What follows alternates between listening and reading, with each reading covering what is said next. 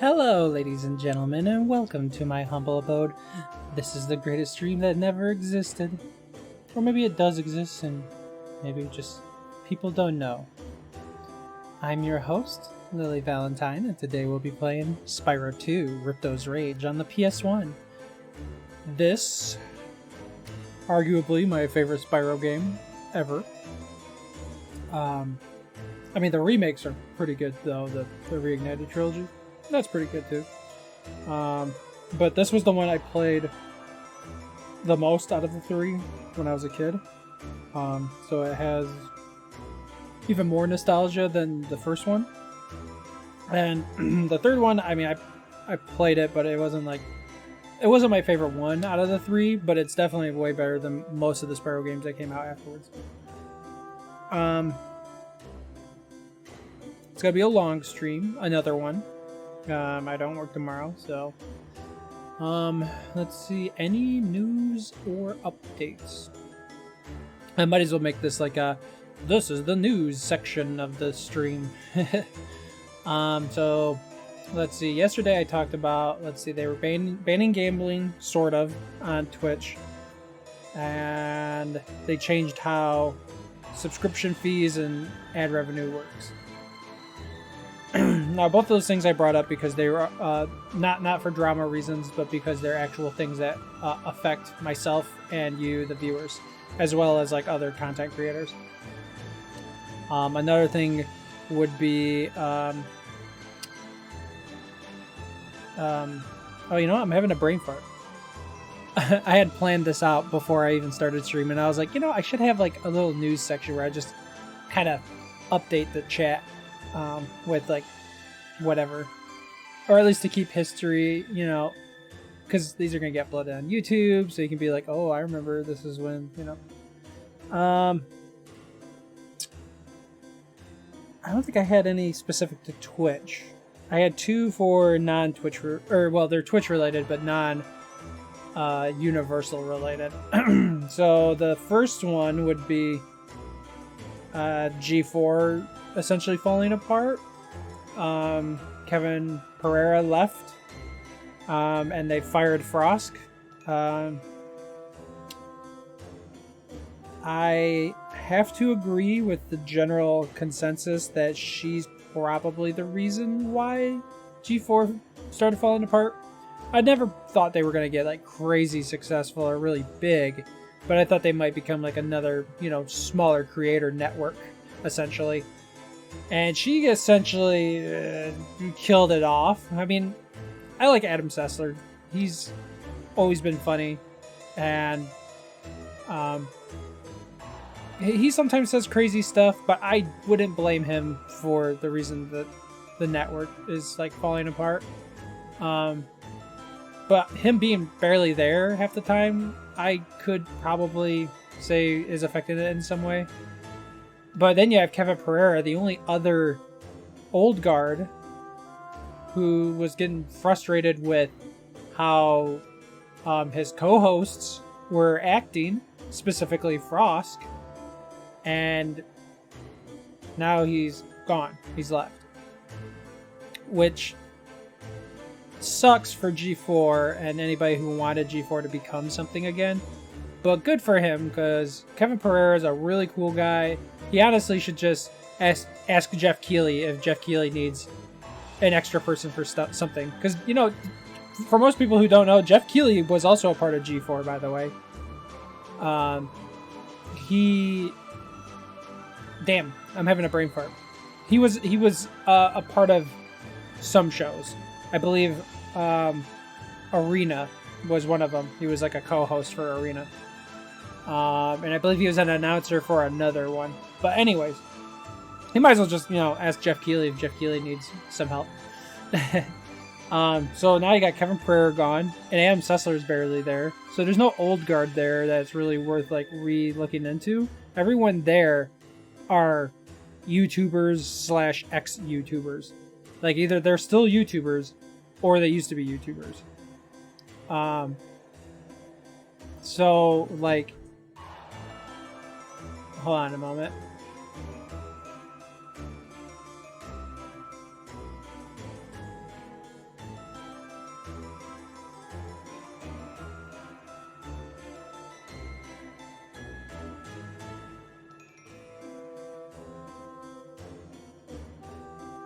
Sorry about that. Anyways, what was I saying?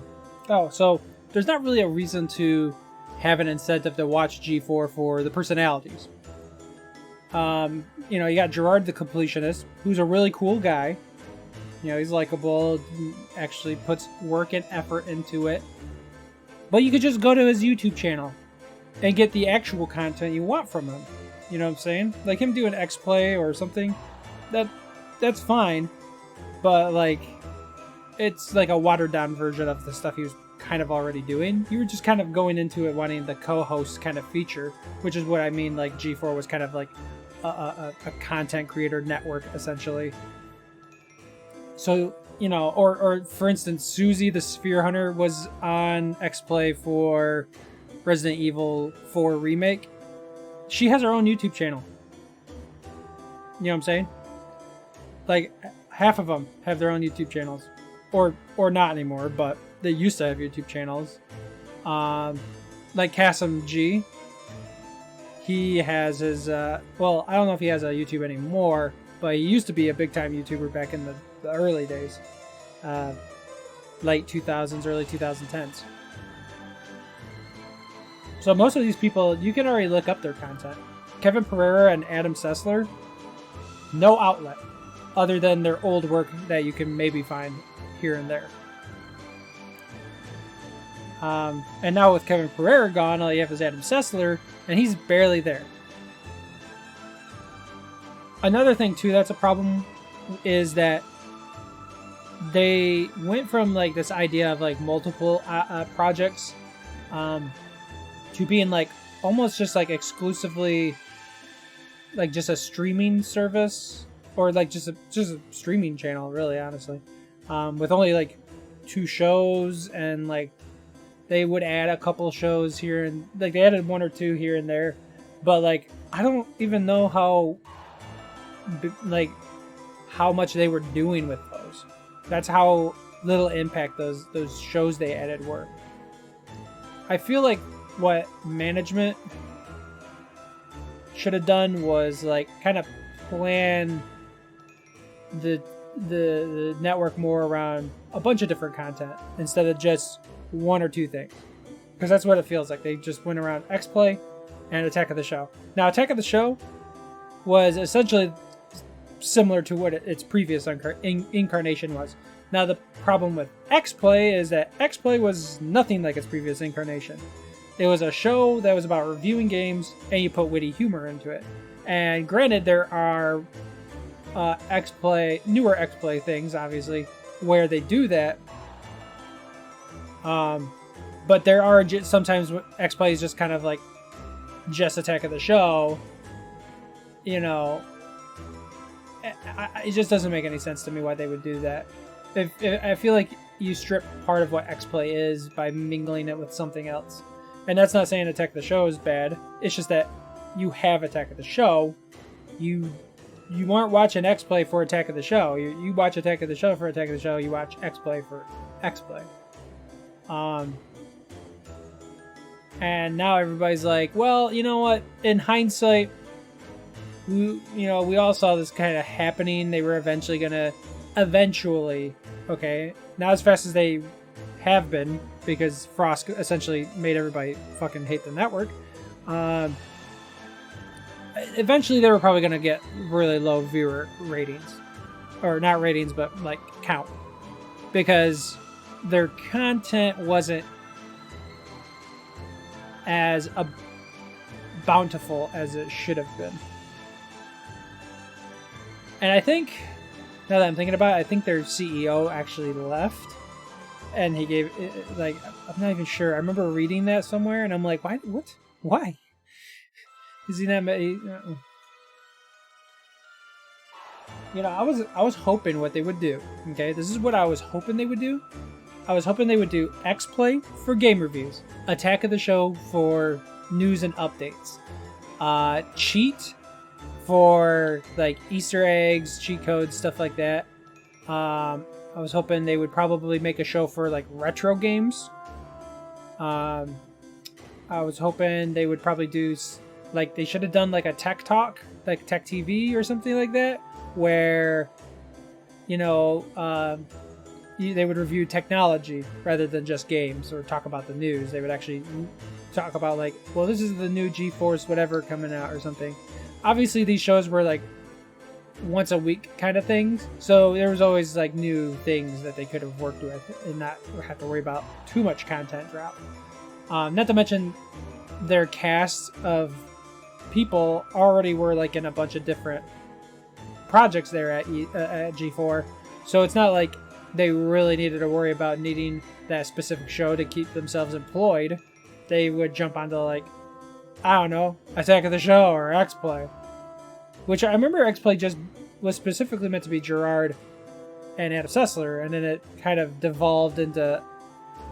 I mean, Gerard was still on there, and obviously Adam Sessler was still on there, but there was like a bunch of people just kind of jumping into it, and it's like, what? That's not to say that like the original wasn't just always Morgan Webb and Adam Sessler, but usually those were like very select episodes, and the co-host was usually there to do something goofy or, for comedic effort or something like that. Comedic effect. Like when they had Drunk Link. Or Kratos. Or, the interns, essentially. Which is probably something they were lacking, too. You have all these YouTube content creators. Why didn't you get, like, some interns who are, like, people who aren't big and famous to help you kind of create ideas and get them involved, too? That's kind of, like, the humor of, like, old G4 was the interns, like, were just, like, random goofballs, random people that would just get involved, you know what I'm saying? Like, Drunk Link and, like, those guys. They were interns at the time. Why don't you have those? You can't rely on the content creators to always come up with shit, because guess what? They're good material, they're going to save for themselves. If they're content creators, they're going to save it for their own personal shows. Now, that's not to say they won't write good material. Like, Gerard's not going to purposely write a bad script or anything for X-Play or anything like that. But he's not going to, like, make episodes like The Completionist for X-Play. He's saving that for his own, material. So I think there's, like, there's a lot of problems that weren't going to probably get resolved. And I don't think G4 has the ability to recover, because I don't think they are aware or willing to make the risks. If they are aware, they're not willing to take the chances. Like they could have done like a show that was bring on the, like, have like a Discord discussion with fans or, developers or something like that. You know what I'm saying? Like a podcast almost, essentially, but with like the ability to interact with your fan base or your fan base / viewers or people that were in tech or video games or something like that. And I almost feel like what happened is, like, that might not even be possible technically for them, because I feel like with fans and viewers, you're not sure who's going to blurt the most fucked up shit ever. Like, you could obviously cut them out, but like the second they go to say the N-word, they already are halfway saying it before you get the chance to cut them off, or they say it and then you cut them off. You know what I'm saying? You don't want that shit getting on there. You don't want trolls. You want actual people to have discussions with. They could technically filter the people out before they do the show, but then, like, the person going in isn't, like, on the spot. You know what I'm saying? Like the old, I forget what show it was they used to have on G4 that would essentially do that. And then with, like, people from the industry, most of them are like a lot of the most well-known developers have essentially, like, retired at this point. You still got some that are around, but many of them, like, either probably can't talk about nothing because game companies are a lot less open, or they lie, because a lot of companies are just liars now. Look at EA, look at Ubisoft, look at Activision. Like, they're just straight up liars. They just lie about every fucking thing they work on. You can't trust them, so why bring them on for them to just spew nonsense that's like, oh, this is gonna be a great game, and then it's fucking actually garbage. Maybe bring them on and, like, talk to them about how terrible they fucking make games, or how they shouldn't overwork the fucking employees who are actually trying to get shit done. Well, you can't do that because then they don't want to come back and you don't make any money off of it. So they were never gonna do that. Or, well, how about bring on indie developers? You know, like Yacht Club. I don't know. I don't think G4 was ready for this. I think they kind of had an idea, and then they just shot they used all the ammo they had at the start, and they're like, okay, whatever hits, and whatever misses, not realizing that they also fucking gave themselves an injury while doing it, because they took on Frosk, and Frosk made everybody hate the show, or the channel, the network, and people were already on edge with Adam Sessler. And I'm gonna, like I said, I don't mind Adam Sessler. He says a lot of crazy stuff, but he's never really gone out of his way to like ruin someone's life, as far as I'm aware. Okay, to be fair, Frosk never did that, but Frosk like insults people and tells people like they're wrong and all that shit. And Adam will do it on like Twitter, which is fine. You know, you can have an opinion piece on Twitter. You can speak your opinion. He doesn't tell them on a fucking live network, you know, all this crazy shit. You know what I'm saying? Even when like Frosk was like doing it and he's like doing the fucking golf clap, I'm sure it was just a response to satisfy her and probably someone on the network. But he was probably like, after that, was like, oh shit, you probably shouldn't have said stuff like that. Because that's like, I remember watching that, and Gerard himself had like that face like, what are we doing? Why are you doing this? Why are we doing this right now? And I think he even said that. I did not expect us to go there. And I understand why Gerard didn't go further than that. Because like he doesn't want to get on their bad side, and you know he's technically a coworker with them and stuff like that. So you know he might have even counted himself as a friend to a degree and wanted to not cause any drama. And then he could have technically quit, but his dream was always to work on G4. When he was back in the day, he wanted to work on G4. He became a game reviewer because he missed his opportunity and wanted to make up for it. So I don't blame like Gerard or any of the other people who like were like, what's going on? But yeah, so that's G4. I signed up for it. Like I signed up for it when they were asking for like videos and stuff like that from people who were interested. And I don't know why everybody and their grandma believed they were going to get that job. Like everybody should have known. Only the big content creators or people with some backing were ever going to get that. Like I have work in editing, graphics design. I've had a long time of playing games, and obviously I'm not as big as them, but like only hiring, I mean honestly I would just see it as hiring risk factors. The bigger the person, the riskier it is to have them. Like I think about it, the only person who really didn't do anything fucking crazy is Gerard. Everyone else has like dirt on their hands.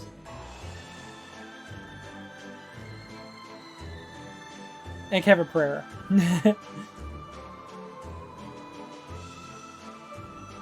But yeah, it sucks. Oh well. We'll see how long it lasts. We'll see what they do. Maybe they'll take people's ideas and opinions about what G4 should do and like actually kind of like do something with it, instead of being like, well, you're just people who are nobodies. We're not going to take your word for it. And then the network gets fucking shut down like 2 months from now. I don't think I really have any other news really that I care about. I mean, there's the whole thing with OTK, One True King, with Ms. Kiffin stuff, but I really don't give enough shit about that. I hope everything for like Asmongold at least goes over well. He seems in the right on what he in his opinion about it, everything, and I don't think he really wants to deal with it. I think he just wants to stream and play video games or watch videos and stuff. Like, honestly, I hope Asmongold comes out of it okay. I think it's wrong for anybody to accuse him of being like a part of it. He clearly didn't know what was going on for at least the beginning of whatever was happening.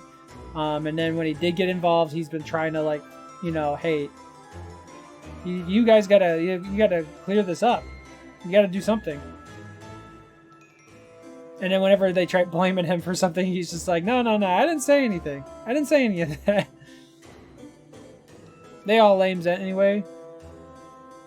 I like Asmongold. I mean, he's an asshole sometimes, but like, who isn't an asshole sometimes? I just think it's in the wrong that his fucking cohorts, I don't know what you want to call them, essentially the people that kind of work with him, that drag him in, and he's just like, what the fuck? I've always had problems with Mizkif. I wish they would have never brought him on. Mizkif has always come off as like a two-faced motherfucker. S-Fan's okay. Tectone's okay. Yeah, I follow Tectone too. Amiru, I never actually watched any of their streams. S-Fan, sometimes I feel like S-Fan just kind of like ghosts on the group though. Like, he'll be there for like any group events, but like as like a collab streams and stuff, he just kind of disappears. Then again, Asmongold doesn't really do a lot of collab streams either. It's mostly like Mizkif and the others. But I really don't like most of them. Like, isn't Train a part of the group? Like, Train's like, he does some things that are okay, but like for the most part, he seems like very shady to work with. And then Mizkif is all about clout. He's just like, I hate to say it because I don't want to call anyone out, but based off what I've seen and what I've heard, Mizkif is like a clout chaser. He gets people on his show for content, not giving a shit whether they're a good or bad person. Sometimes agreeing with bad people like Slicker, who robbed people of $300,000. Like, and he's actually, I think, the main problem with OTK right now. Like, he's like the main problem. Kick him out. Just get rid of him. I know you guys are kind of like friends, but like, just get rid of him. If he's causing a problem, you're a business. Come at it as a business first. Like, you can apologize as a friend and be like, sorry, man, I have to do this. But as a business, get him out because he's causing most of the problems. Other than that, I don't have like any other news updates that have been like really crazy. There's like something with Pat the NES Punk. At this point, if I'm gonna like talk about like a whole bunch of drama stuff on the internet, I might as well make a YouTube fucking series for it. But I thought maybe you guys would like a little bit of news updates from like what I've looked into. Obviously, we talked about the gambling and the updates to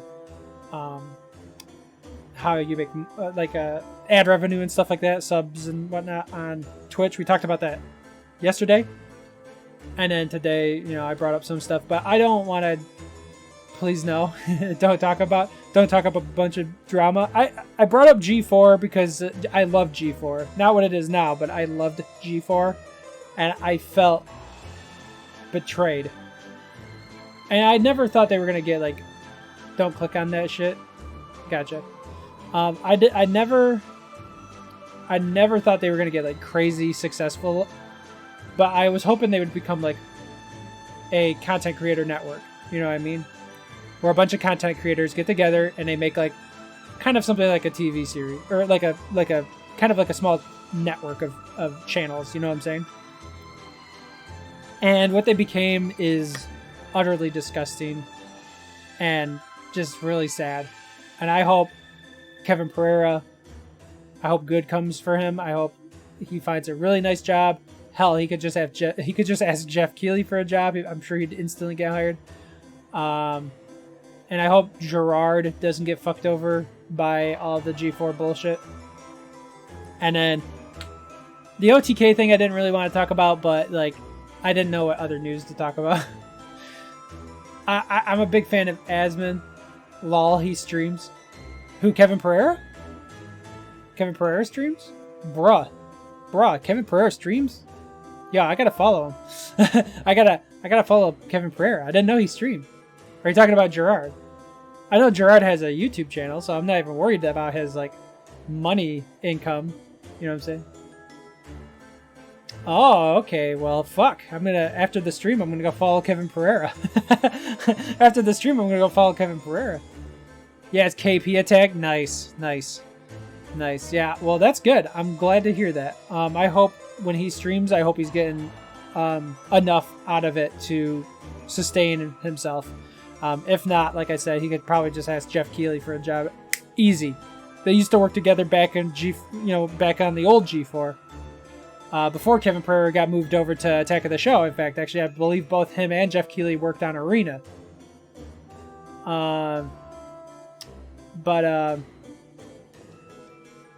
And then I hope Gerard doesn't get mixed in with all the shit, because like it looks like Gerard never wanted to partake in any of the bullshit. Like every time I saw him, whenever that stuff came up, he was just like, "What the fuck's going on?" So I hope he's gonna be fine as far as not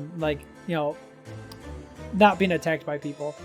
Obviously he's got his channel, and his channel will keep him, it'll keep him fine in where he's at.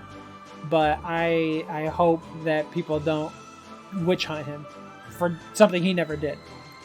And then yeah, with OTK, the only reason I even brought that up was because I like Asmongold. Sometimes his opinion is wrong. Sometimes it's a good opinion. I don't like that he steals other people's content by watching their shit. But I don't think Asmongold's really that bad of a guy. Also, to your other point, the hosts say the higher-ups are still thinking with a TV mindset while everyone else wants to be in the current. Yeah, the only problem with doing TV is they don't really have anything. And I don't think they have enough hired new talent. Because here's the thing, they hire people who have been making content, which is fine. That's a safe bet. You can bet on those people because they've been making content. But you need fresh people with fresh ideas who are willing to make risks, who are willing to go out on a limb and change things and do different things, or be creative. That was the reason G4 was successful before.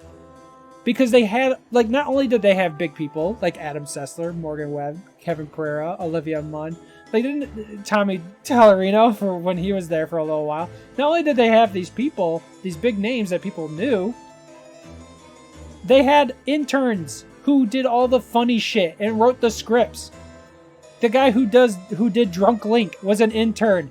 He wrote half of the stuff for X-Play. You know what I'm saying? They don't have that because they're not making the risk of hiring new people. They just look at content creators who have already pre-existed. And people who want to watch those content creators just go onto YouTube, or they have a fucking Twitch stream and just go watch them on their own stream. Do you know what I'm saying? If you get nobodies, right, who want to partake in this making of G4, right? If you get people who are nobodies, people can't go find them elsewhere. People can't go onto their YouTube channels or onto their streams. Let's say I got hired by G4. I do streams, right? I get maybe 5 viewers a day. They could go to me. It'd be a brand new experience for me. You know what I'm saying? And people would be like, who is this person? All those forms of content you mentioned existed before the relaunch. Exactly. And then you have geeks and gamers, who's essentially the new G4. They do it right. They hire in nobody creators, and I don't mean to insult them for saying that they're nobodies. It's just that's how they look in the overall grand scheme of everything. They're nobodies. They're people who get maybe a little bit of views, like people like me, and then they bring them on and they have them make new fucking shit. But G4 doesn't do that. They don't take risks. Here's my thing. Like I was saying earlier, X-Play is almost like Attack of the Show. They're almost the same thing. X-Play, to be fair, that's subjective. I think you're right. I'm not gonna argue that. You are correct. It is subjective. I'm just saying, this is my opinion, and this is how I feel like they could technically improve on. But like I was saying, like X-Play almost feels like it's just Attack of the Show. Sometimes they do game reviews, and it works, right? When they brought on Susie Sphere Hunter for Resident Evil remake, Resident Evil 4 remake, that felt like a general review that X-Play would do. But then it's like they have like little talk shows, and it's like, okay, what is this, Attack of the Show? Someone you know can be someone on TV, has no idea who they are. Oh, I get what you're saying. Okay, I get what you're saying. Well, I mean, like, in that field of... So most of the people like G4 took on were people that a lot of people knew. Maybe not everybody knew. Okay, I'm not going to say that. I'll say everybody probably knew Gerard, and then like everybody else had like big followings, I should say. But anybody who came on for those content creators, I think this is the... Oh, you didn't know who Gerard the Completionist was? Okay, I'm not gonna judge you on that. That's fine. He's a cool guy. I met him a couple times at a couple game conventions. I met him at TwitchCon one time. And I think I met him at PAX once, maybe. That was a long time ago, so I don't remember if he was there or not. I just remember it was a bunch of the guys from Normal Boots, and I'm pretty sure he was a part of Normal Boots. JonTron was there, I remember that. Anyways, okay, I thought everybody knew Gerard, so I'll take that correction. Thank you, Knight, for correcting me. Okay, the only ones I knew was Austin Creed, and I heard of the Completionist through a name on YouTube. Oh, okay. Well, I'm trying to look at it from the observation of, because like me myself, I already followed Gerard on the Completionist YouTube channel, but I was also trying to like get into, because he went into G4, and I was like, okay, I'll check out G4 more than just for when Gerard joined. I was already interested, but I was trying to look at it from outside of just myself as a viewer. I was trying to think of like, okay, a lot of people who are going for maybe Golden Boy, yeah. Oh, that's right. I forgot he did like a bunch of FGC stuff. I always forget about him. There's something like, I remember there was something about him though. Like, I remember not getting into it because of something. I wish I remembered it. It was a couple of years ago, so I'm like having a blank on it. But like, let's say there are, because there's your viewers are all different, obviously. But I want to use like a viewer that's, and this is just for the example, because it could obviously be not completely correct. This could be, just a hypothesis, but this is how I view it. If you have someone going on there for Golden Boy, right? If they don't like the material from G4, they can just go watch Golden Boy by himself. So they don't have to come back to watch G4, they just watch Golden Boy for himself. Now, if he's not making any new content, then obviously the only way to watch him is on G4. But the thing is all these content creators still make content. Like Gerard still makes episodes for the Completionist. If Gerard wasn't making any content and he was only on G4, the only way to get content from him would be on G4. Do you know what I'm trying to say? And I'm not going to try and preach that I'm perfectly right on this. I'm just trying to say this is my opinion, how I've viewed it since G4 started. I feel like there's a flaw there, because when you bring in new people who nobody knows, like people that are like off the streets, or not like off the streets, but like people looking for a job in like entertainment or something, you bring in these people who only have this one outlet, they put more effort into it. And I'm not saying like nobody is putting effort into G4, but anything that original that they could come up with, they might just put on their own channel instead of providing it to G4. Do you know what I'm saying? Like if Gerard came up with like a whole new review format, right? He's not going to give it to G4. He's going to keep it for his channel and update his channel for the new review format.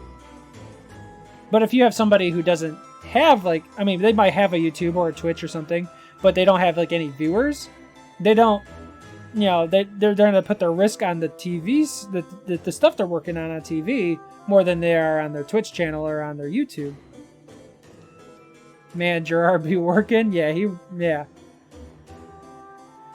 Well, I mean, he has stated before that he views his work as the work of like 8 other people, because if he does bad, it affects the people that work under him. So he's consistently trying to do a shit ton of stuff. Have you seen God of Work? No, I have not. Wait, is that on TV or is that like a video? Is that on YouTube or like on like a streaming service?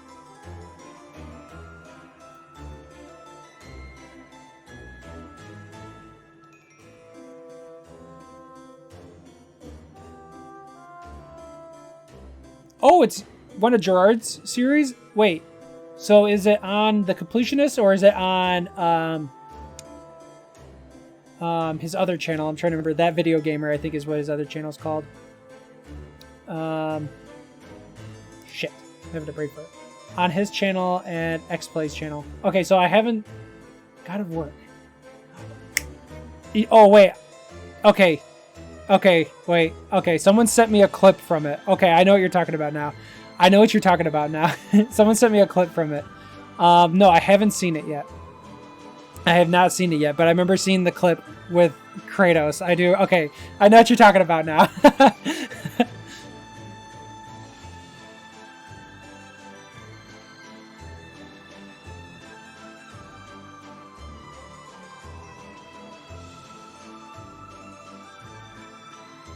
Damn, we went on a tangent for 40 minutes talking about G4.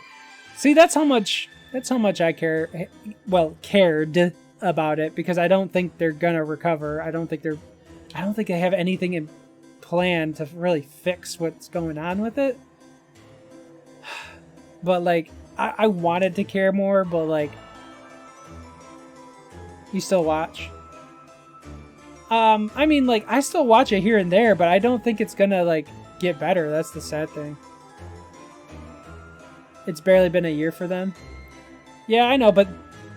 See, with Kevin Pereira leaving, Adam Sessler barely being there, and Frost essentially, like, making everybody hate the network, like, I don't know how they're gonna recover. Need room to grow? I mean, yeah, no, that's fair. I'm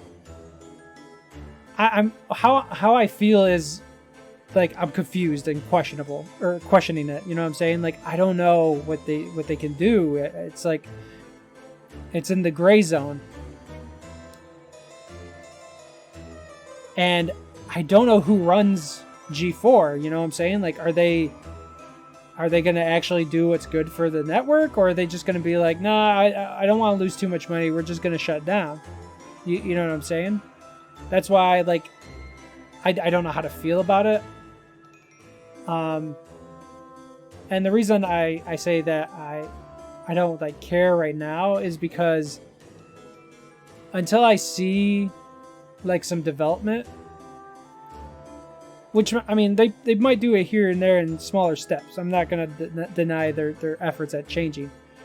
Until I see it, though, if I put too much hope into it, and if something goes downhill, then I feel bad. You know what I'm saying? There's an old saying: expect the worst, hope for the best. And that's how I'm looking at it. I expect the worst, but I hope for the best. You know what I'm saying? I don't think they can recover. I would love for them to cover. I would love for them to do better, become successful. Maybe not, they'll never be as big as they used to be, but at least get to a point where they're actually like a network that supports content creators and provides something unique, if not different, to a content that already exists. But I don't want to get my hopes up too high. Because that's just to be real, you know? You got to be real with yourself. Me personally, they just have to put out more stuff. See, that's probably where... Okay, before all this crazy shit with Kevin Pereira and stuff happened, that was my biggest complaint, was you have two main focuses, X-Play and Attack of the Show, which are fine, but you don't really have much else working with yet. They added like one or two things, which I don't really like see much of. I think I saw the I think I saw them do the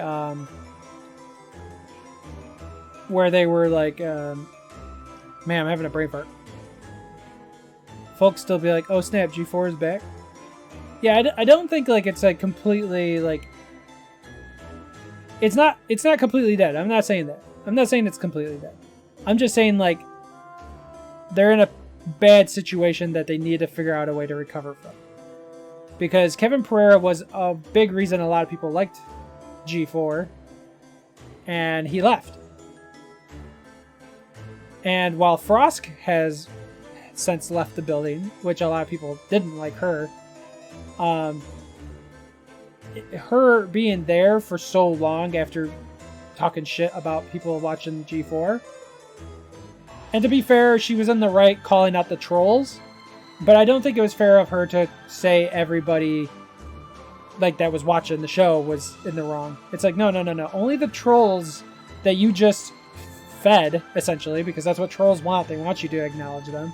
Only the trolls were like that, and they got what they wanted out of it. Everyone else got disappointed or disgusted with the statement, and then now they don't want to watch the show. This 2 to 3 shows a week shit isn't enough. Yeah, you're right. What they should have done, this is my opinion. Well, actually, hold on. Scratch that. Because how they do it right now is like a streaming, like a stream show, essentially. Which is kind of hard to do it, like, consistently because you're doing it live, essentially. But, like, what they used to do, like, back in the day, like, for instance, Cheat, the show where they, not cheaters, but Cheat, where they used to talk about cheat codes and stuff, they had 10 episodes filmed before the first one aired. They were ready. You know what I'm saying? They were ready to be on TV. And with the current setup, they not only do they have to like limit themselves to being presented live. They brought back Arena. Okay, I didn't know that. I'll have to check that out. But they need to bring back more stuff like Arena. I'm glad they brought back Arena. Like obviously I seemed surprised when I said it. But they got to bring back like a lot more of the big stuff. They need to bring back Cheat. They need to do something with retro games. If you're saying they brought back Arena, that's good. They needed that. They need to bring back remember when they were teasing when they were coming back that they had they had a Ninja Warrior? Where the fuck is Ninja Warrior at? Bring that back. They said they was going to come back. They need to bring back Icon.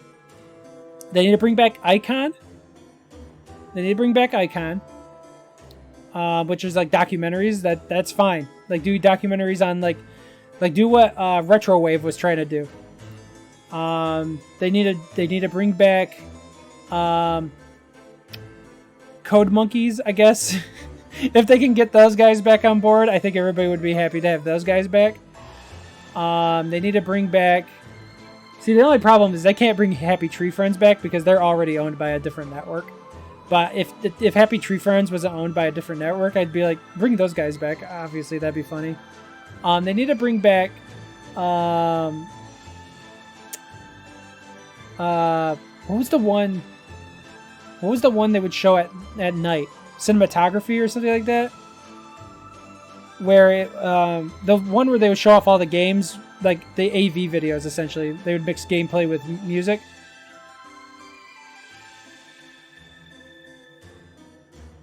There was a show starring Golden Boy and Completionist called Retribution. Retribution. Okay, so that was like their retro show? What happened to it? You're saying, well, it got scrapped? What the fuck? Why? Take the risk. Take the risk. And even if it doesn't do well, guess what? You have filler content for a reason.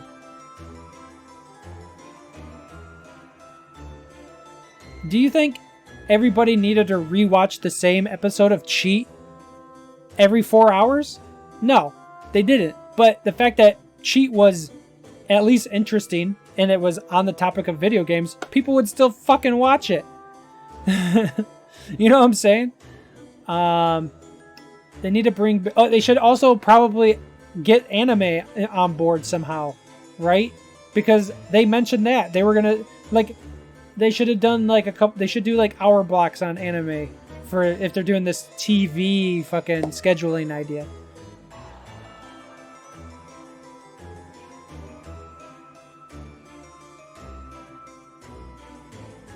And I swear to God, if I see one thing about cheaters or one thing about cops like actually being brought on, I'm done.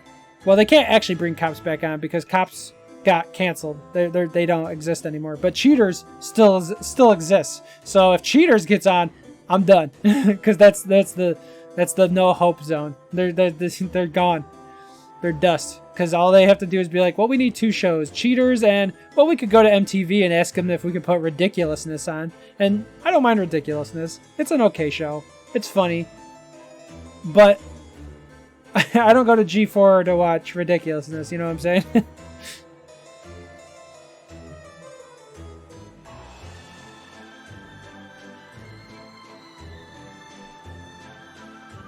Damn. 55 minutes in, and all we've been talking about is G4. No cheaters. Yeah, fuck cheaters. I remember when I stopped watching G4 was because like literally Cops would be on for like 4 hours, and then Cheaters was on for 2 hours, and then they'd show like one episode of X-Play, and then Attack of the Show, and then Cheaters and Cops. And I'm like, Jesus Christ. And I remember that was the last time I watched G4. Like when I was on TV.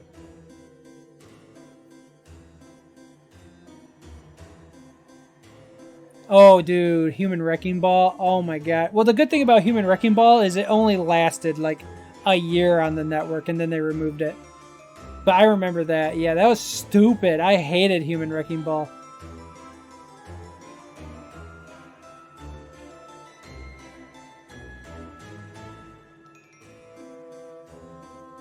So yeah, a lot of people ask for like Code Monkeys to come back, and I think Code Monkeys is fine. The slapstick humor mixed in with like the video game references and iconography, you know, they can mix in today's culture of like memes and stuff into it. I think it would be fine, and a lot of people want it. Like that's an easy win if you bring back Code Monkeys. Scott the Woz.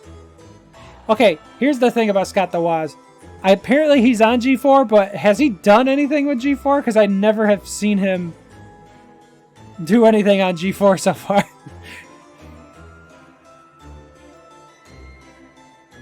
He's on TV. Okay. Don't mind me, I'm getting a snack real quick. So what does he do? I know I've watched his YouTube channel and Smosh. Wait, they're both on G4? I'm sorry. I know Scott the Woz is, but Smosh is on G4? So wait, what are they doing?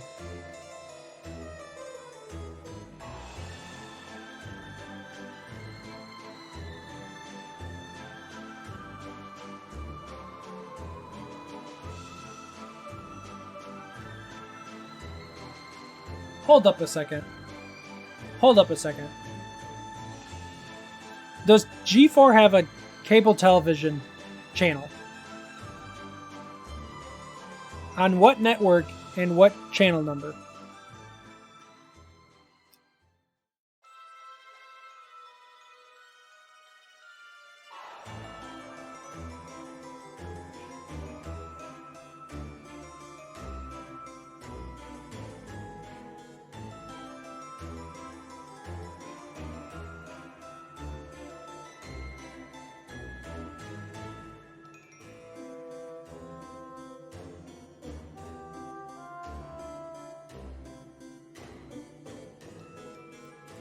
Oh shit, I have Xfinity. I should see, and Verizon. I have a Verizon phone. I don't know if I have the cable bundle with it though. And I have Xfinity. I could check Xfinity. So wait, they have shows on G4's channel? What do they do in the shows?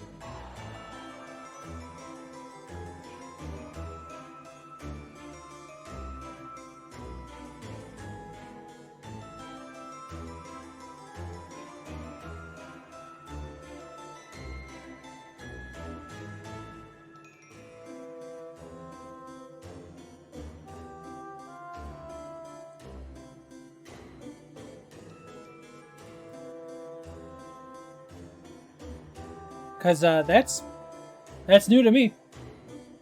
I didn't even see when the... Now that I can't answer.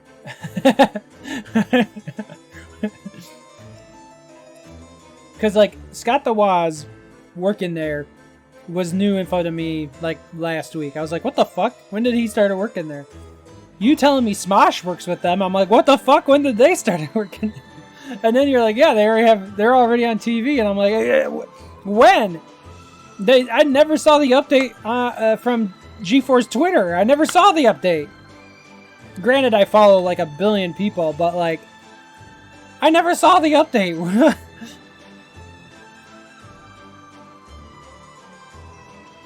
Okay, well, now I have to like actually get like now I have to deep dive this to properly analyze and get a better opinion and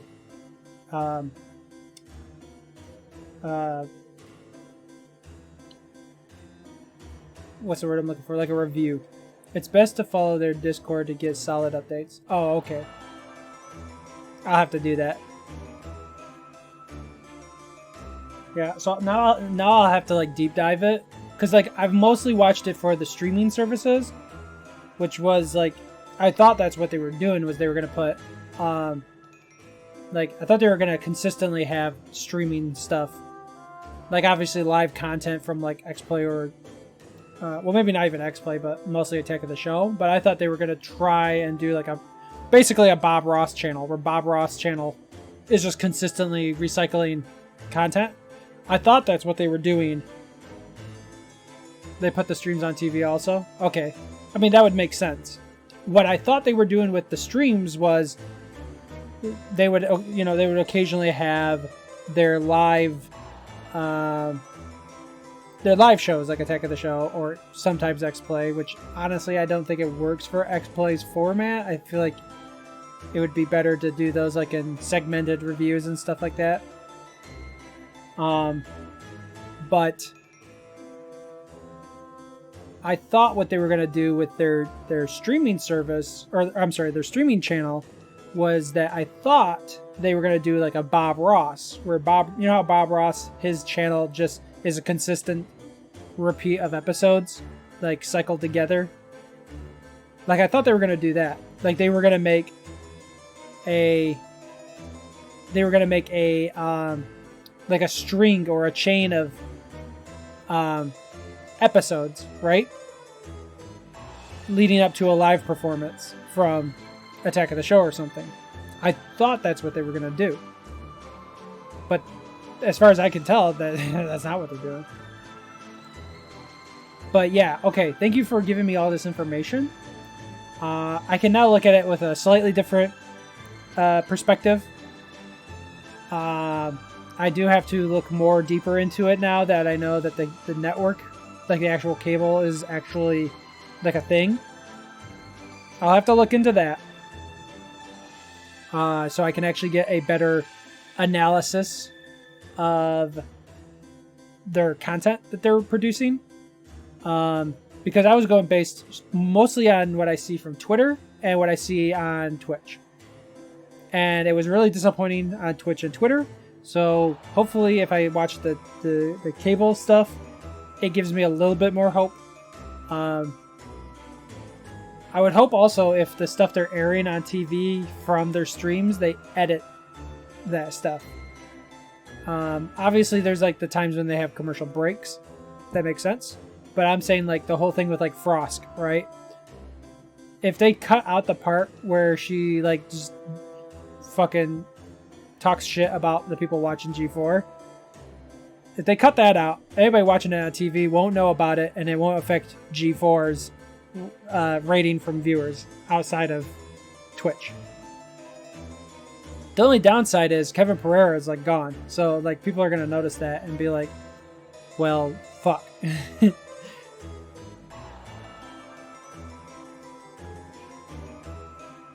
They edit stuff out for sure. Okay, well that's good to know, because like if they can keep the cable side of it cleaner from any of the like weird shit that happens on the streams, if they can keep if they can shit be getting wild on the live streams, yeah, if they can keep it clean for the TV stuff, I have more hope for them. Do you know what I'm saying? Because you can ring in those guys who are watching it on the TV, and they'll come back as long as the content isn't, you know, devaluing them as a viewer. But because the people who watch it on Twitch are like, what the fuck is going on half the time? Well, it'll probably get better now that Frosk is gone, to be honest. But the only downside is Kevin Pereira's gone, and they also had a bunch of layoffs. So I hope whatever happens, like I said, I don't have high expectations, because expecting the worst makes it better when bad things happen. But I hope what happens is they get more stuff, like more different diverse content. They get more of that. They bring in a couple new bloods, maybe like 10. Like they don't have to be on TV. They could be behind the scenes writing the scripts. Bring in like 10 new people who can come up with new things and come up with new ideas. And then try to avoid crazy shit like Frosk from happening again. And I think they'll be fine. They'll have to get everybody's trust again on Twitch. But I think on the TV side of things, they'll be perfectly good. For now. Obviously, we'll still have to see, you know, where they go.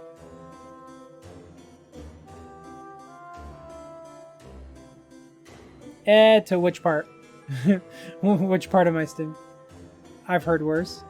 I mean, I'm not saying it's like the worst thing ever. Trust me, I'm not saying it's even close. I've seen streams with some of the craziest shit ever.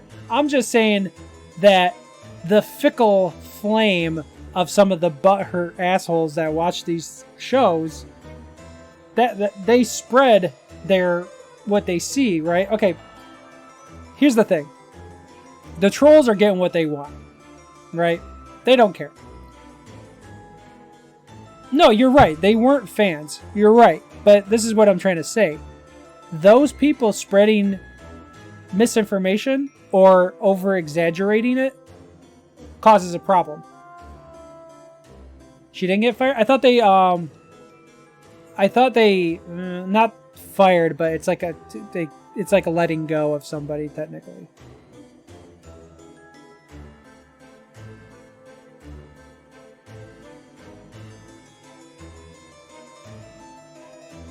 Behind the camera staff got oh my god. What the fuck? But Frosk didn't get fired. The people who weren't like fucking probably doing anything. No on-air talent got fired. But I mean, Frosk doesn't work there anymore. I know she's not there. I thought... Okay, so maybe... okay. Perhaps I have a correction for that statement. Perhaps, because what I read, obviously. I read from a journalist. They could have been playing it as she got fired. Okay? So that's probably why I'm misinformed about her being fired. But I do know she's not there anymore. And then I know Kevin Pereira left. And you confirmed it by saying that he streamed afterwards. But I can't believe you would fire the people who like weren't even like involved with any of the content making, like to the hardest degree. I mean, unless they were writing scripts and they weren't doing a good job. I mean, I get layoffs happen, but that's fucked up. I don't agree with like the real people that make up a lot of this stuff are the people that work behind the scenes. You know what I'm saying? Yeah, you got the person on TV who is your charismatic person that brings people in, but they don't work the magic behind the scenes. So if you fire all the people working the magic behind the scenes, all you have are the people that can look pretty on TV. You know what I'm saying? And that's not saying Gerard can't do that shit. But the other people, I don't know how well their talent is. And I know Golden Boy, but I don't know how good his talent is with script writing or video editing or anything like that.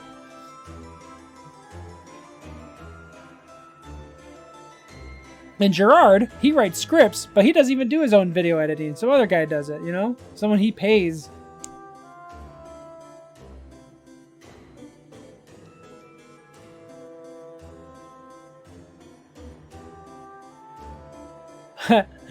Nightbot couldn't figure out my uptime. 1 hour, 9 minutes, and 44 seconds. No on-air talent got fired. Damn. All right, Knight. Sorry, I'm having a brain fart as I'm talking to you. I apologize for any incorrect information. I do thank you for the information that I can now, clarify with. I appreciate that. Thank you very much. I hate being in the wrong, and I hate saying the incorrect information. So thank you for allowing me to be able to be aware of that. I will always admit to when I'm wrong. So thank you very much. I do honestly appreciate that.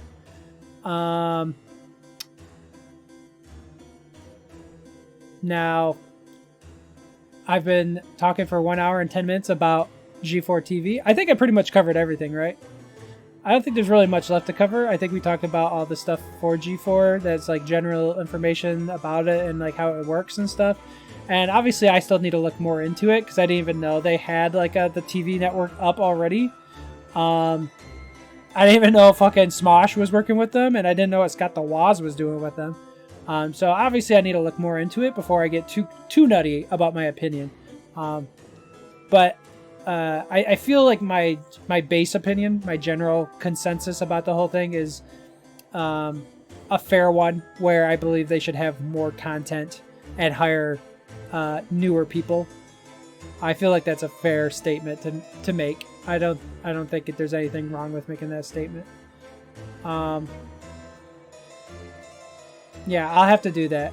I did have G4 Reddit followed or like being a part of it, but like I stopped getting updates for some reason. I don't know why. I never made posts, so I don't know if so I doubt they banned me or anything like that, because I never made posts on their Reddit, and I'm not really I don't really make posts on Reddit anyways. I only have an account to follow and read stuff, so I don't know why it stopped updating me. I might just have to refollow it. Maybe something happened with the Reddit page. And then Discord, I'll have to somehow get on their Discord and get up to date on that stuff. All right, guys. Everybody else who's here to watch Spyro 2, we're getting to Spyro 2 now. So thank you guys for waiting. If you've been here the entire time.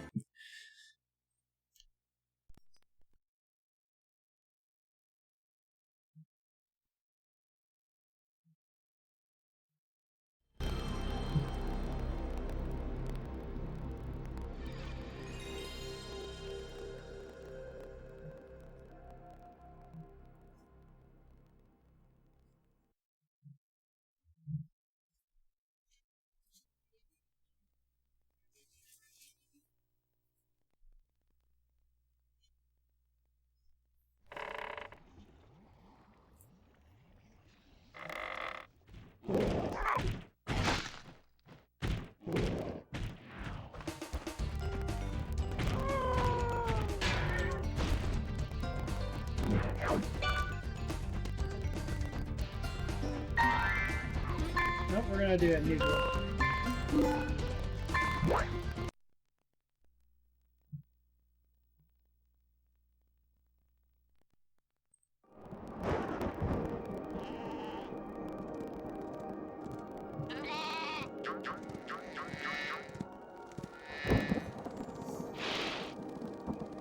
Is this rain ever gonna stop? I've forgotten what the sun looks like. We should go on vacation. Somewhere warm. Somewhere sunny. Dragon Shores! Yeah! I haven't been there since we kicked Nasty Nork's butt. How about it, Sparks? You up for a vacation at the beach? Last one there's a Nork!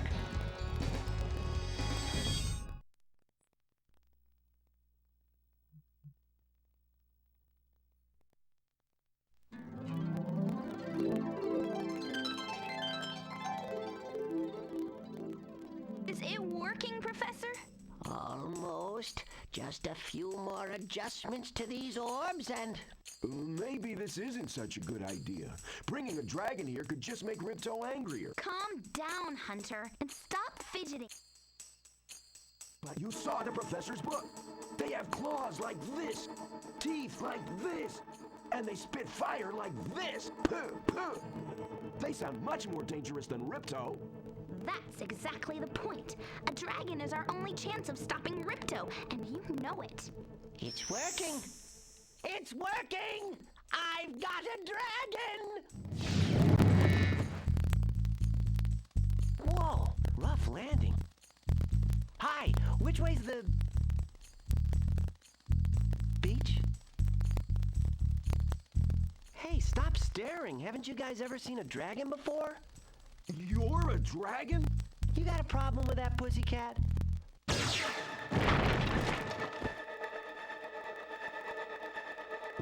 Well, someone forgot to invite me to the party. Were you trying to keep something from me? A dragon? You brought a dragon to Avalar? I hate dragons! Gah!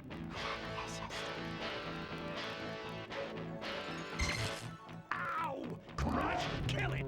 Kill it!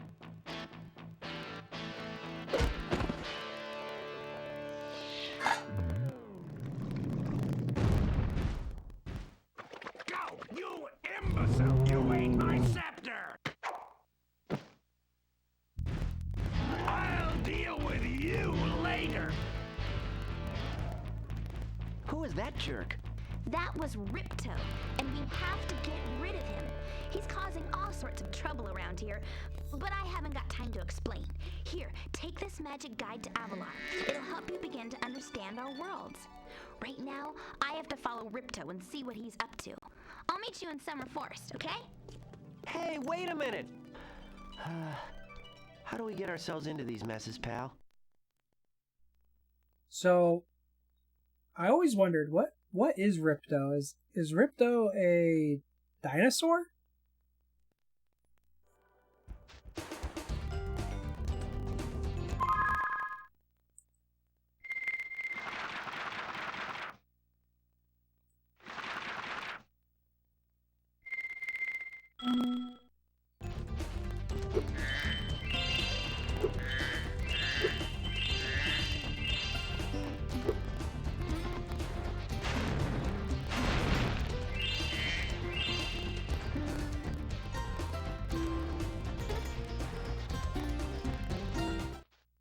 Hi, Spyro! Welcome to Glimmer! Unfortunately for us, a mob of lizards just showed up and started stealing all of our gems. Can you stop them?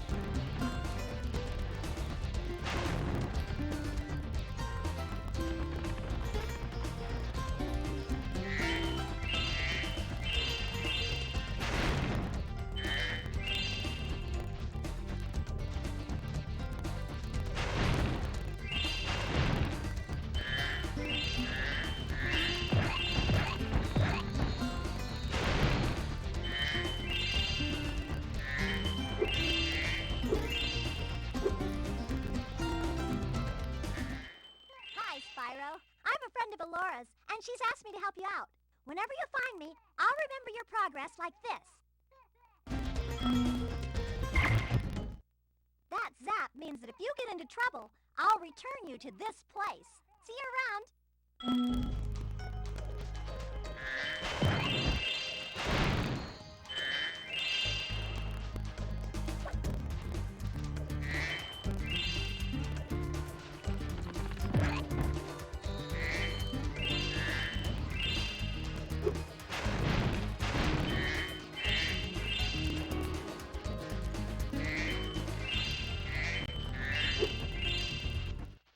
We gem cutters are a bit too short to climb these ladders.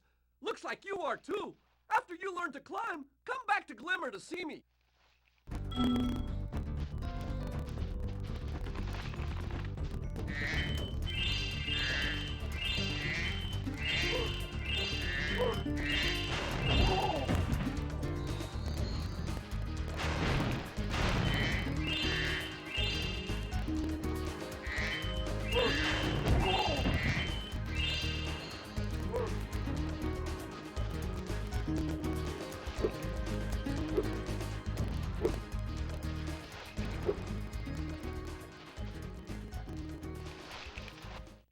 Ah, you must be the dragon everyone is talking about. Well, dragon or not, I'm afraid there is a small fee to open the bridge. It will cost you 100 of your gems to cross.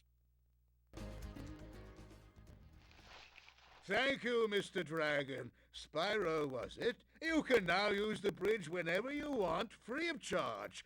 I hope we meet again, when you have even more gems.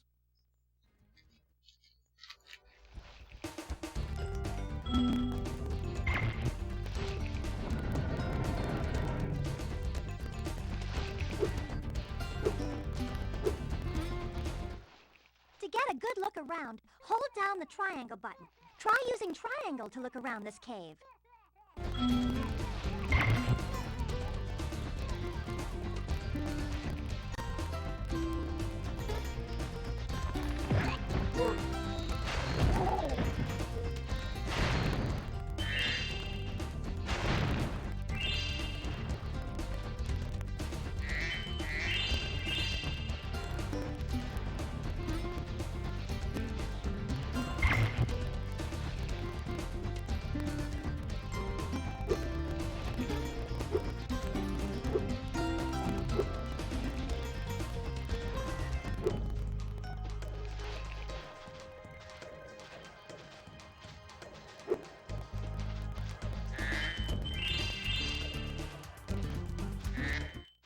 Spyro, thanks for helping us fight off the lizards. Please take this talisman of Glimmer as a sign of our gratitude.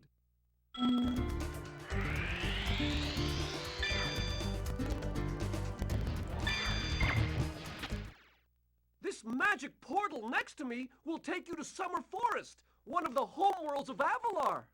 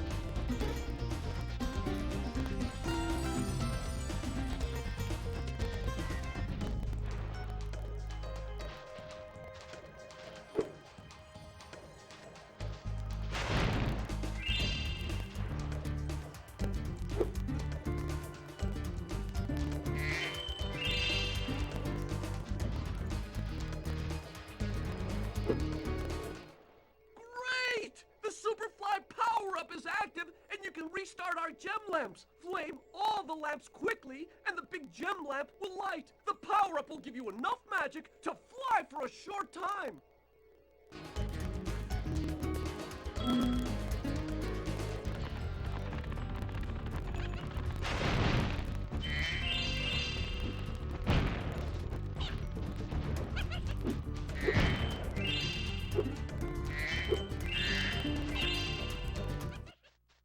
Lizards have eaten my entire crop of gems. I've tried hitting them with rocks, but they're too fast for me. You can try using one of my rocks. If you have any questions, just ask me.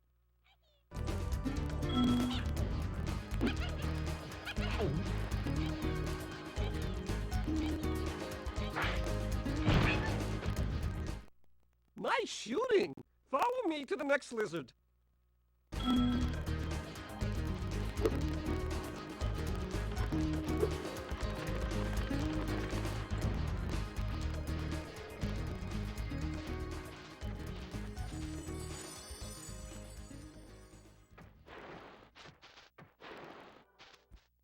You can spit pretty far, Spyro! See if you can spit all the way to that lizard!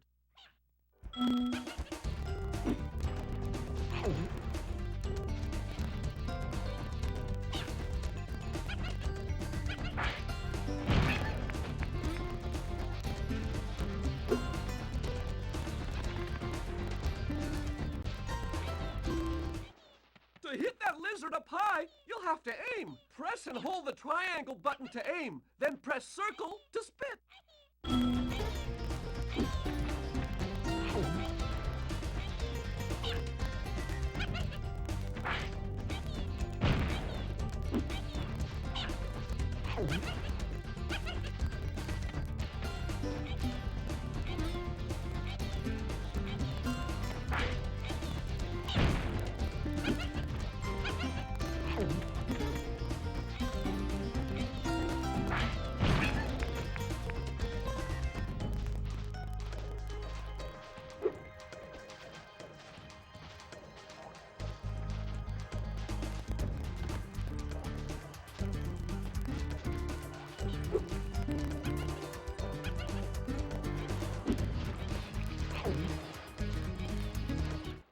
You can pick up...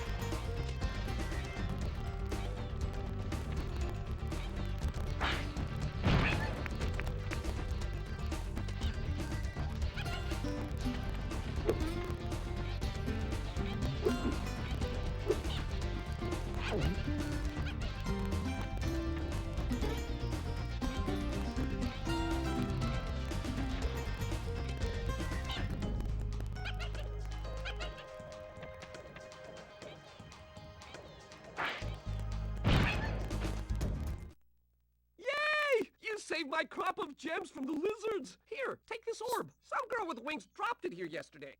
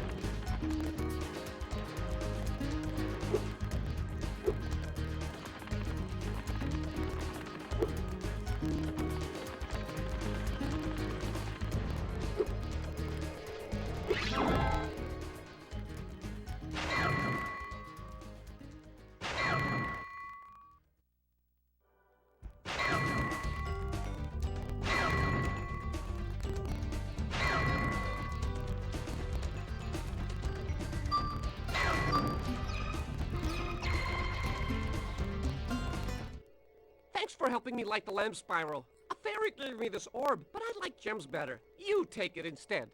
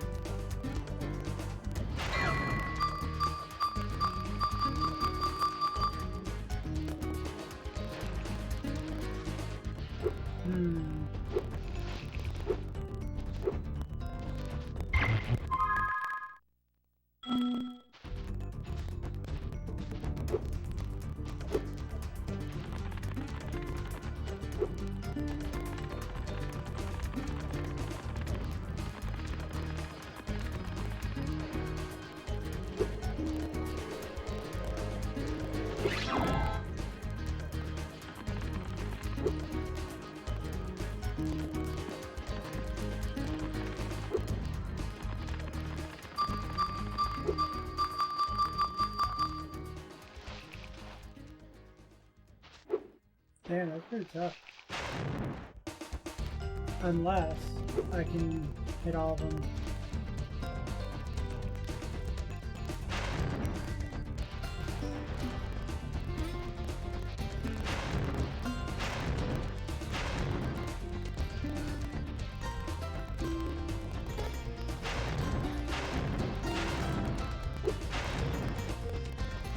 Oh, you have to come back to climbing, I see.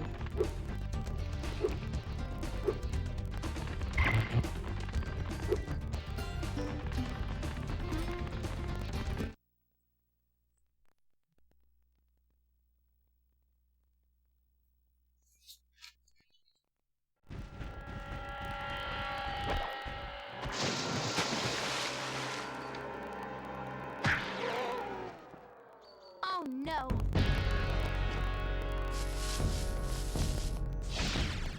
Oh, hello. We didn't get a chance to introduce ourselves before. My name is Alora.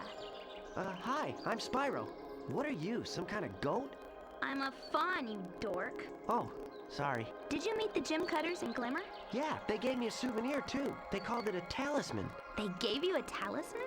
What, is it special? I just stuck it in the guidebook you gave me. There are 14 talismans in Avalar, and they are all magical. If you can collect enough of them, they can be used to defeat Ripto. Hunter, where have you been? got a little lost. Spyro's going to help us collect the talismans.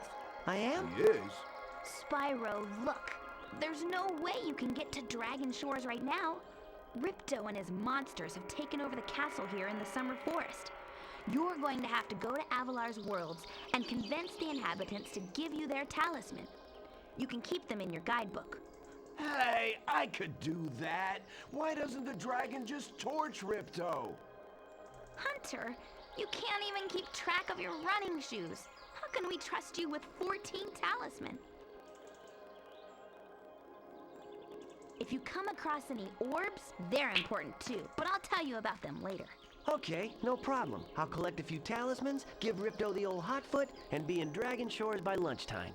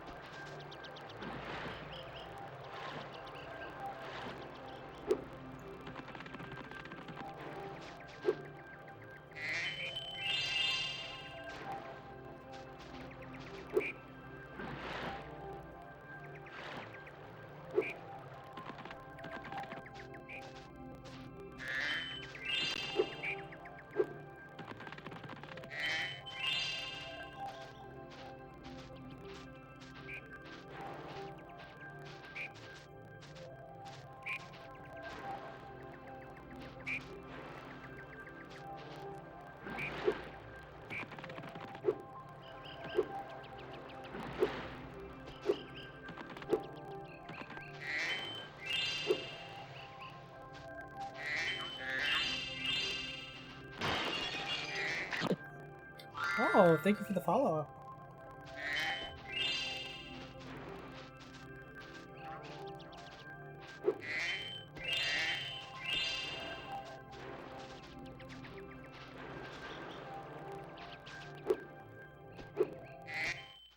Spyro, this is the homeworld called Summer Forest. There are portals to many of the Avalar worlds around here. Unfortunately, Ripto has taken over the castle, and we need your help. Start by retrieving the talismans from each of the worlds you go to.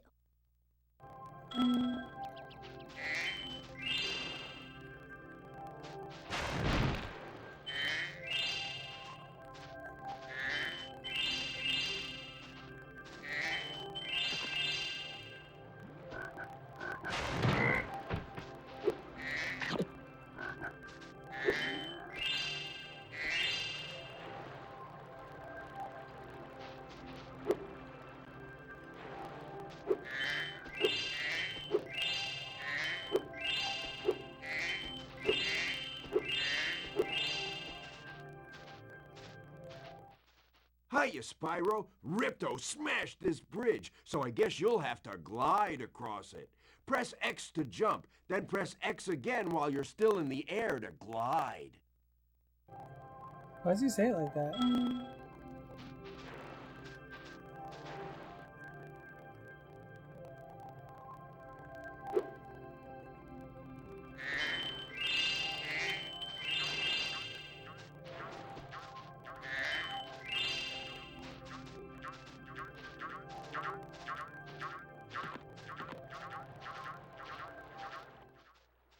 Sparks, the dragonfly following you around is your health indicator, Spyro. The brighter he is, the more hit points you have.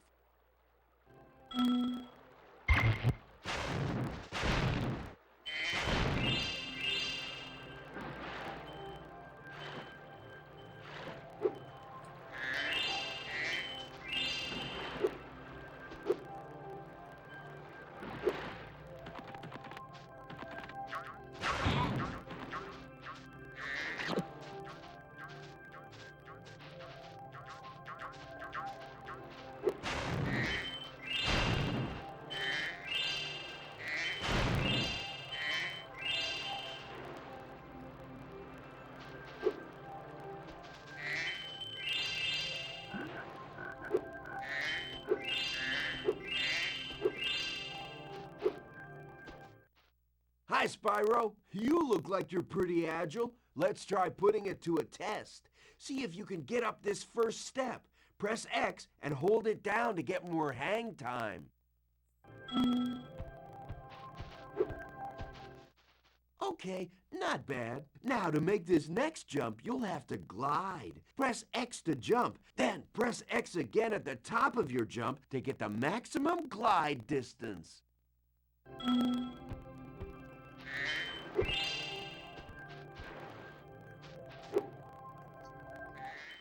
Nice job!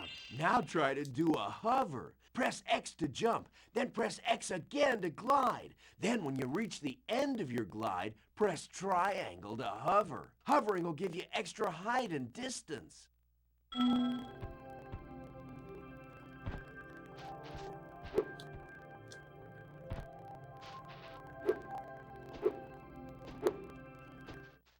Very good. Now for the hardest leap of all. You'll have to give this one everything you've got. Get a walking start, jump, glide, and hover just before you get to the edge of the platform.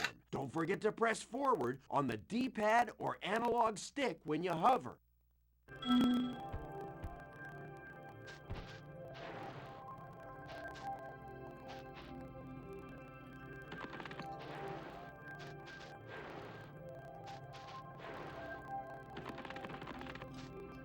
Oops.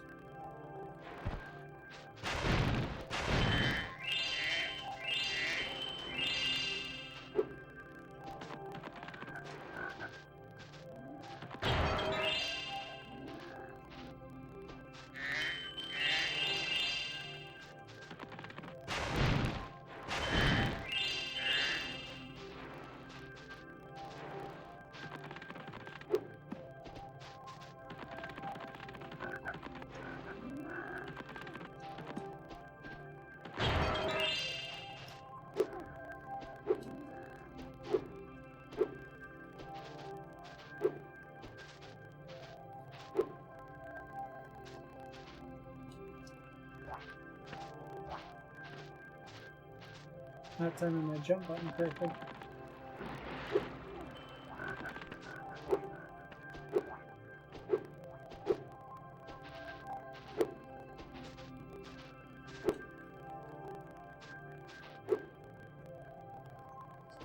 Whoops.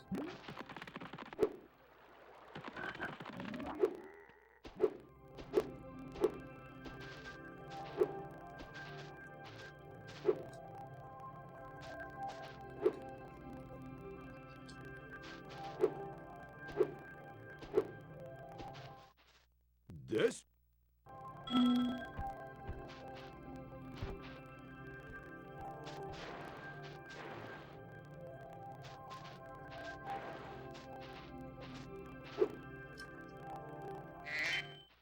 Wow, you're a pretty good athlete. If I hadn't lost my running shoes, I'd take you on for real. For now, here's an orb for your collection.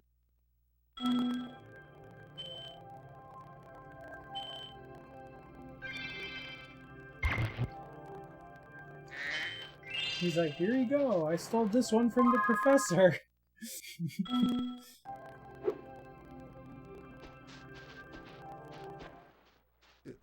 Sorry, Spyro. I'd love to teach you how to swim underwater, but not as much as I'd love to take your treasure. Damn, 500 gems? Bro. Rip. As in rip-off. Yeah, I'll do all this. Wait. Which one doesn't require me to go underwater? Idle Spring or Colossus?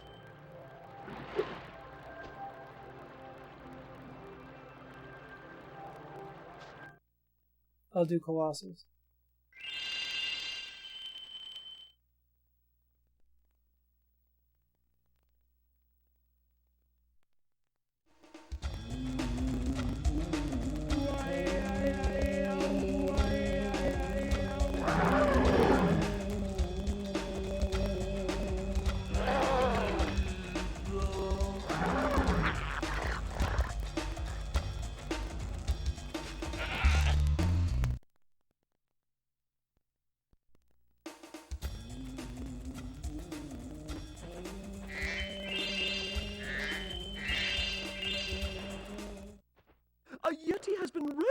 rummaging around our home, but we've managed to trap him by shutting all the doors. If you talk to the other brothers, they will open the gates and guide you to him.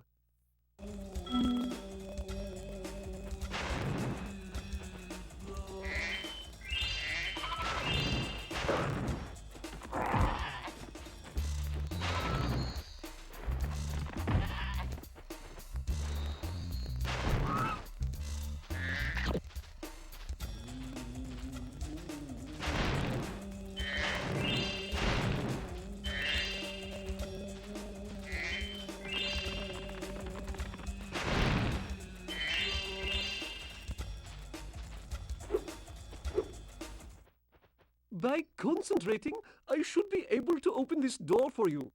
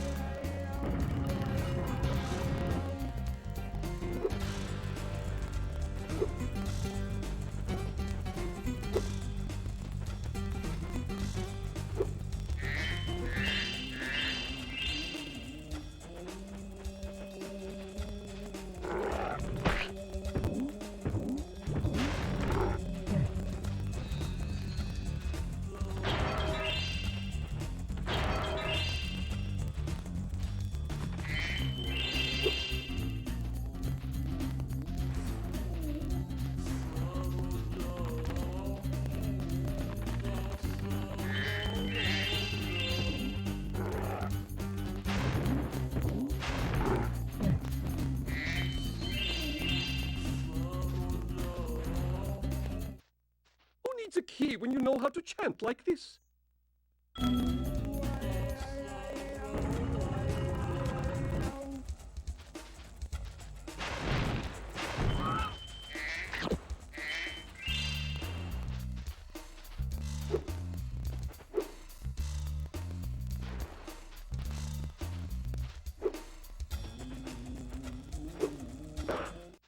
Enemies like those yaks are too big to be charged. Your flame attack should easily take care of large enemies.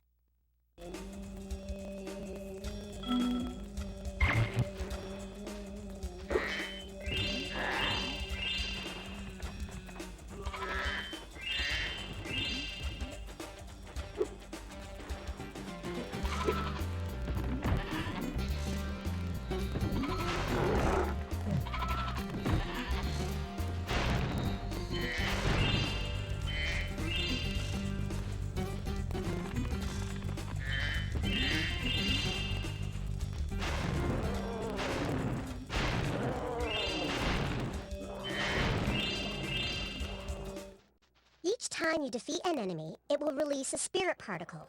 The spirit particles will activate the power-up in that world. If a power-up is inactive, you need to defeat more enemies. I didn't mean to push X.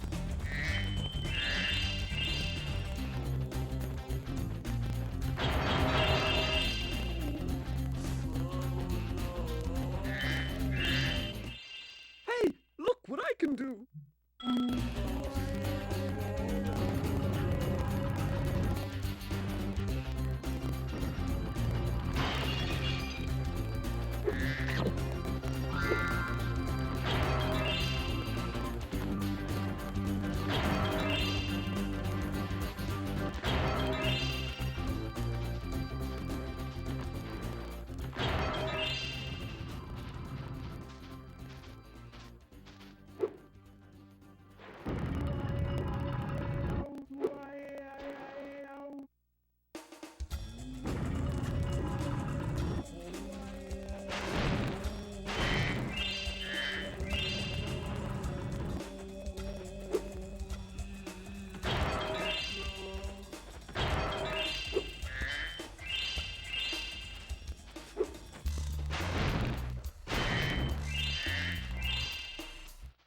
Remember Hunter's advice. You will glide farthest if you press the X button at the very top of your jump.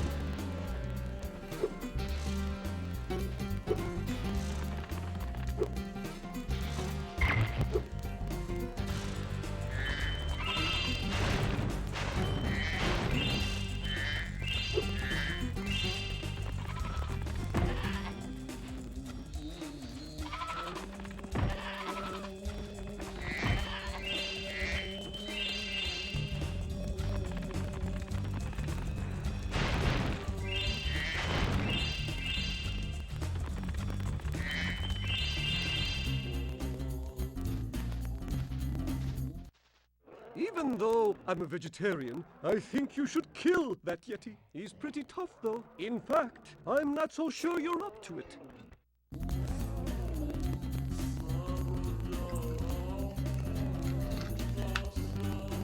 Wait a minute.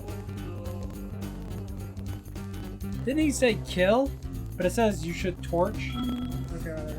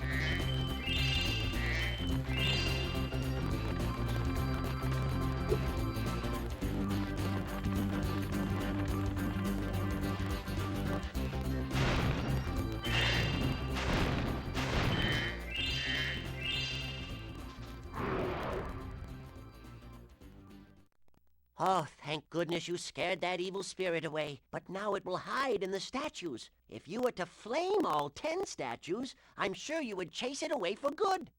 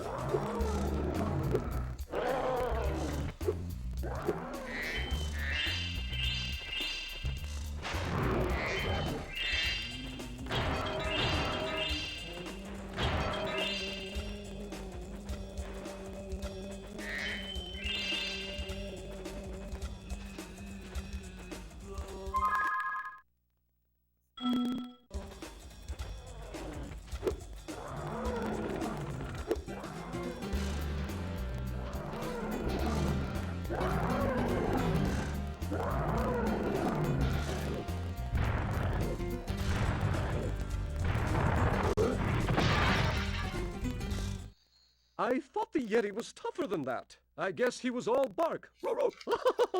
Anyway, I was just guarding our sacred talisman to make sure the Yeti didn't eat it.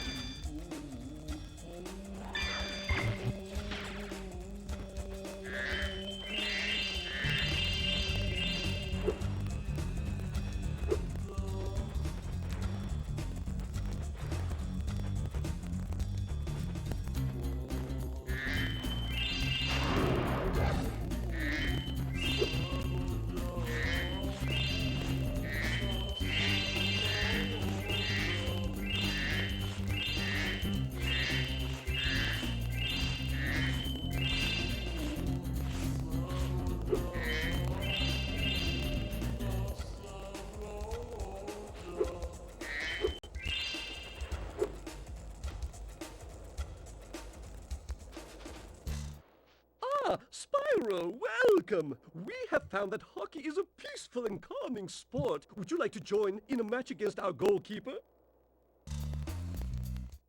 You have 2 minutes to score 5 goals in the red goal.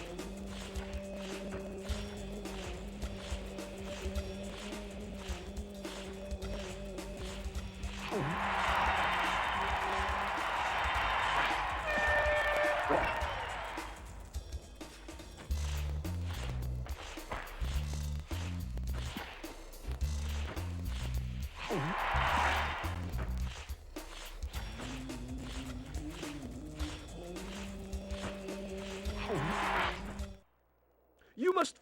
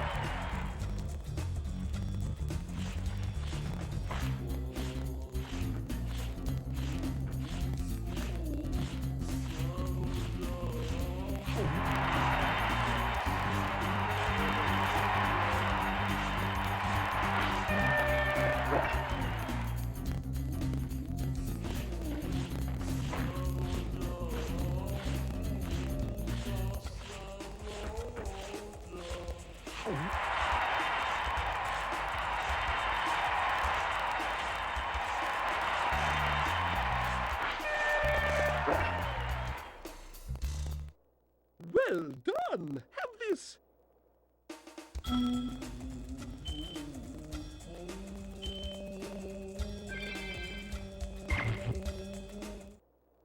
Would you like to try a game of one-on-one?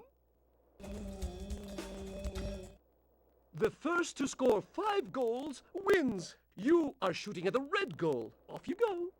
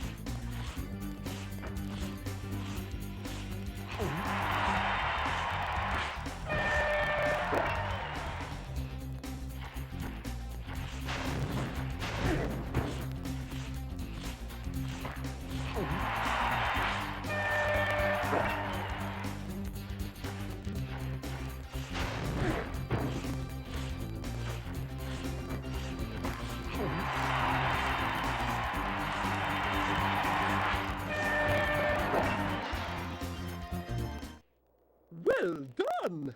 Have this, if you... If you stare at it long enough, you might not see anything. Huh.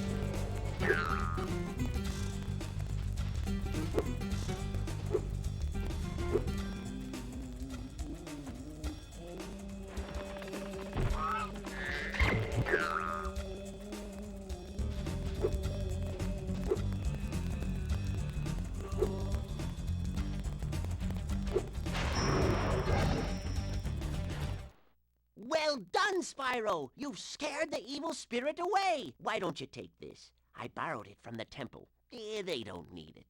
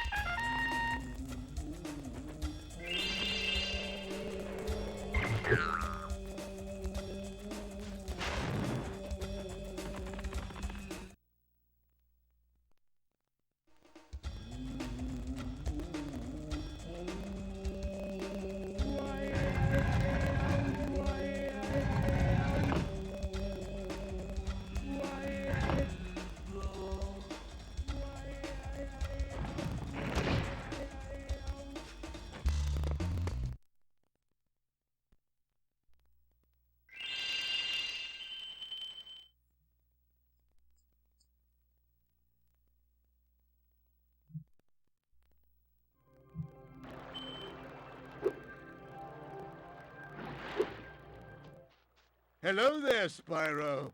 Would you like to learn to swim underwater? I suppose I could teach you for a small fee? Great. Okay, when you jump in the water, you can use the D-pad to move around the surface, use square to dive underwater. When you are underwater, use X to paddle and square to charge.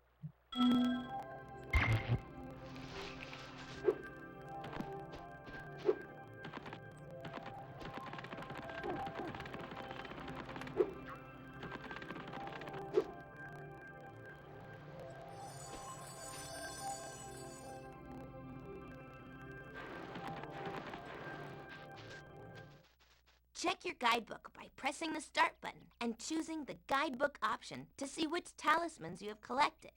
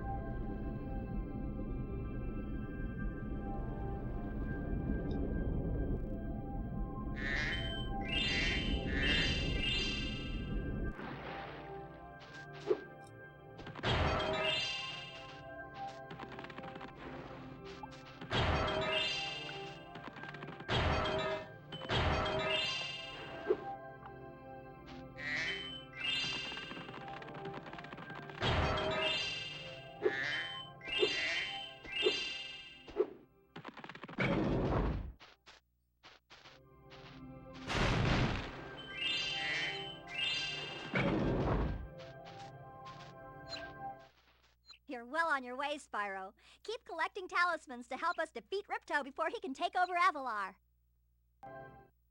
Oh, and keep collecting those orbs, too. The professor thinks they will help you get back to the Dragon World.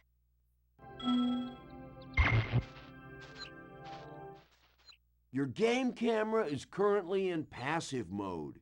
This mode requires you to control the camera yourself and moves more slowly. If you like, I can change the game camera to use active mode. In active mode, the camera moves much faster. Okay, all done. The camera will move faster now. If you don't like it this way, come back and see me. Or change it yourself by using the options menu.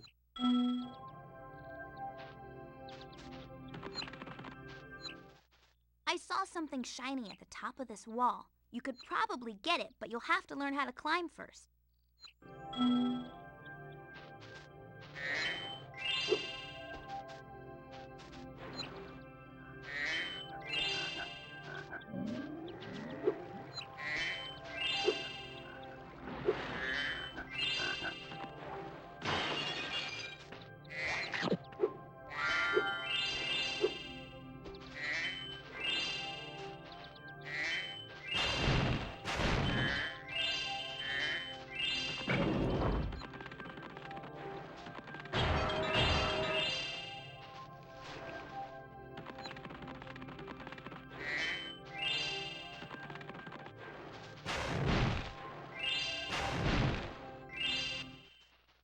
Spyro, this talisman door will only open if you have all 6 Summer Forest talismans. Once the door is open, Ripto and Crush will be waiting in the dungeon.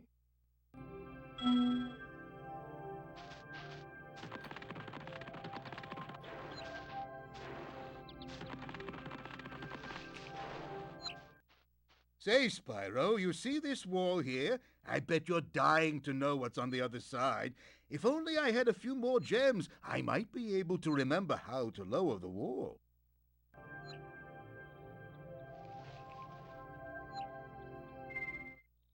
Okay, but as far as you know, the portal to Dragon Shores could be just on the other side of this wall, and there's only one way to find out. Ta-ta!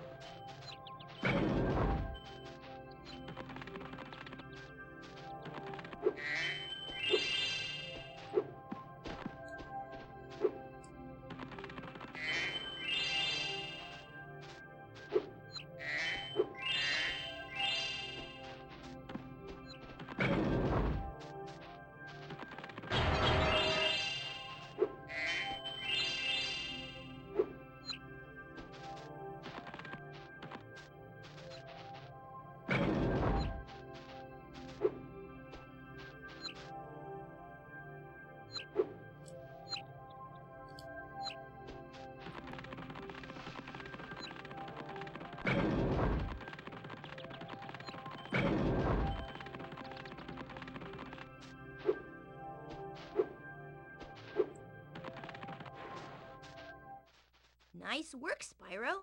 The orbs you're carrying have activated this special portal. You won't find a talisman in the Ocean Speedway, but if you're fast, you'll get lots of treasure. Have fun!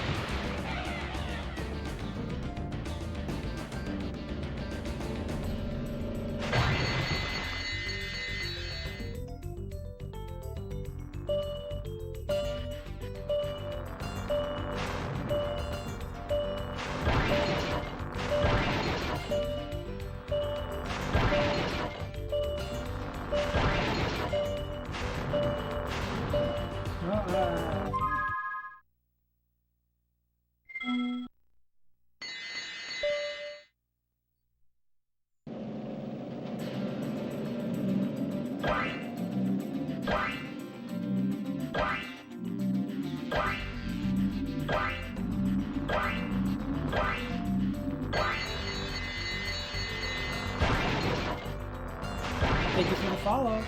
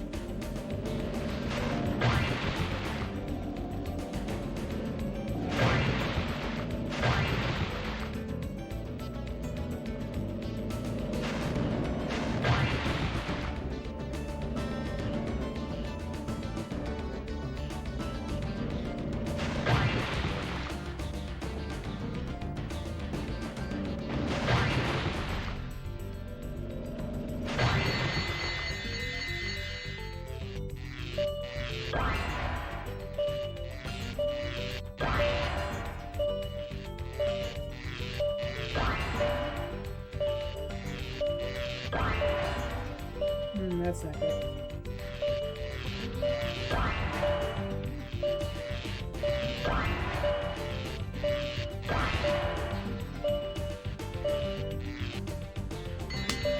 I was literally right there.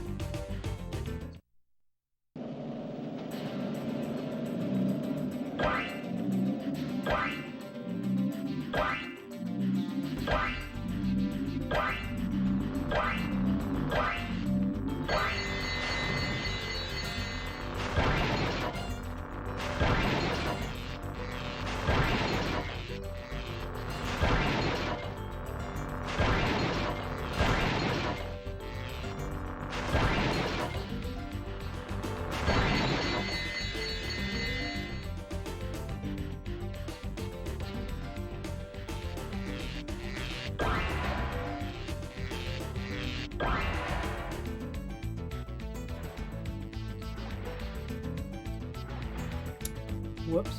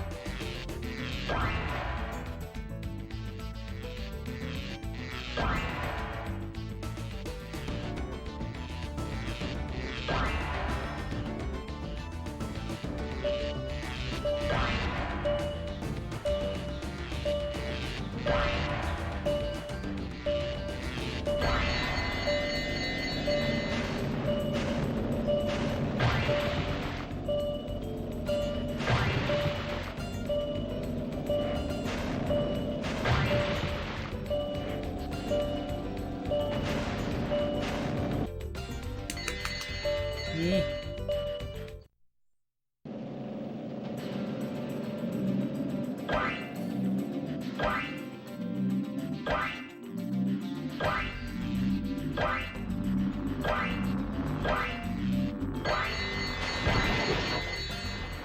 Aww.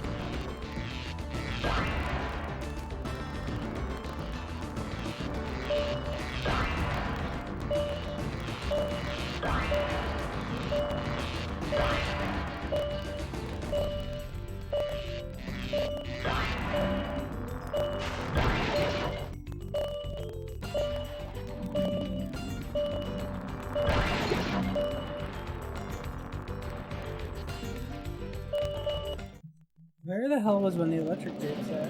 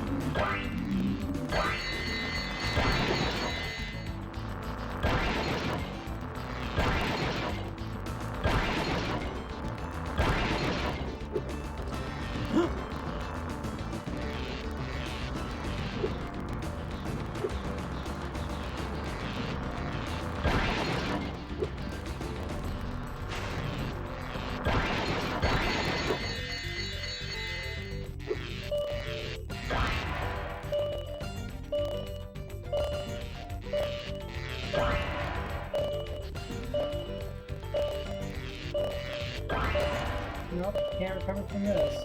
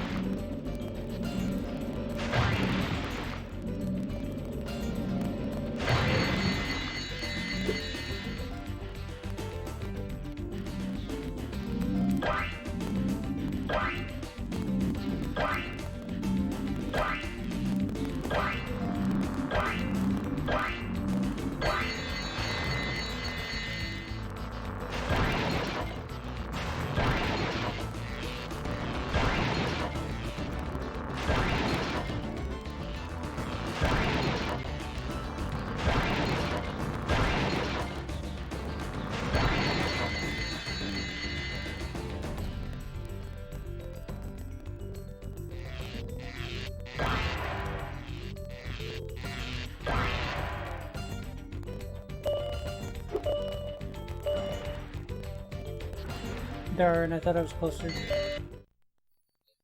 I don't know what to do with those electric gates.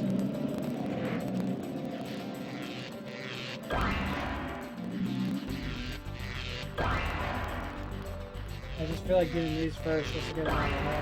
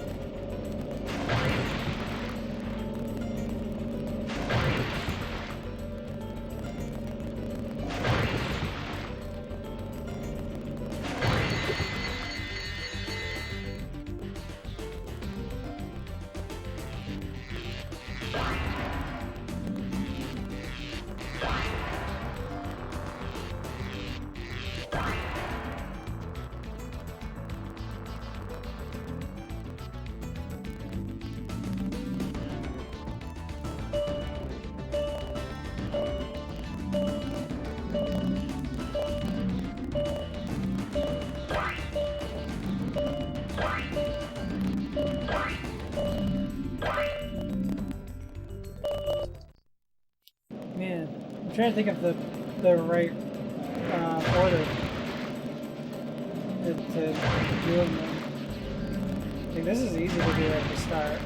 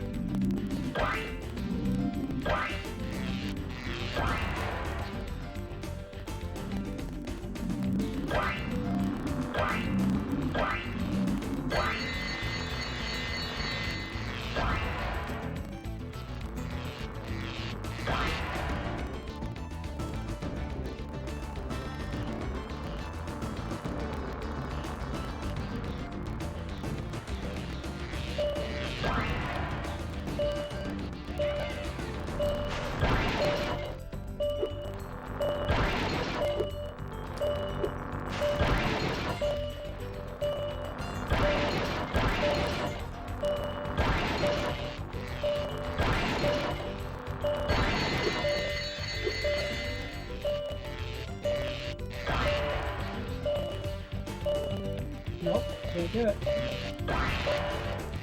It's right here, I'm not gonna have enough time.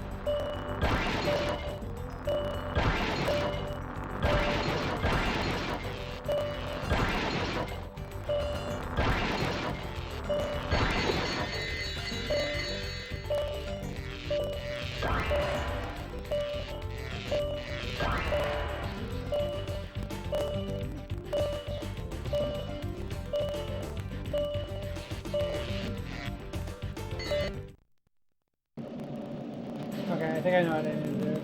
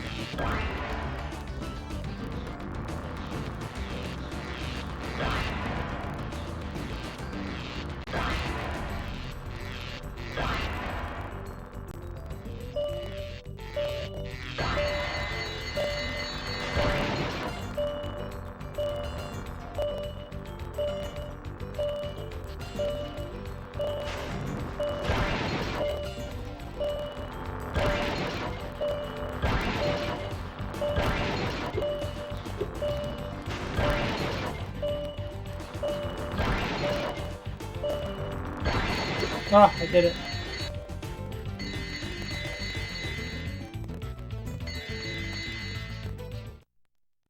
Wait, did I just say retry? No. We're done.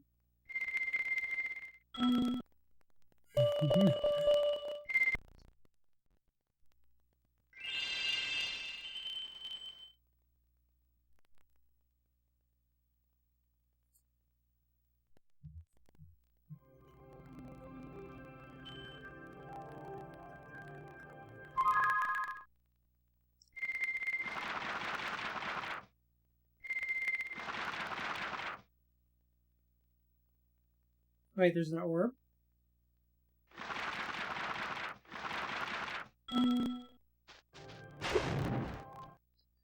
Guess we're looking for that orb.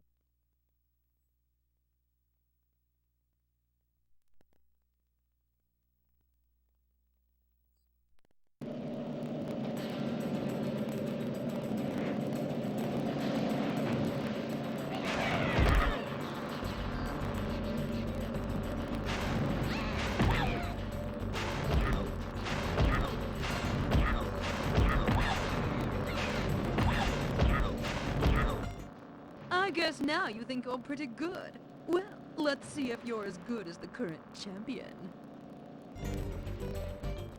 Alright, Spyro. Meet the course champion. In order to win the race, you must fly through all the rings. Beware if Hunter flies through a ring first. The ring will start to shrink.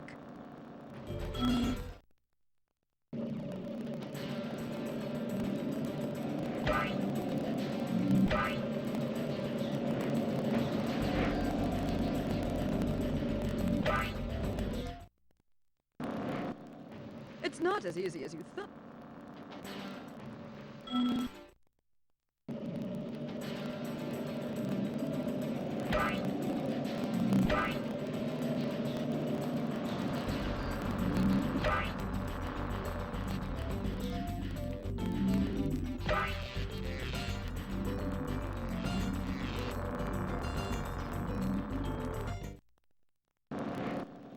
It's not as easy. Well, not knowing how the fucking course looks, of course it's not easy. He just randomly flies through rings.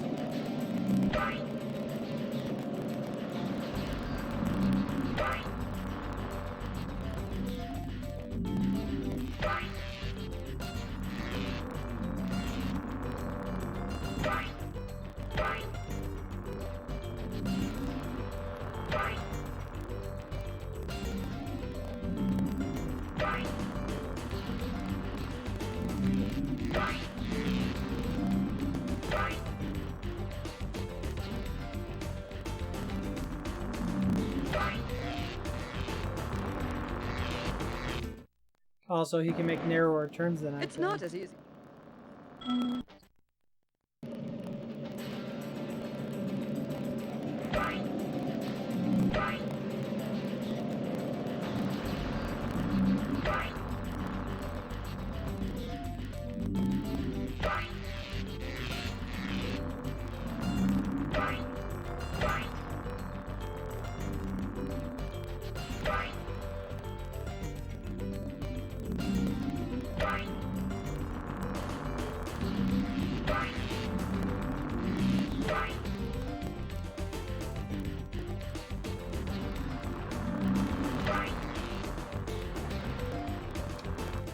Damn, I don't know what to do there because like it's pretty hard It's to not as turn. easy.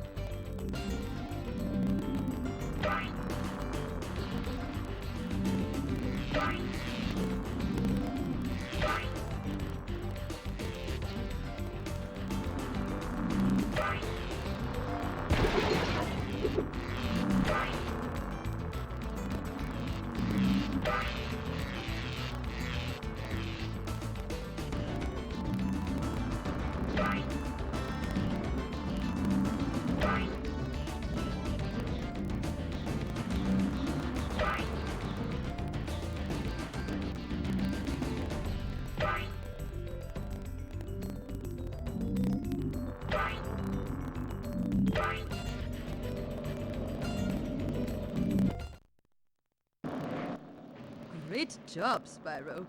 That was some excellent flying.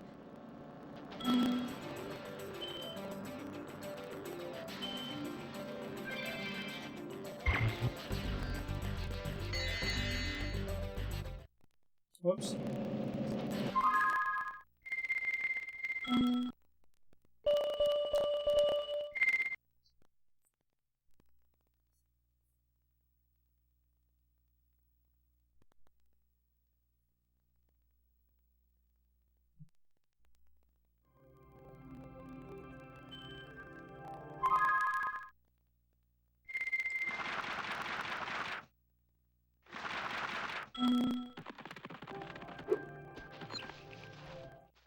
Say, Spyro, you...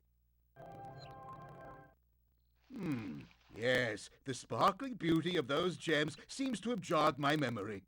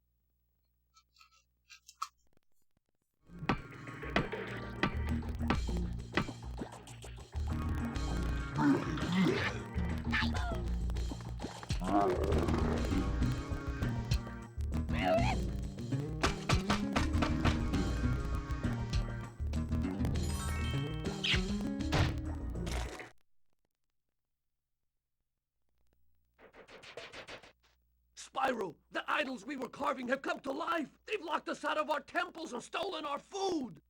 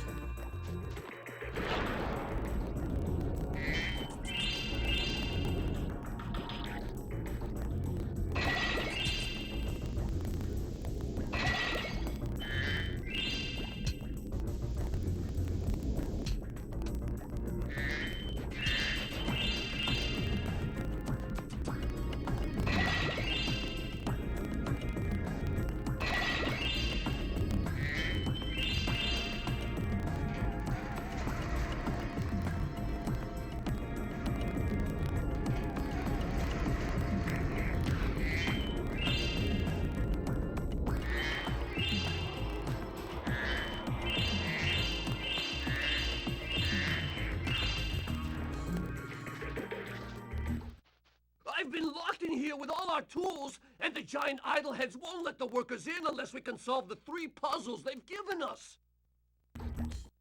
The first puzzle is to turn all these blocks yellow.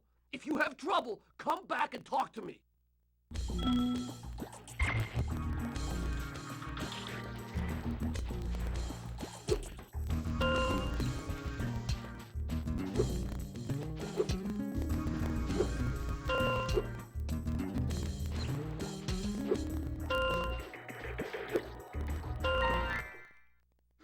Wow, Spyro, you did it! I mean, I knew you could do it. Now, meet me at the pond for the next challenge.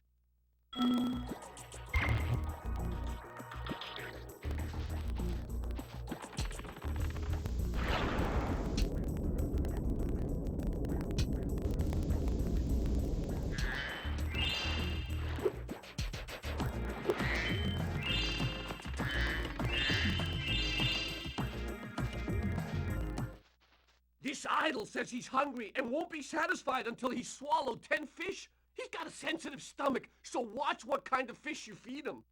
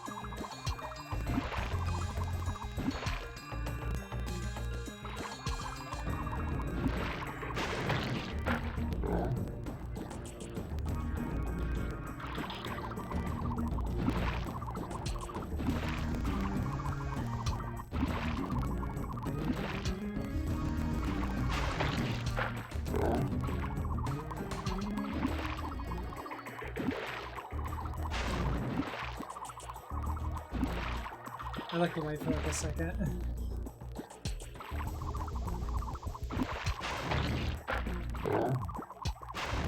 Oh, I didn't even realize what color it was.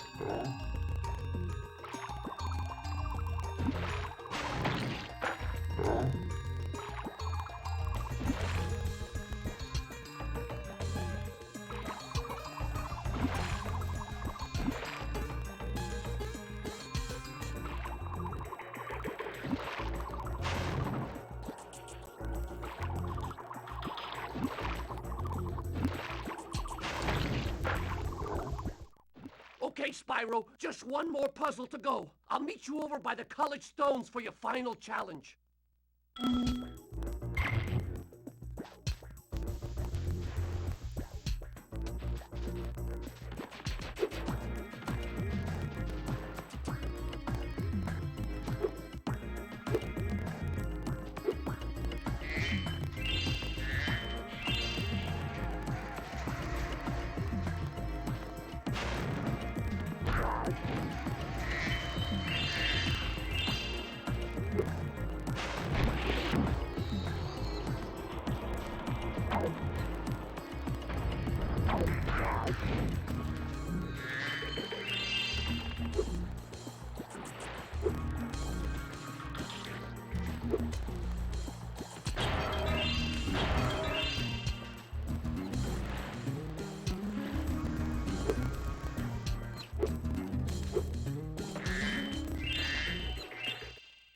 Those metal shields are making enemies invulnerable to your flame attack. If you press and hold the square button, you can defeat them with your charge attack.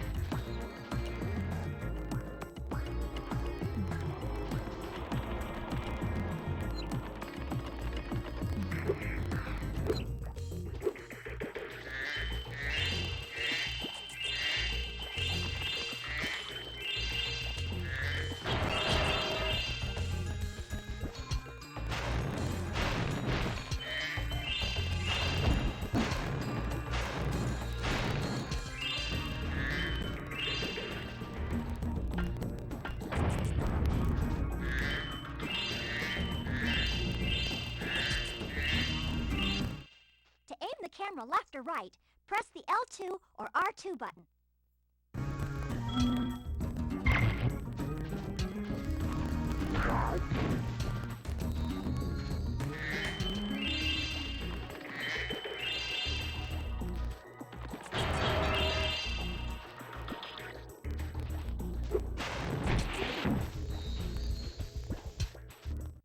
If you jump on these stones in the correct order, you will solve the puzzle. I only know what the first one is. It's up to you to figure the rest out.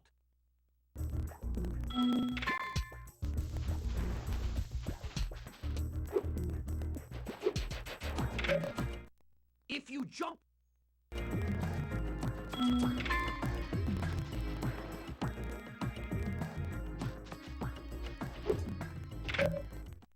If you jump...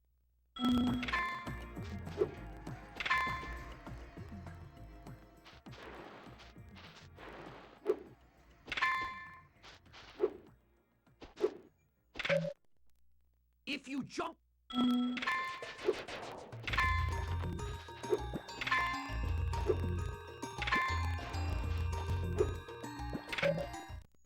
If you...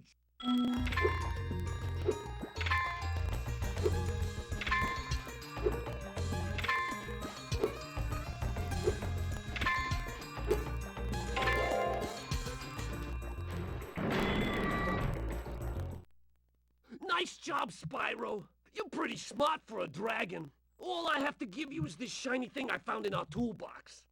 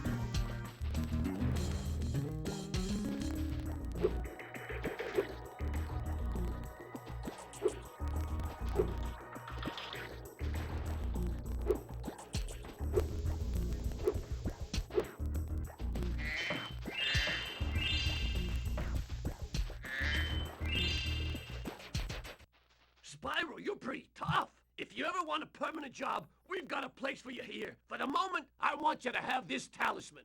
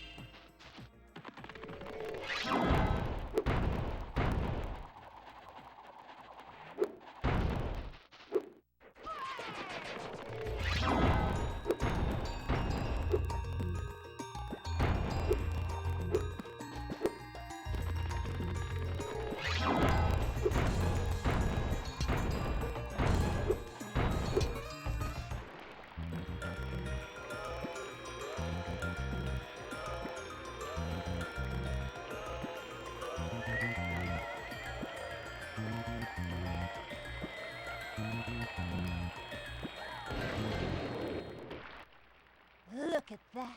The Hula Girl's rain dance blew up that idol like a Roman candle. Now I can pursue that dancing career I've dreamed of. Take this orb. It could help you go places.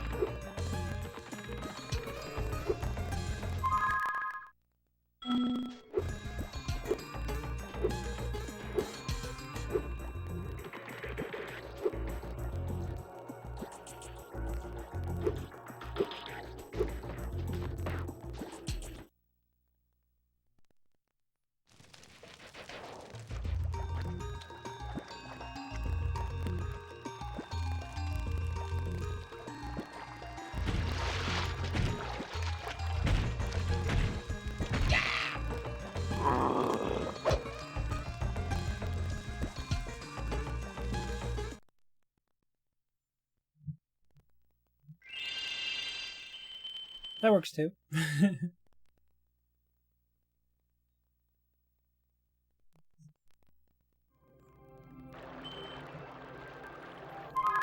Let's see, so...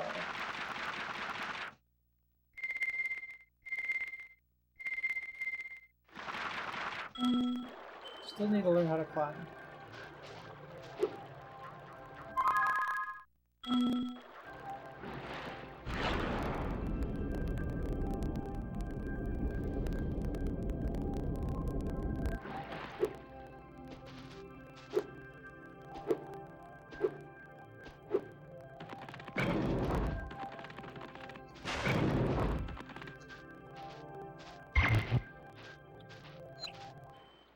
I saw something shiny at the...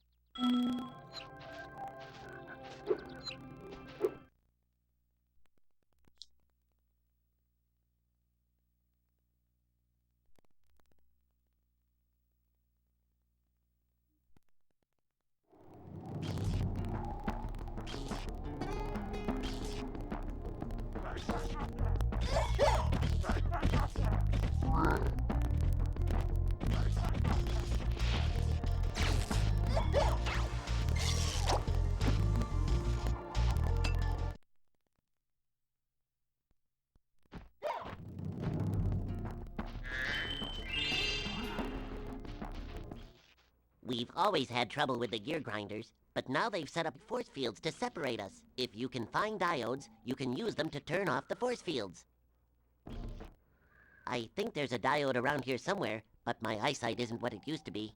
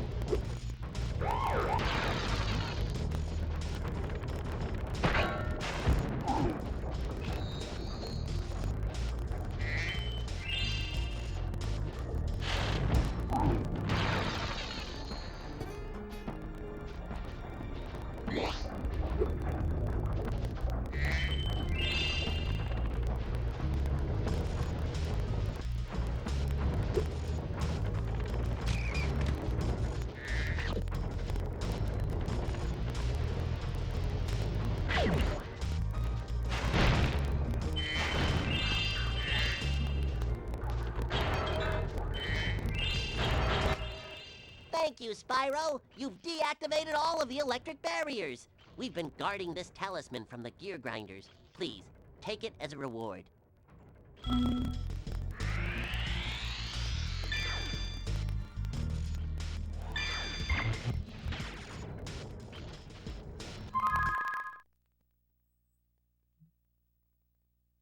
Okay, so I've killed all the enemies on my level.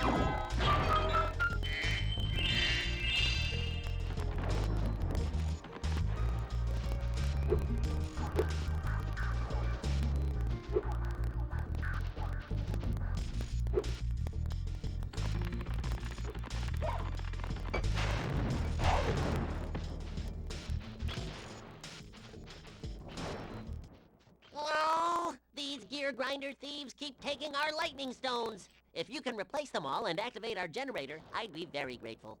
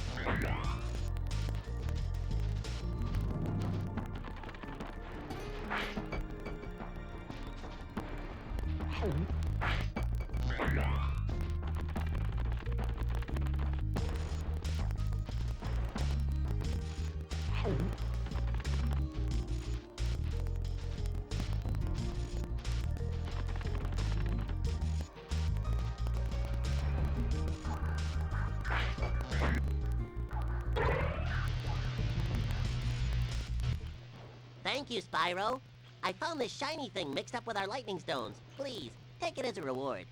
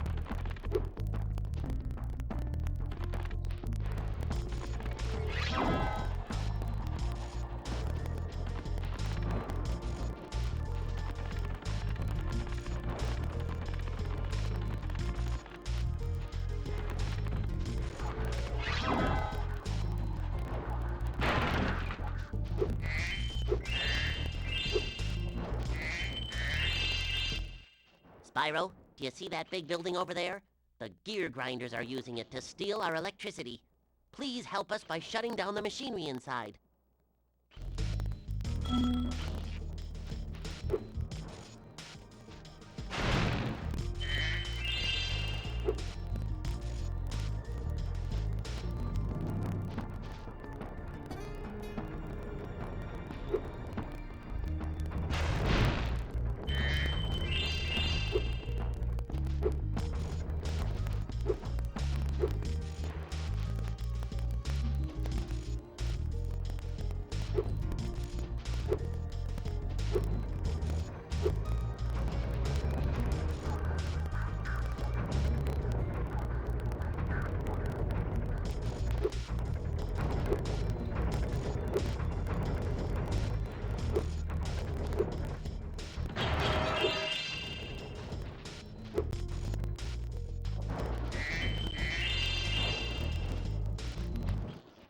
Spyro, you've done well so far. You can have this little trinket for good luck. If you have any questions about shutting down the factory, just ask me.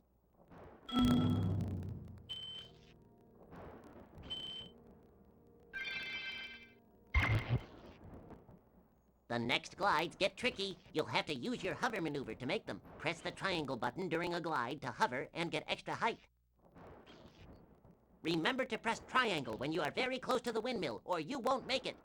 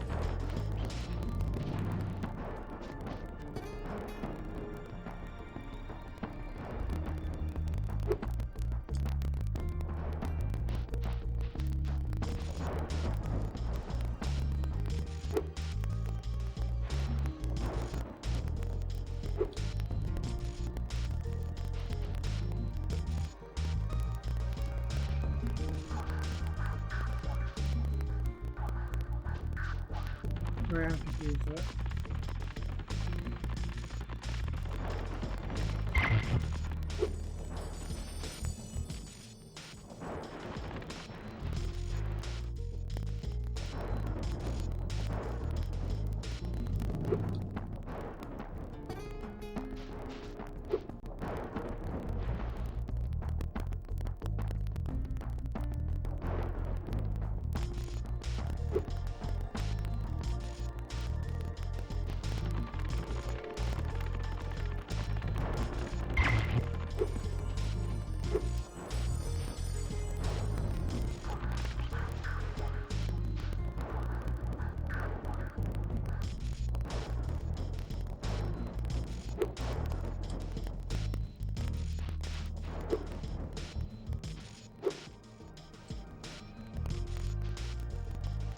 Oh, okay.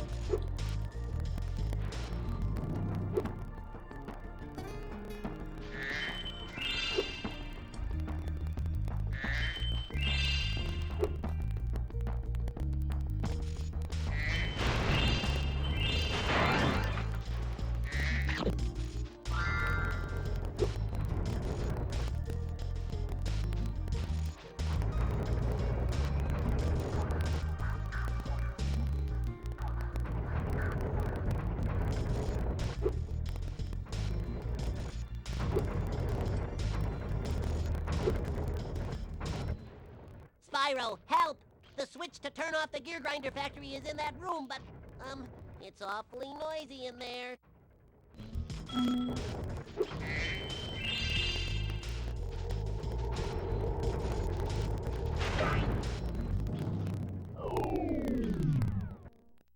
Thanks for shutting down the factory. Here, I found this stuck between the gears. You can have it if you want.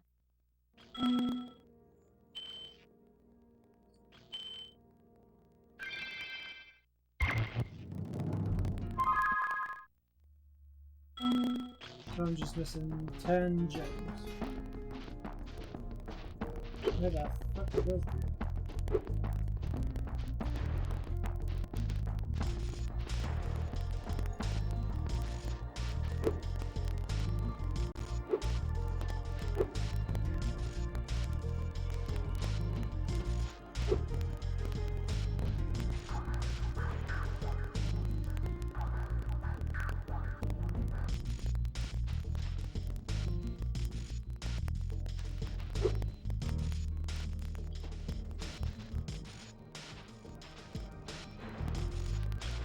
Here's the exit.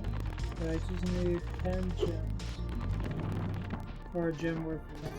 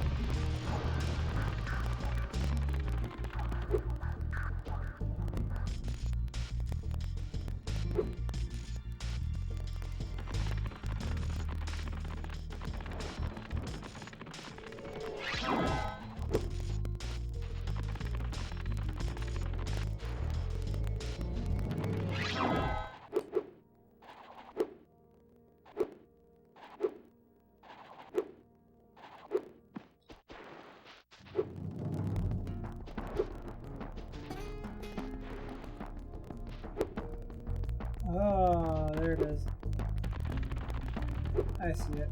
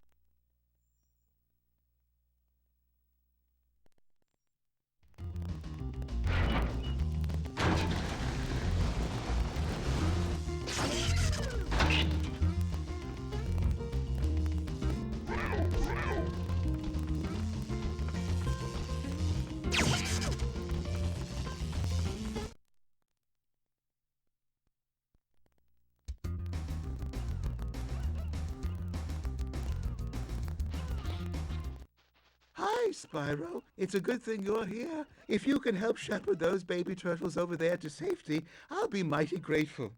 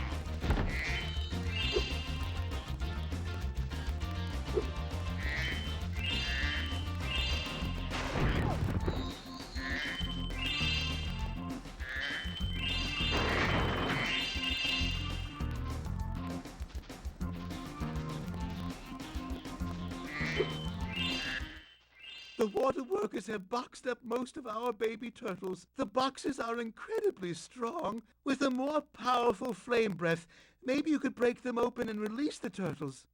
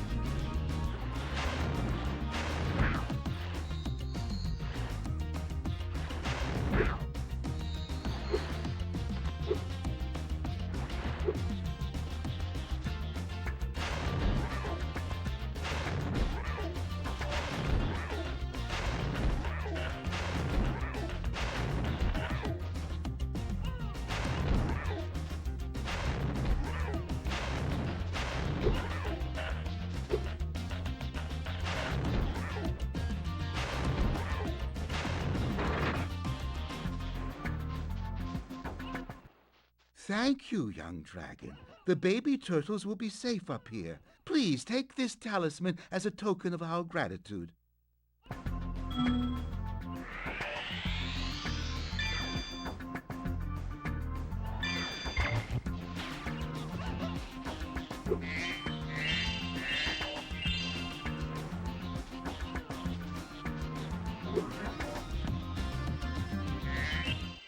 There's a chef at the top of this ladder who wants to make soup out of our baby turtles. If you know how to climb, you could get up there and stop him.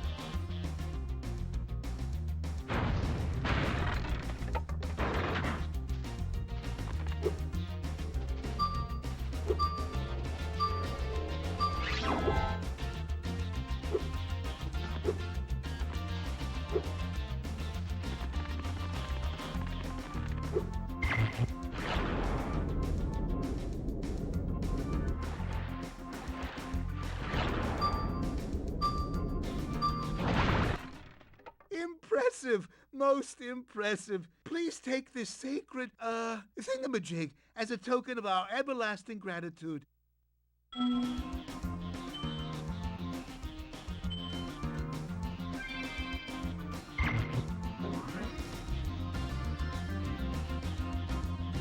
Yo, is this the Smurfs? They're like turtle people, I guess.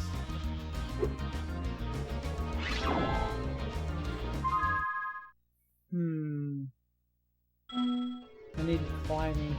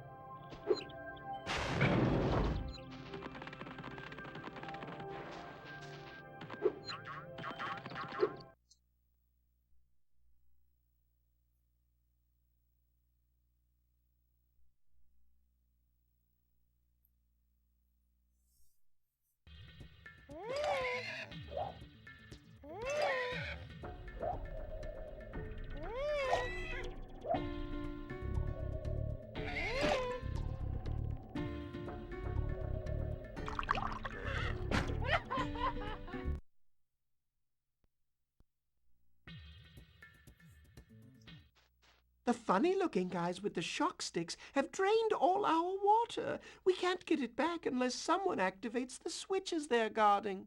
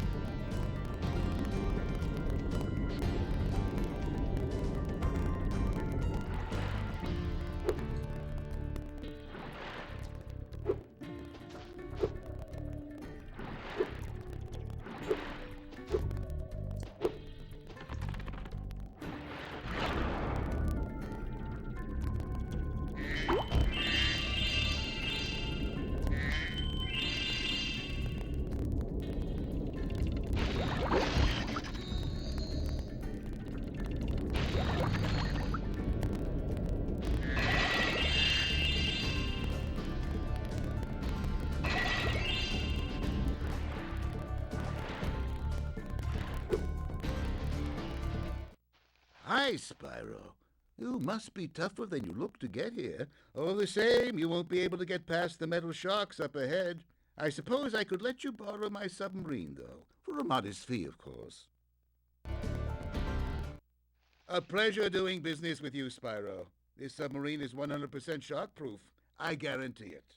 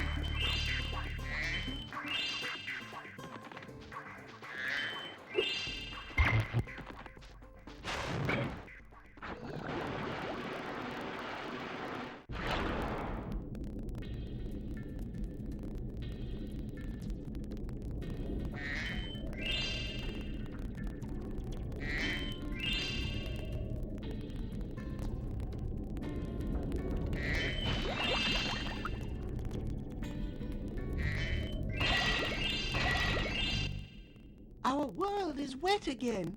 We all want you to have this talisman of Aquaria Towers to remember us by.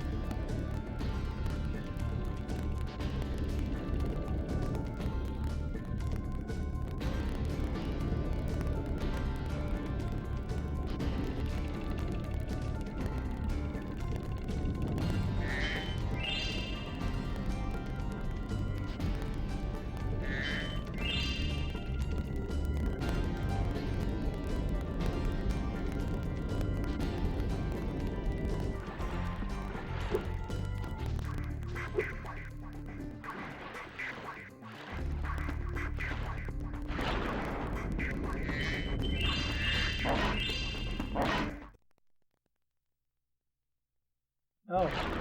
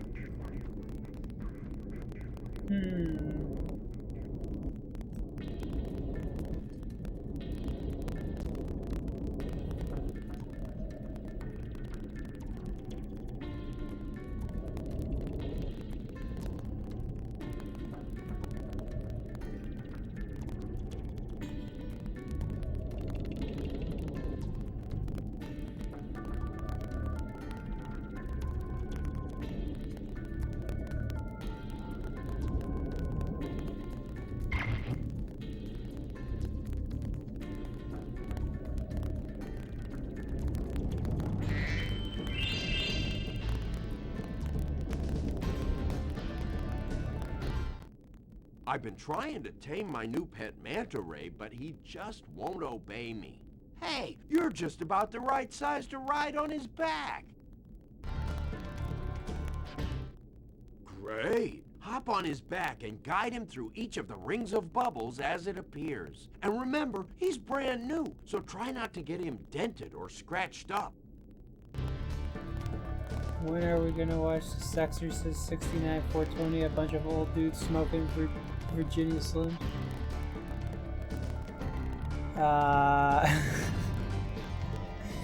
Not here, not on this stream. How's that cheetah still alive? He should be dead. Yeah, I don't know how he's breathing underwater. It's a land of magic, I don't know.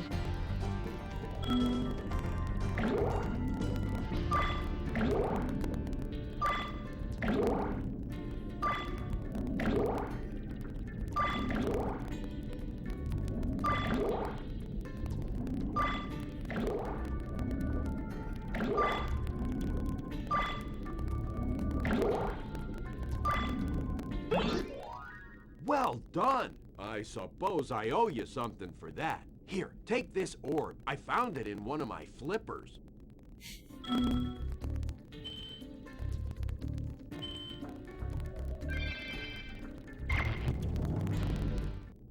Now that the manta ray's tamed, I'd love to get him into racing shape. Care to take him through a harder course? Okay, good luck.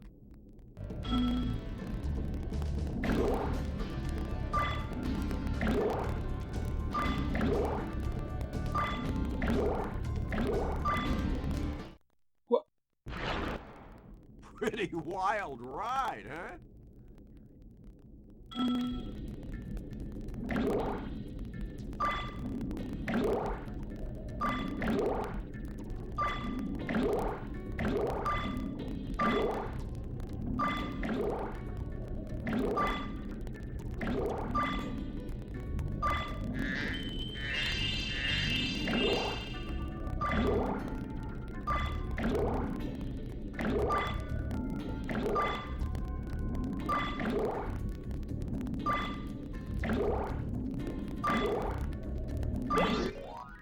Incredible! You've got real talent. I could use a partner like you. You can have the orb I found in my other flipper, too. What?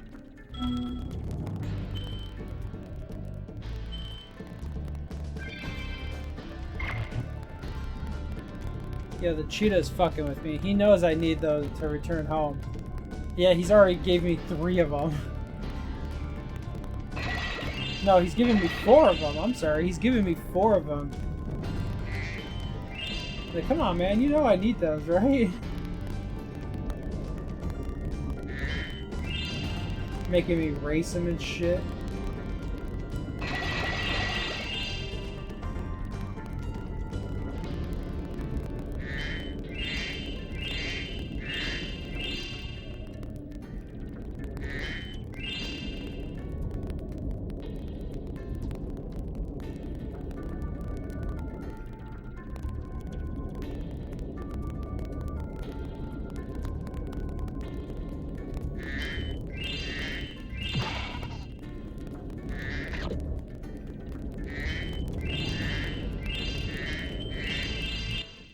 The water workers have kidnapped 6 of my children and hidden them in the tops of these numbered towers. I borrowed some explosives to blast the doors off the towers. What's next? An orb is gonna be in his ass? Probably. I found this one. Miraculously. If you can make it to the top of the 6 numbered towers, my children will be safe.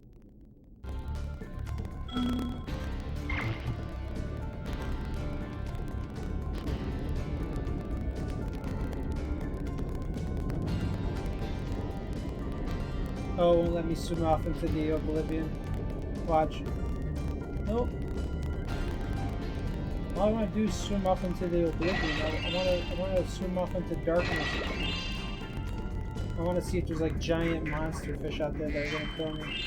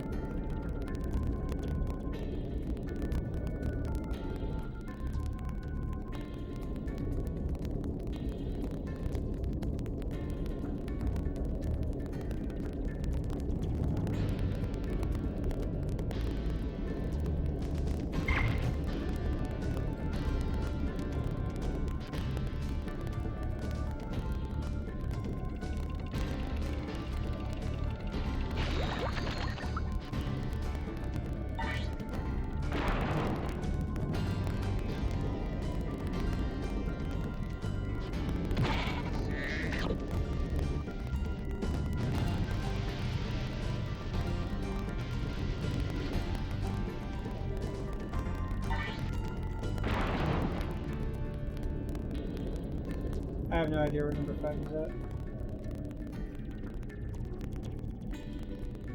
Oh, number 5's out over here.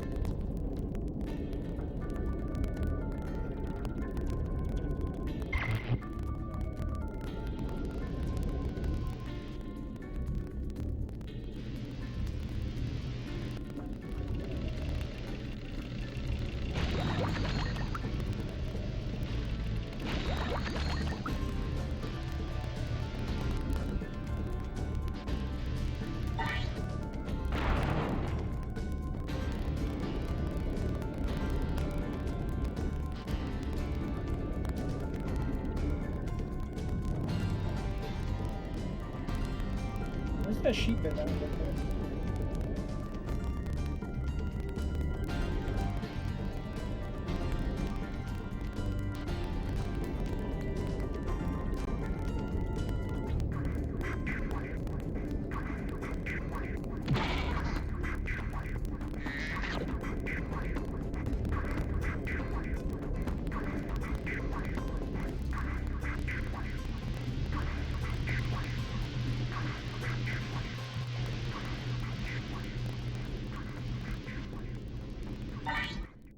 You did it! Now we can swim in peace. I heard that you were collecting these orbs. Please take this one.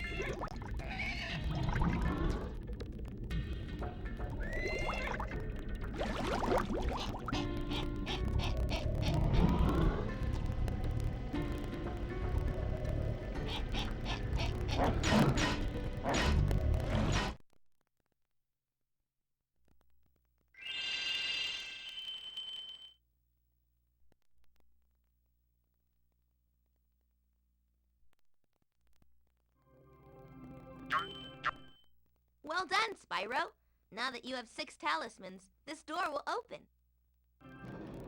Okay, Spyro, jump through that hole in the floor to get down to Crush's dungeon. I'll help you by tossing sheep through the hole if I can catch them.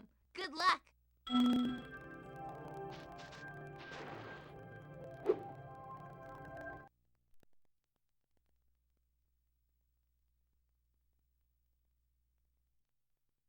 Before you get to the castle dungeon, Spyro, I thought that you might want to know how Ripto and his monsters arrived in Avalar. You see, last week in the winter tundra, the professor was working on some new super portal technology. There. That's the last orb in place. Now let's see. All we need are some coordinates. Yeah, how about 22475? That's my birthday.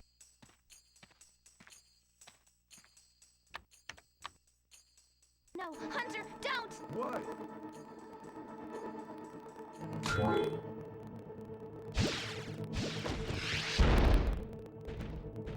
Get off! Get off me, you useless buffoons!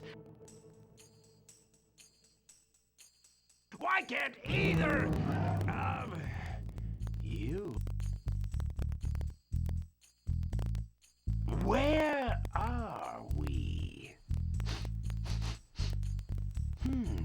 No dragons. Wonderful.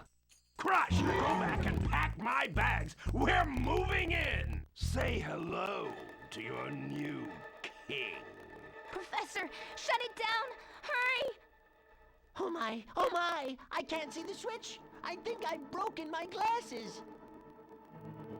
Crush, go through the portal, you idiot.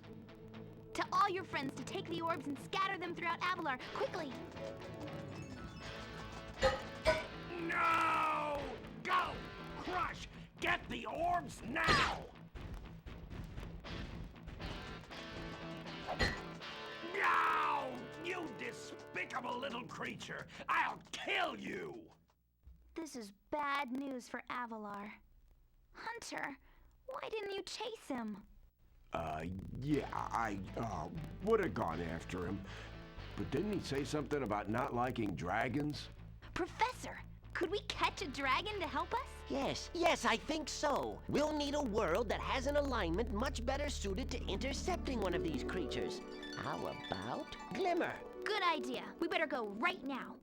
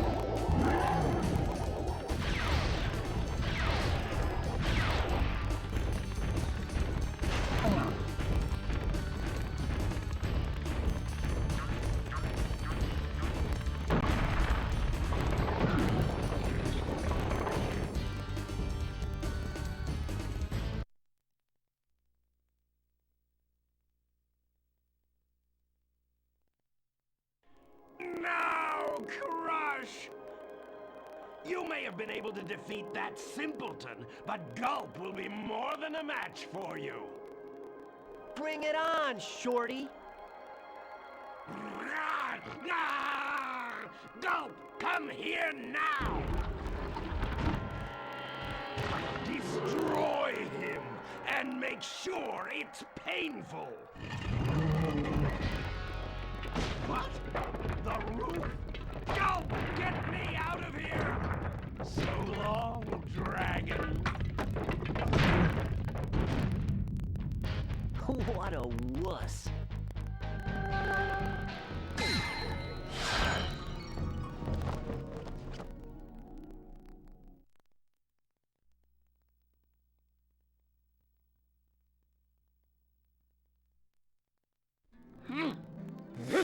That Ripto has caused enough damage. All his meddling has cost me a fortune. If it wasn't for Spyro, I'd be bankrupt. If Ripto were here, I'd give him a piece of my mind. In fact, I'd give him a lot more than that. I was a champion bantamweight boxer at university, and I still know a few moves. Take that, and that. Boo. Ah! Why, you...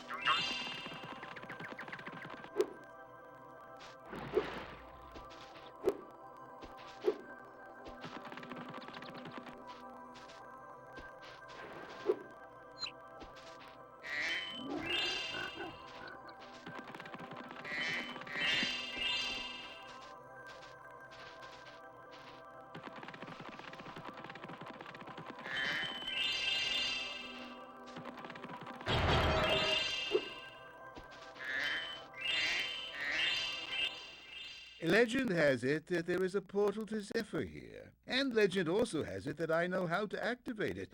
Furthermore, as I recall, the legend mentioned something about me activating it for a small fee. Thanks for the gems, Spyro. With all this cash, I can open a lizard burger shop in Skilo's Badlands.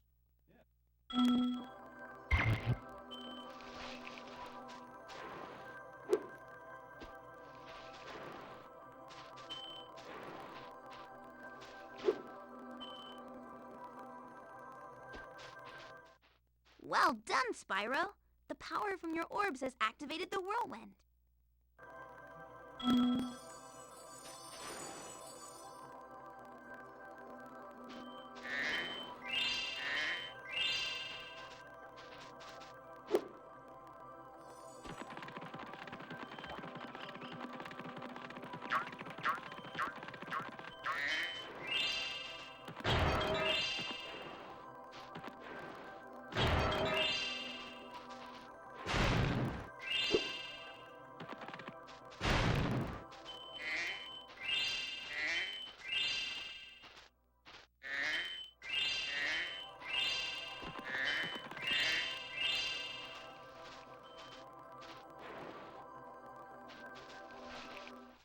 Well, well, I bet a rich dragon like you wouldn't mind cashing in a few gems to learn how to climb. I'd be willing to teach you for, say, I don't know, a small fee. You won't regret it. Okay, when you see a wall surface that looks climbable, like the one to my left here, just jump onto it, and you will grab it with your claws. Use the D-pad to move up and down and press jump again to get off. You can also jump sideways onto another climbable area.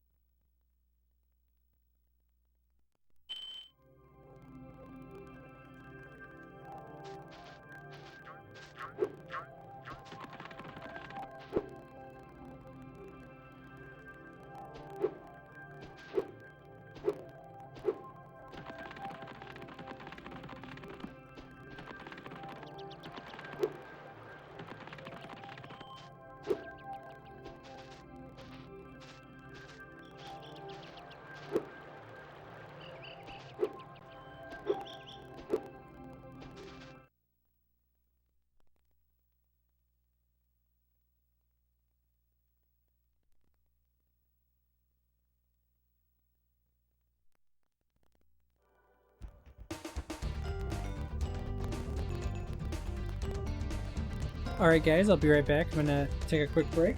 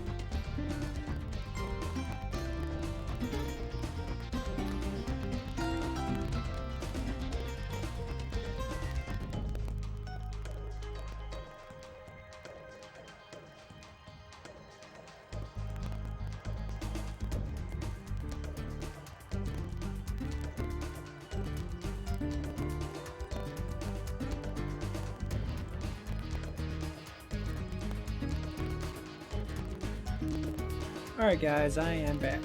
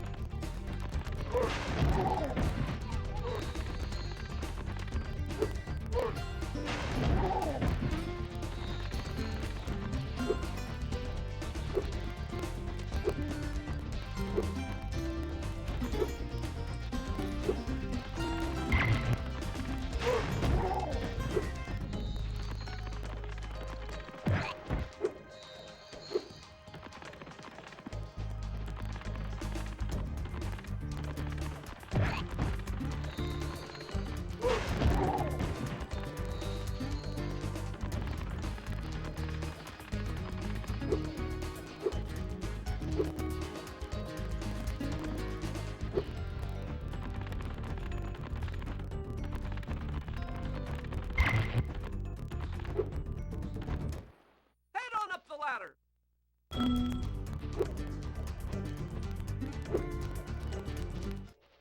Hey! Great! You've got the Superfly power-up active. Now you can light the gem lamps in this cave.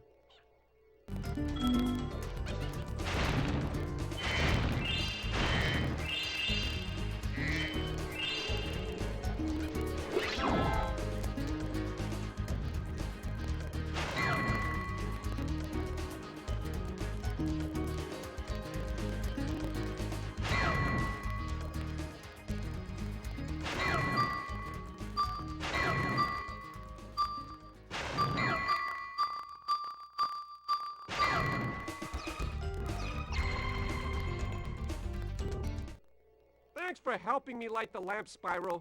For a while, I was afraid we were going to have to cancel tonight's baseball game. Here, somebody mix this orb in with the baseballs.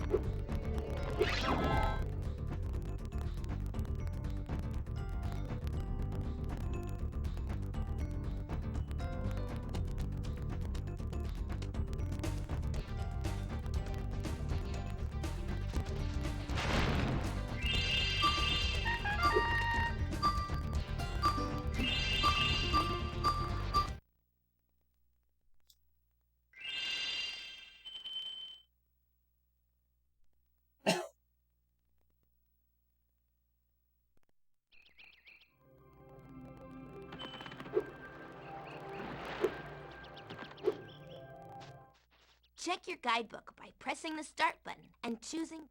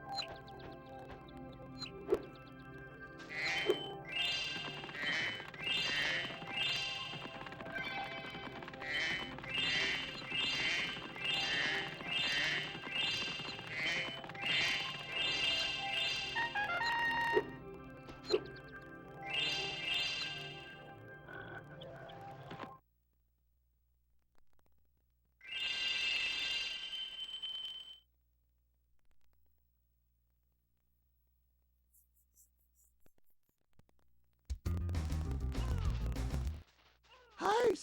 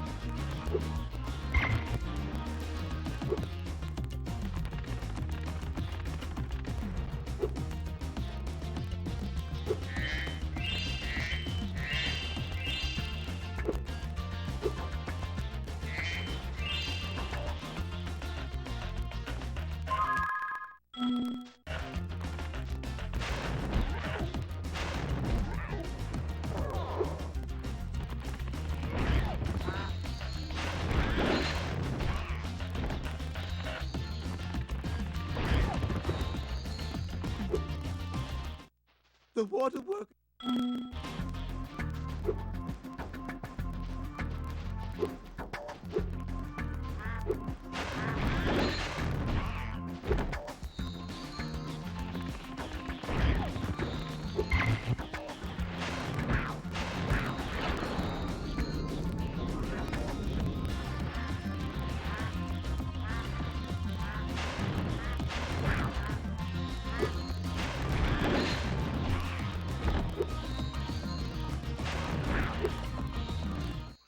Hello, young one.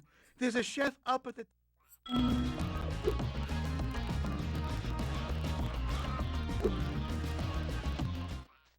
Your turtle friends happen to make a very good soup. If I can catch them. You can try to say them if you like, but I'm feeling awfully hungry.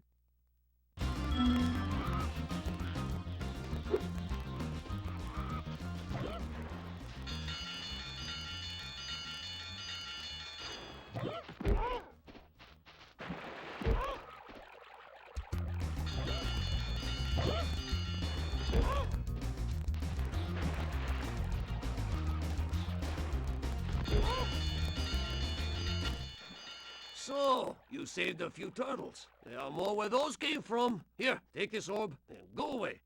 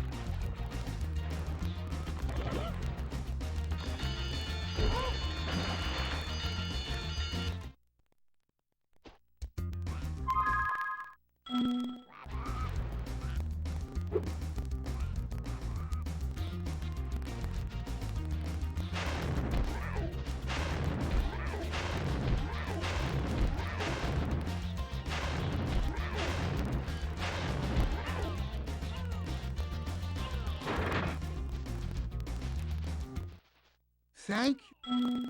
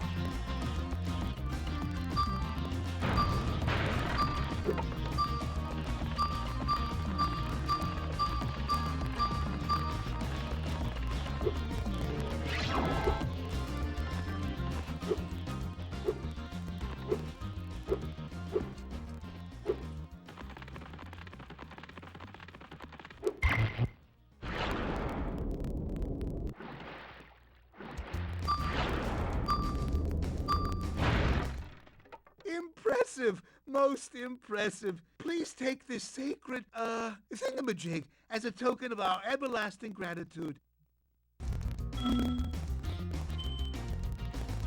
Oh, I already have this one. Wait a minute, so I'm missing one. I'm missing an orb and 10. Gem.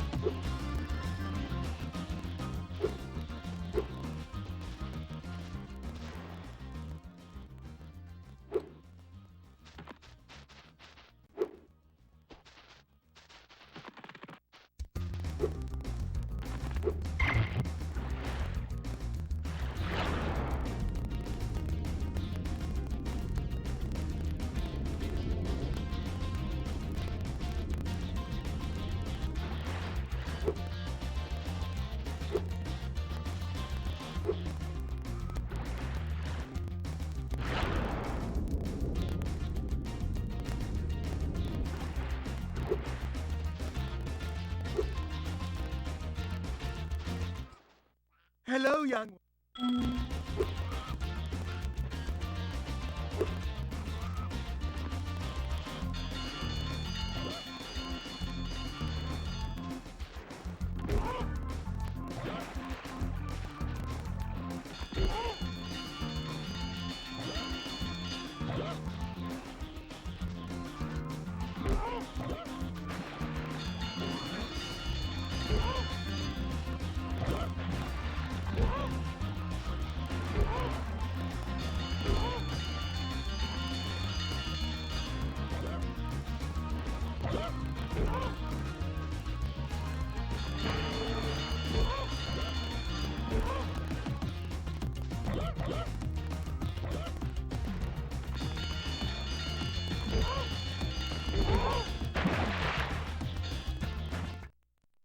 It's actually pretty hard.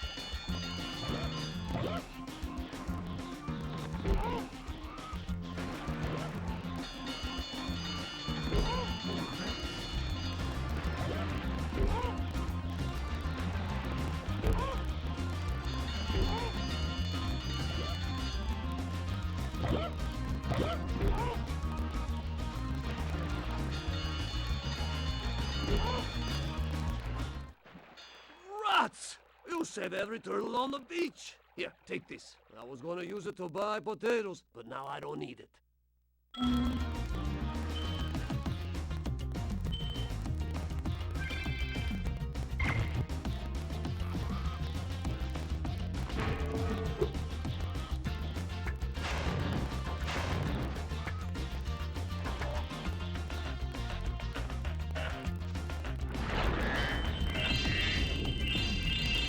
There we go.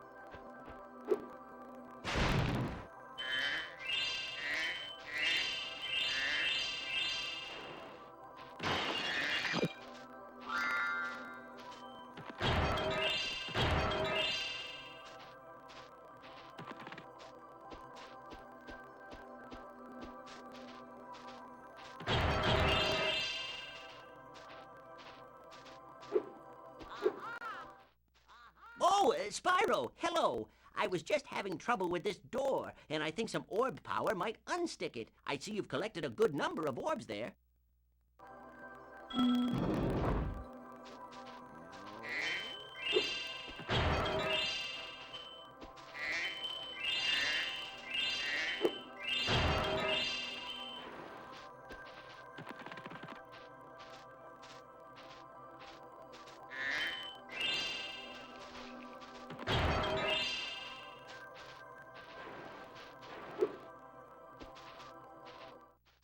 I can let you into the little castle over there in exchange for a few gems. What do you say? No one's been through that portal in years. I thought I'd never find a sucker. I mean, you're a shrewd customer, Spyro.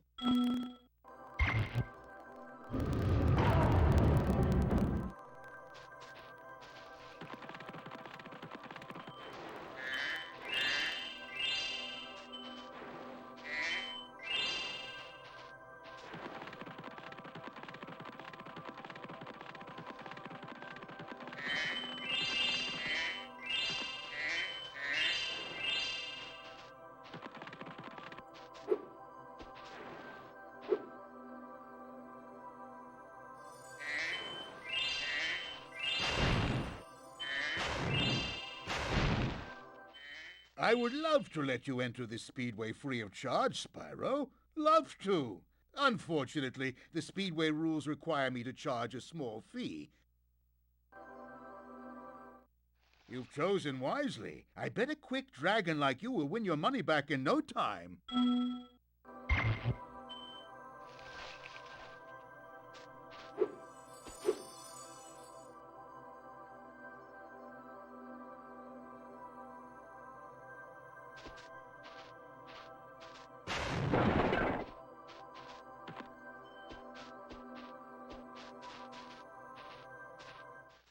Hi, Spyro.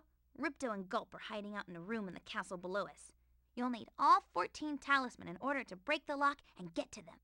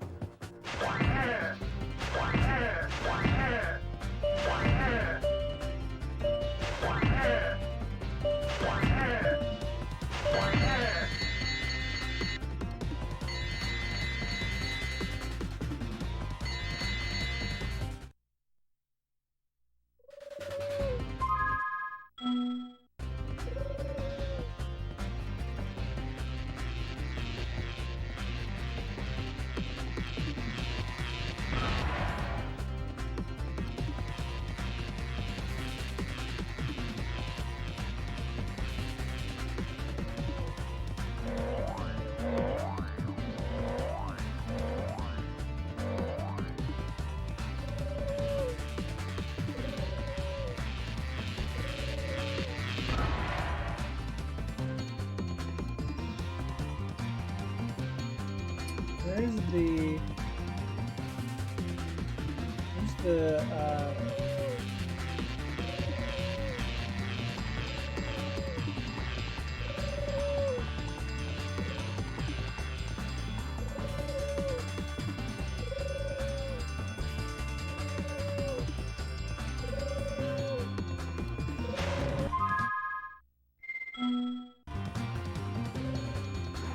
I'm gonna restart so I can kill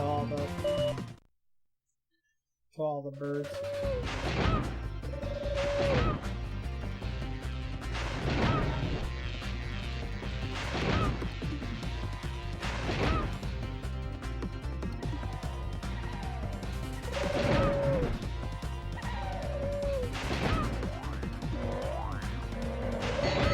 Alright, now I should be able to find the guy who will give me the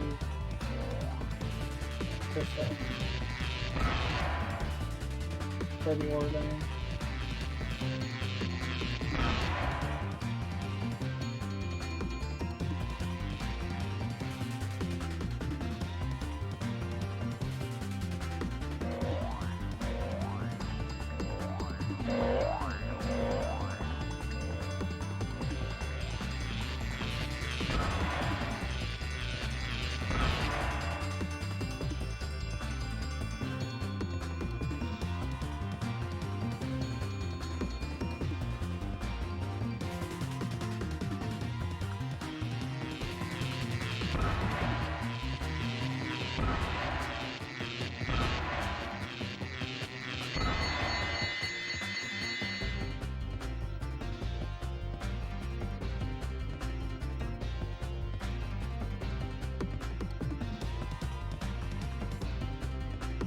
Where the hell's the orb at?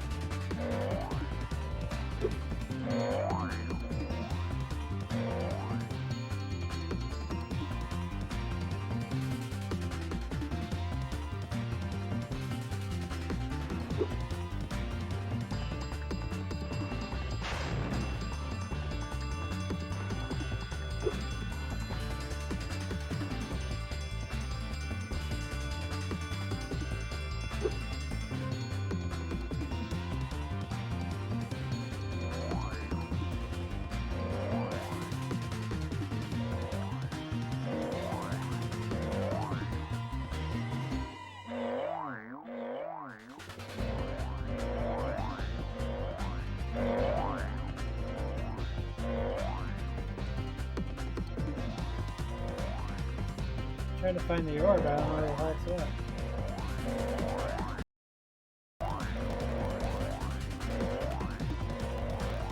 I'm pretty sure it's a race against Hunter, but I have no idea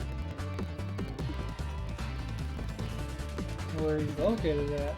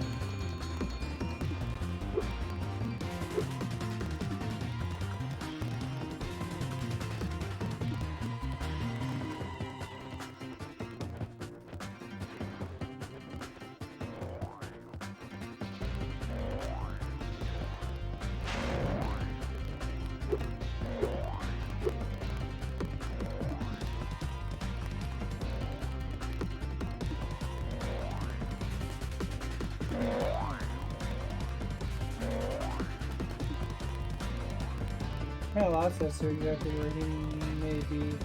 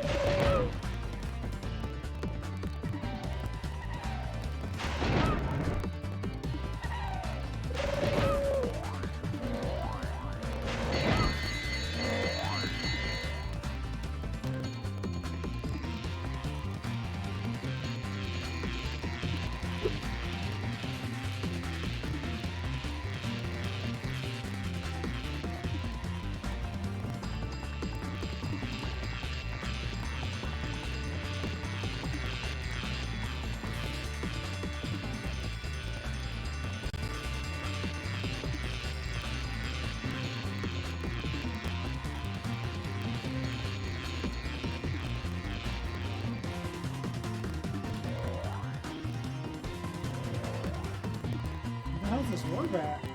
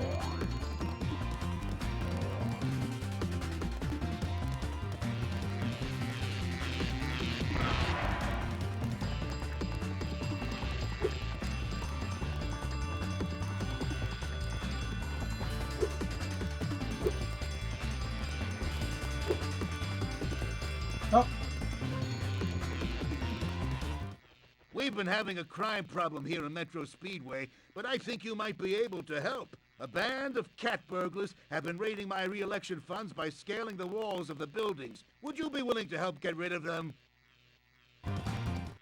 Great! The hunter has been able to knock the scoundrels off of the buildings, but we need you to catch the loot before it lands in the canal and is lost. The hunter is waiting for you outside. Good luck!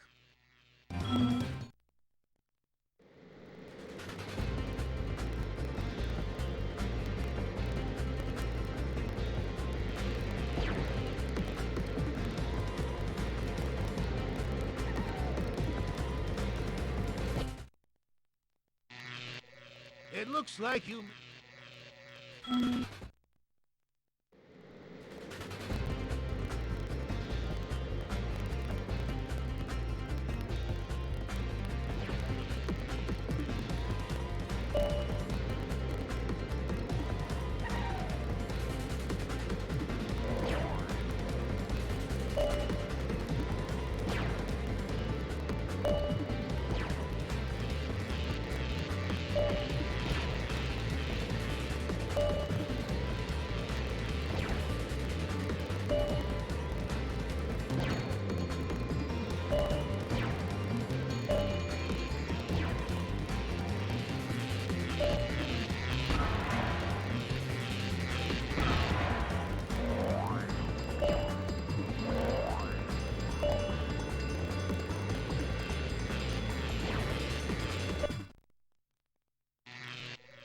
Well done! You really taught those crooks a lesson.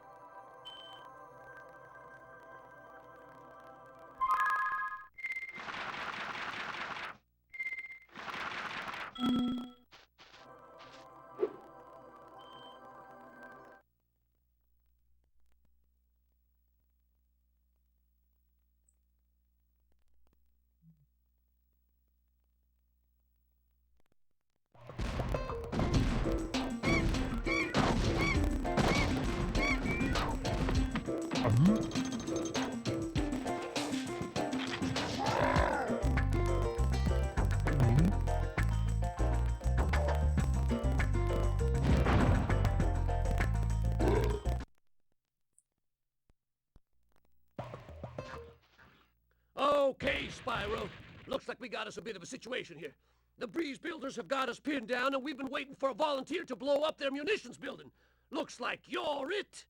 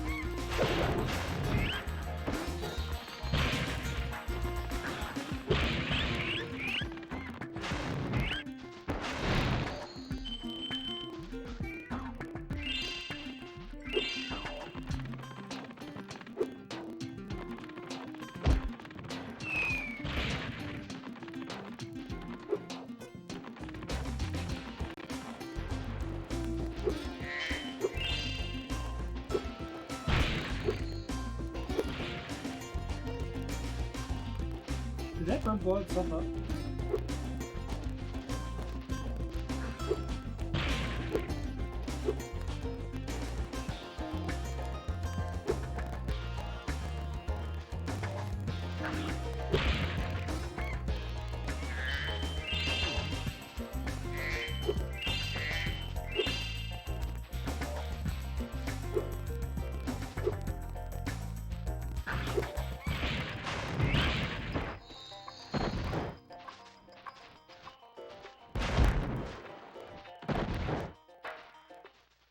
dang cannon just ain't working for me. Do you think you can blast that bird, soldier? Jump up here and give it a try.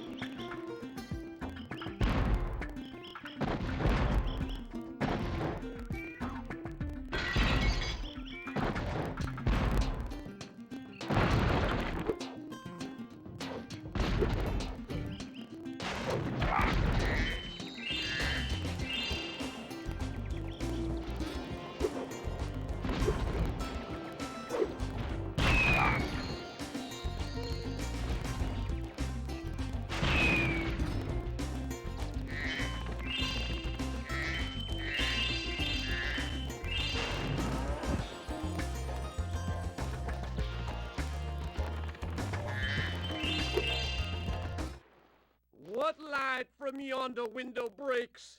That window up there, dummy. The professor said he was working on a way to help me get back with Juliet, but I haven't seen him in a long time.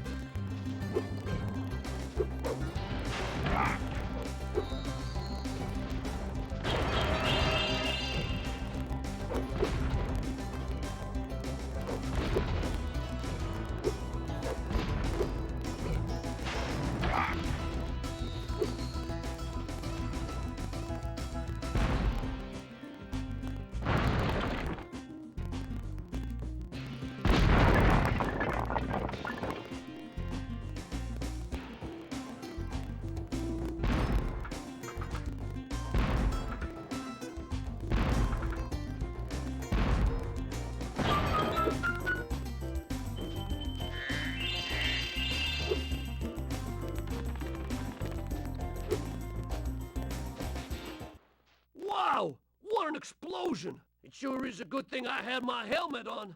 Oh yeah, the colonel wanted me to give this talisman to you if you got through the breeze builder defenses. Good job, soldier.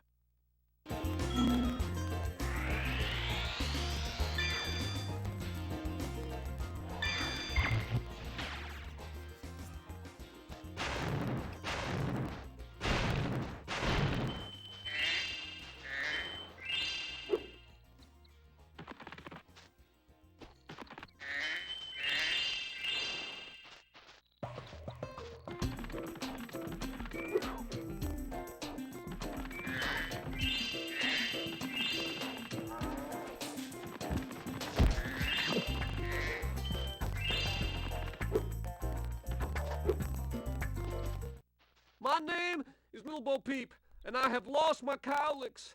With these battles going on all the time, they keep running away. Can you help me get them back into my pen?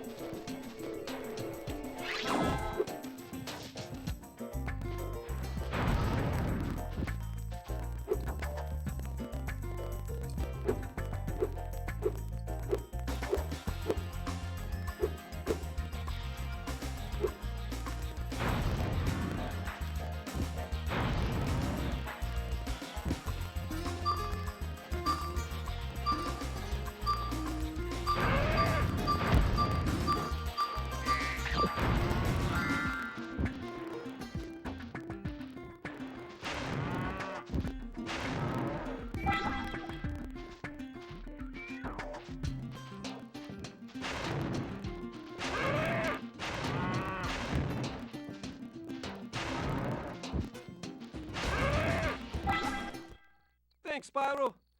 Here's a little something, you know, for the effort.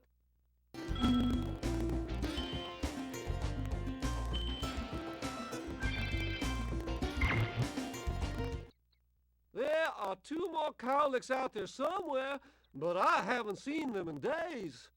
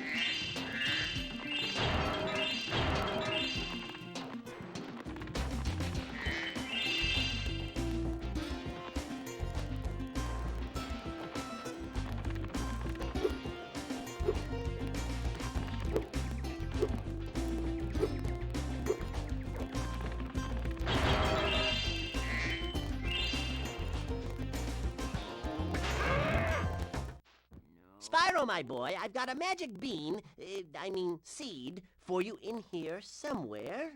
Here it is. Why don't you plant it in the ground and see what grows? Aim.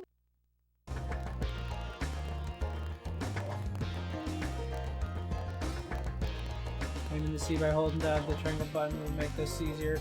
Oh, and if you ever need your seed back, just flame the plant and it will turn back into a seed again. Oh, okay. Alright, well first I'm gonna get this guy over to the platform so I don't have to worry about it later.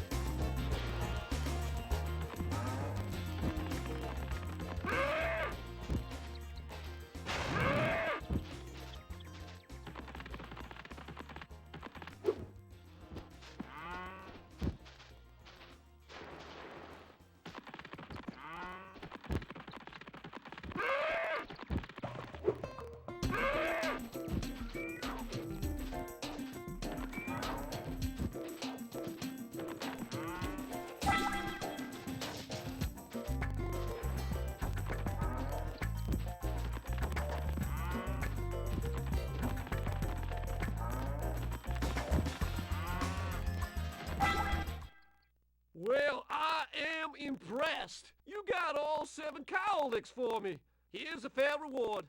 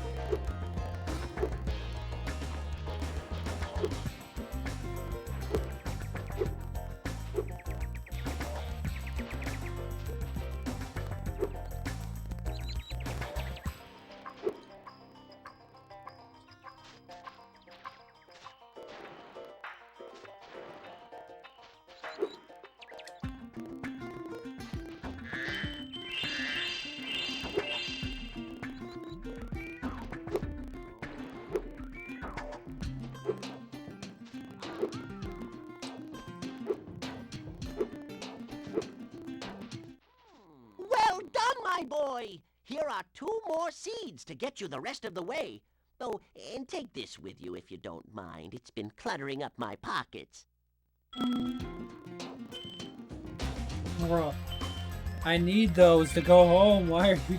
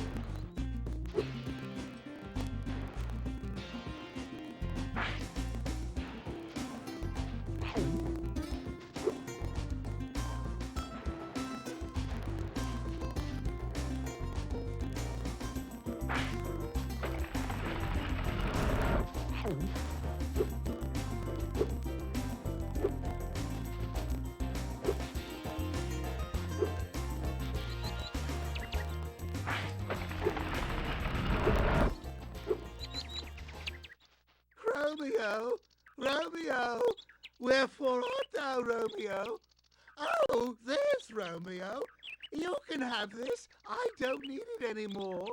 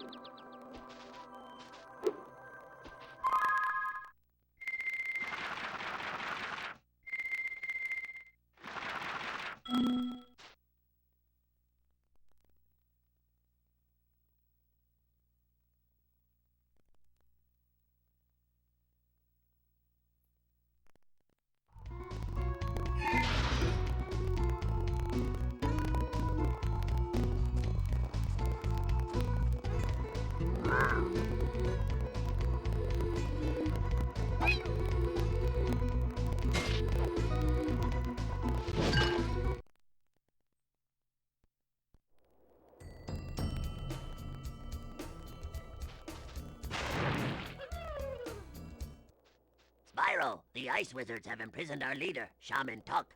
Can you help us rescue him? It is urgent. He has our tickets to tonight's hockey game in Colossus Valley.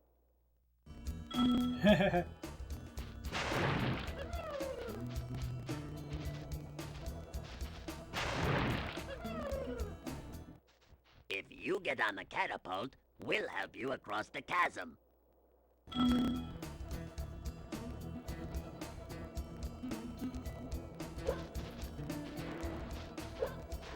I remember this being one of my favorite levels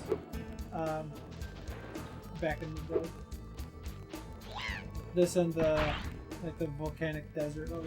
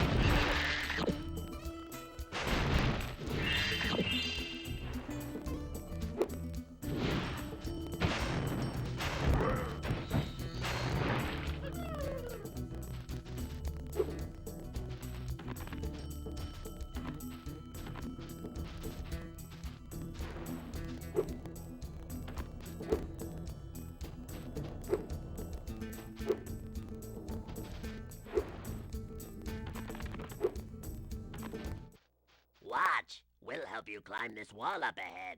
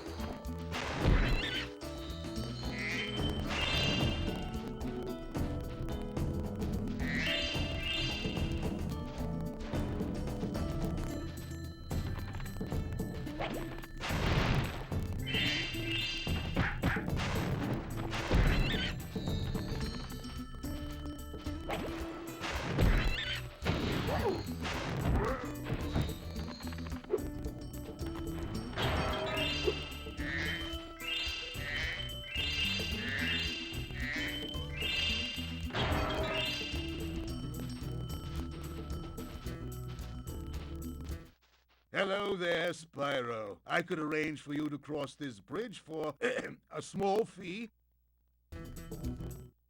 Thank you, Spyro. Now I can buy that condo in Hurricos that I've been wanting for so long. Go ahead across the bridge.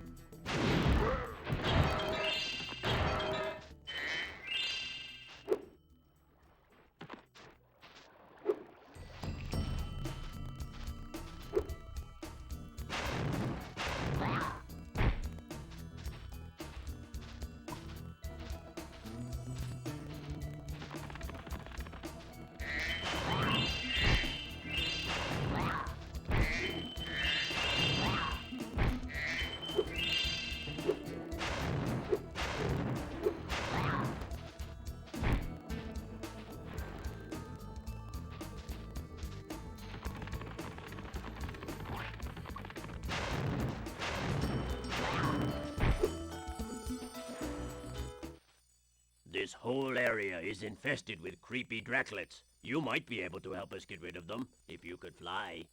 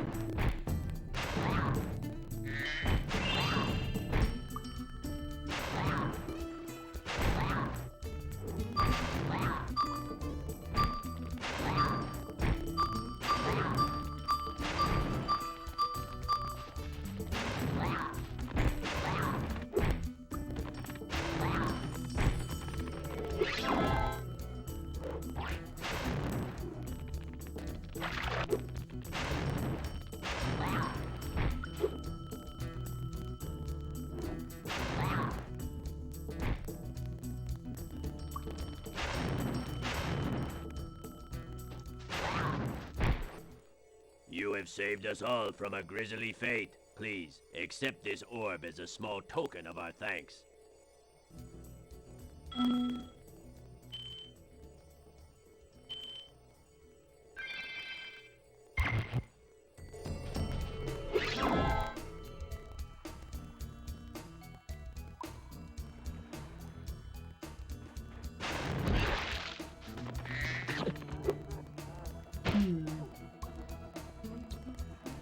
You know what? Now that I'm thinking about it, this might not be the level I'm thinking of.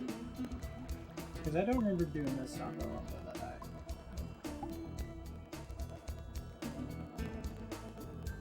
I mean, this isn't a bad level. I just don't remember this as being a funny little level that I'm having a memory of.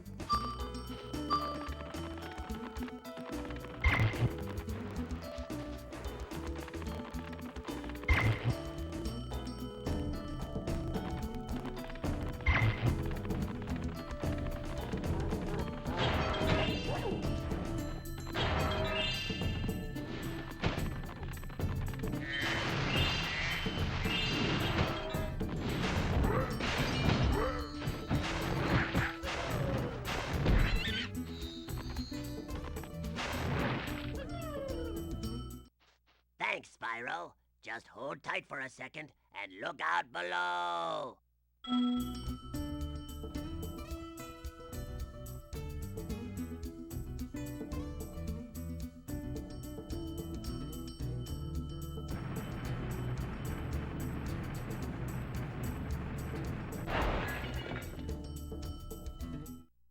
Ow! You'd think those guys could have got me out of here without rolling a 2-ton snowball onto my head. Here, take this crystal. I traded some hockey tickets for it. That's funny. The whole reason they wanted to free him was because of the hockey tickets. And he's like, well, I already traded the tickets, so...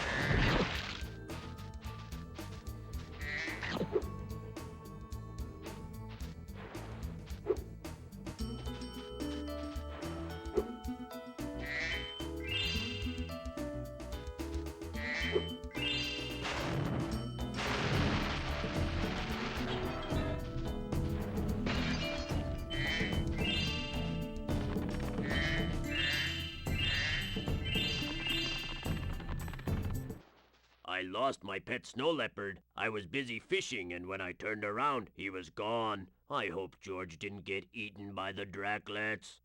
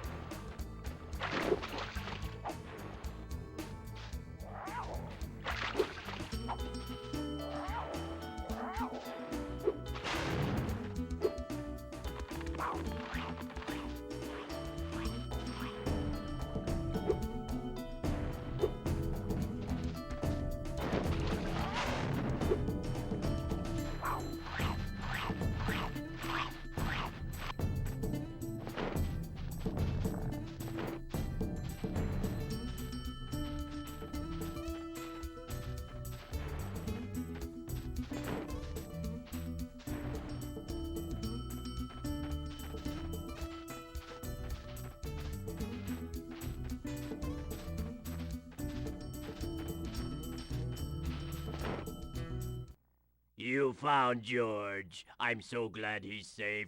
I'll be sure to pay more attention to him from now on. All I have with me is this round shiny thing I caught while I was fishing. You can have it if you like.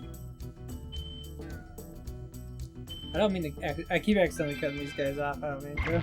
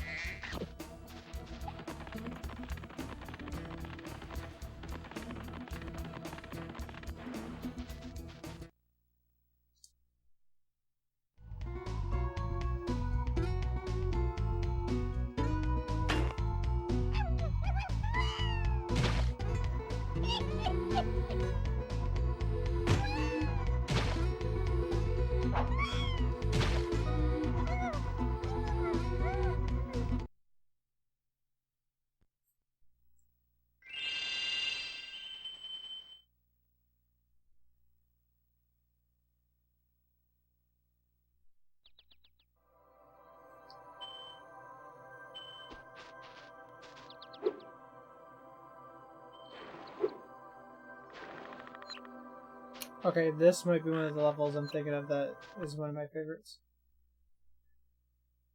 If this is like the one that's like a desert with like lava and stuff, this is one of my favorite levels.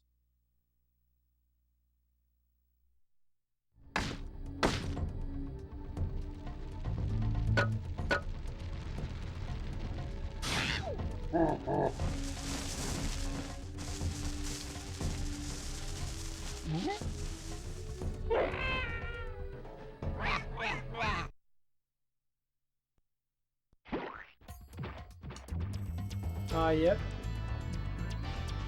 I remember replaying this level a lot when I was a kid.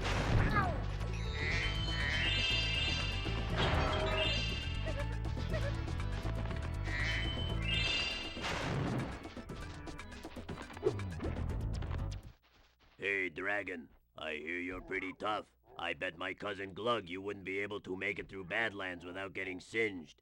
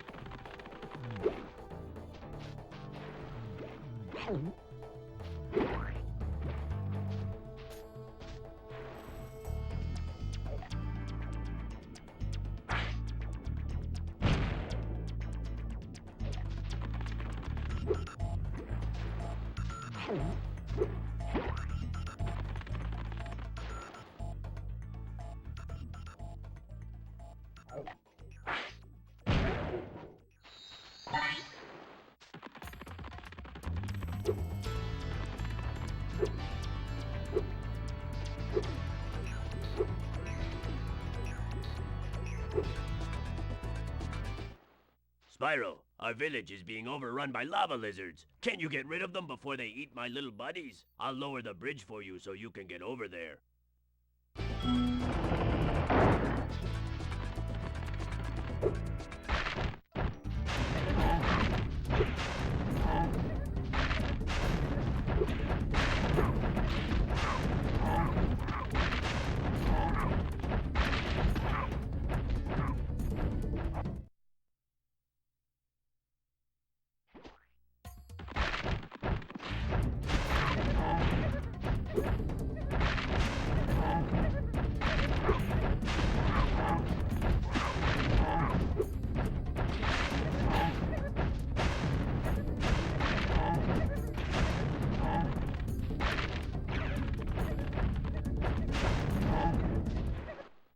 Well done, Grasshopper. Take this shiny, thing we found to aid your journey.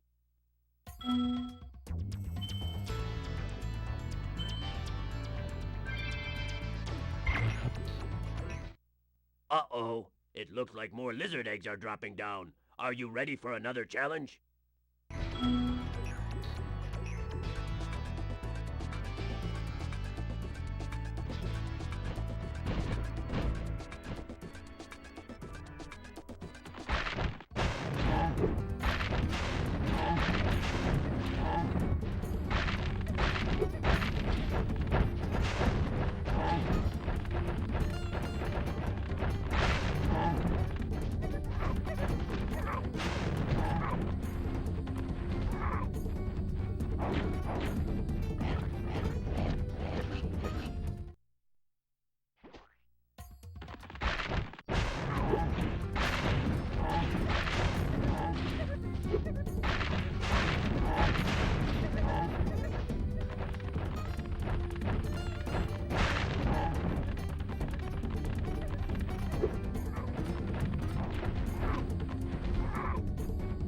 Same one.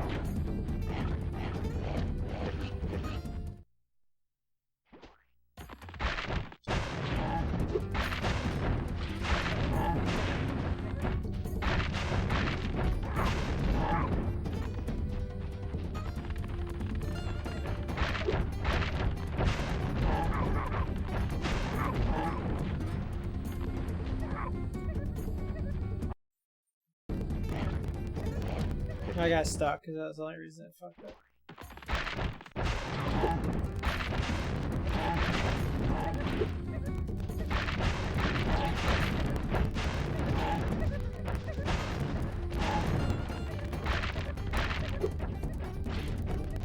And I killed myself.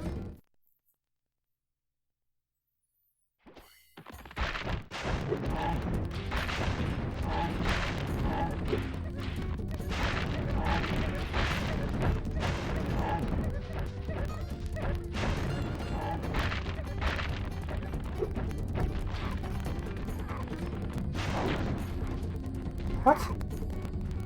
Holy fuck, you gotta be fast as fuck to get to this guy.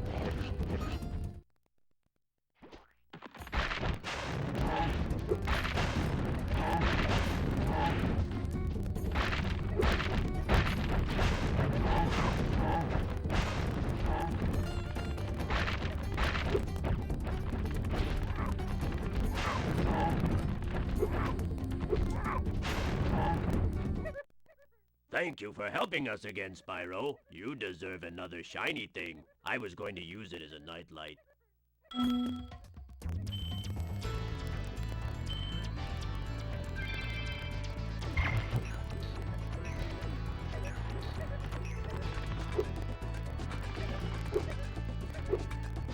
Yeah, I don't think there's like any jewels or gems around here.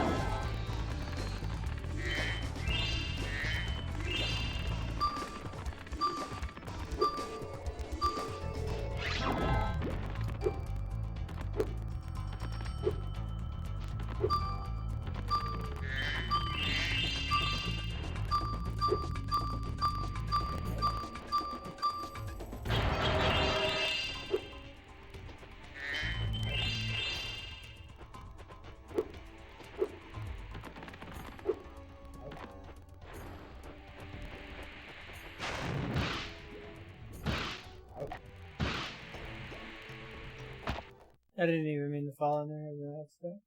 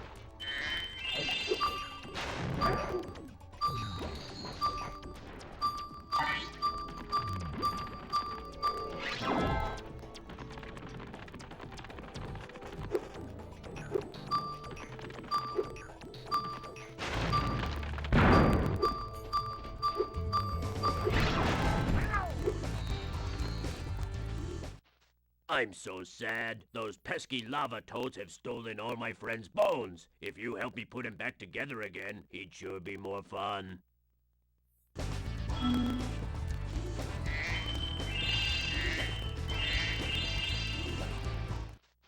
Excellent! You made it through the Badlands. I knew I'd win that bet. My cousin Gronk is a fool to bet against a dragon. Take this talisman for helping me out.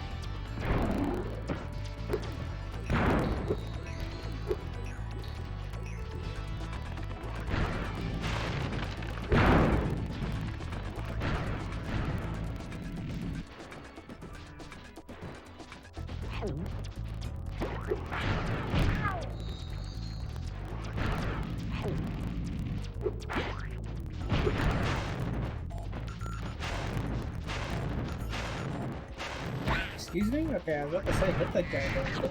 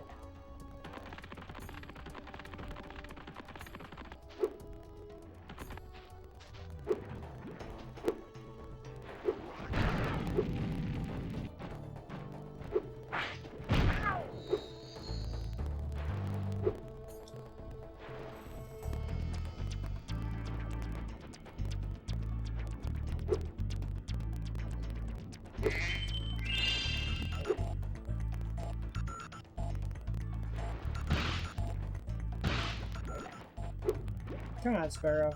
Your controls aren't that bad. What? It just wouldn't let me glide.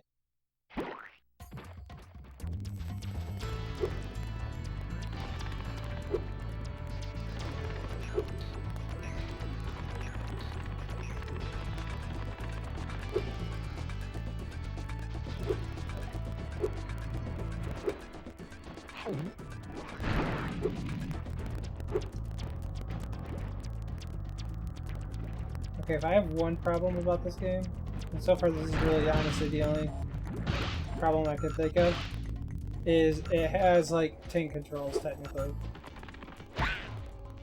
And it's really annoying on these platforms when you get fucking killed by random bullshit.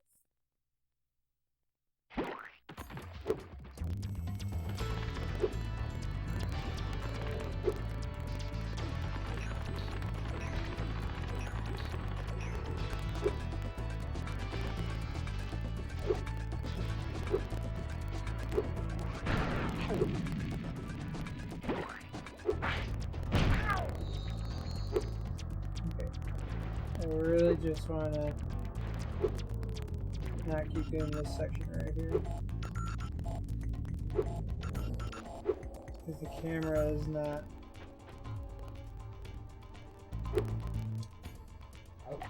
really that great. There we go. Okay.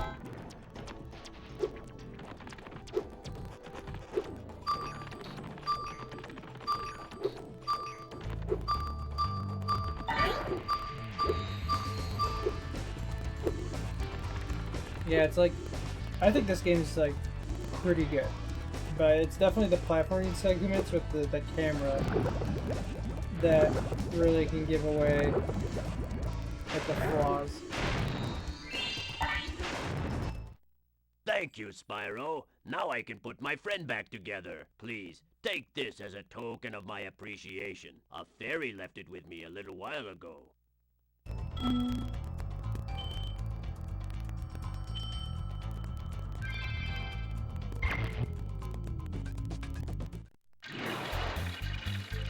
Does he come to life?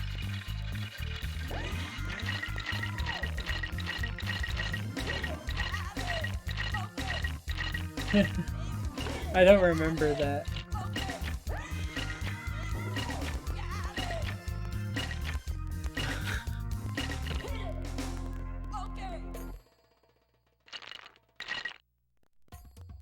It's fine.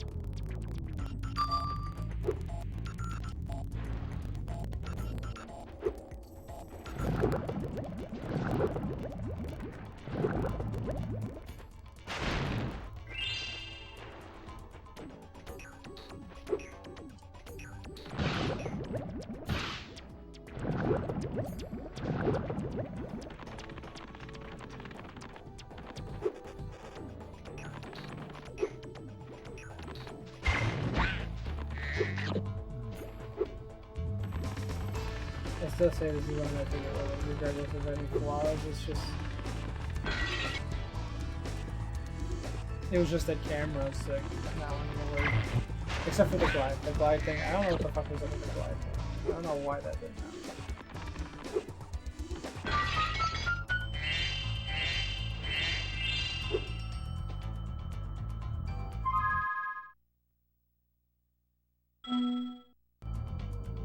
Okay, I'm missing 25. I have no idea where it could possibly be.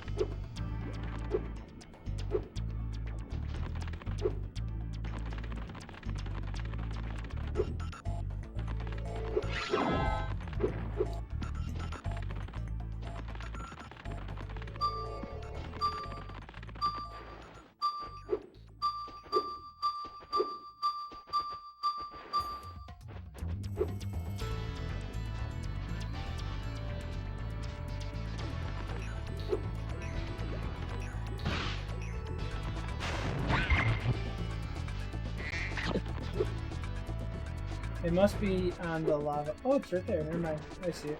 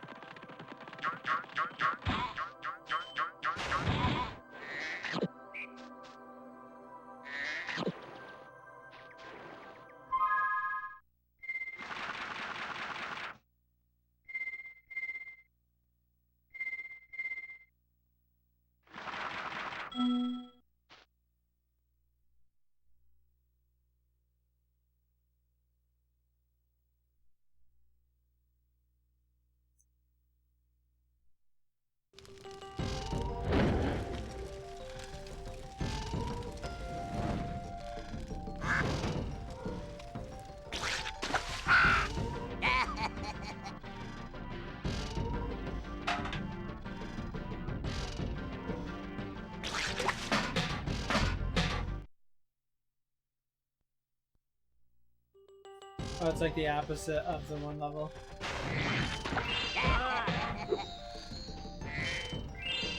This time it's, you're on the bird side and fighting at dorms.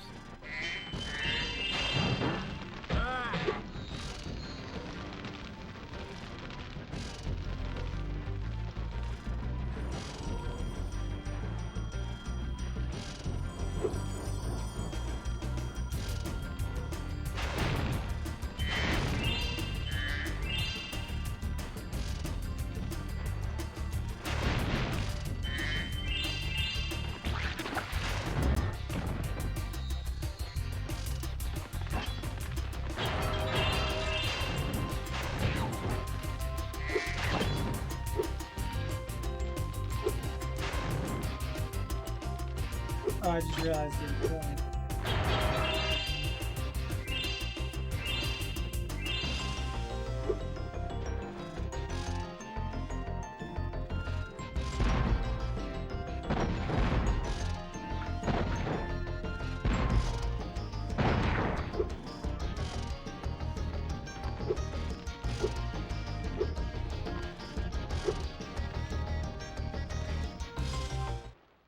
Please excuse our mess, Spyro. We are currently suffering from a land blubber infestation. First they put out the fires on our boilers, and now they've shut down our ship, too. If you could stoke up the fires under the boilers, I'm sure you could make your way to the ship. The steam from the boilers will activate our highly advanced machines.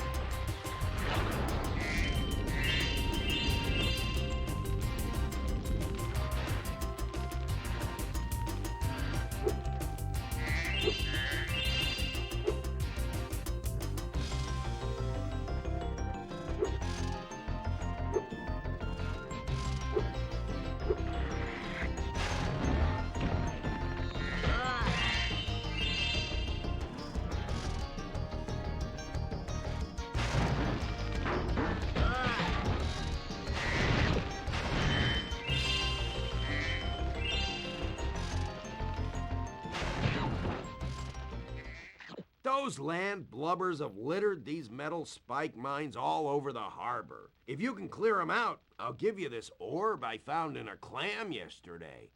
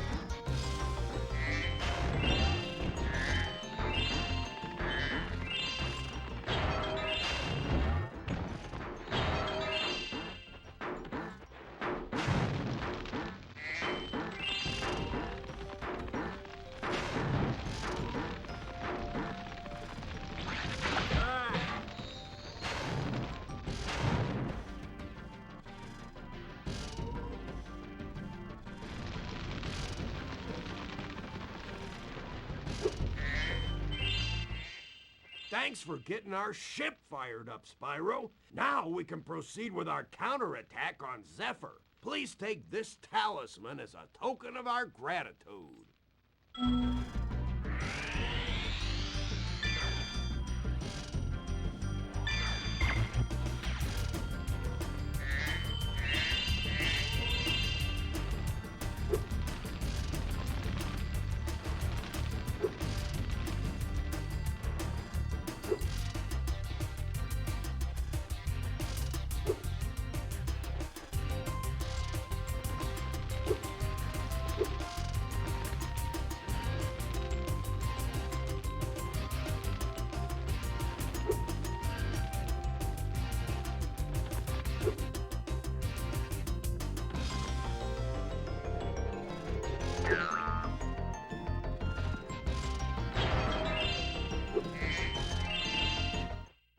How lucky for me that you came along. My machinery is broken, and the gears I need to repair it are scattered all over the tracks. Could you hop on that trolley up there and get them?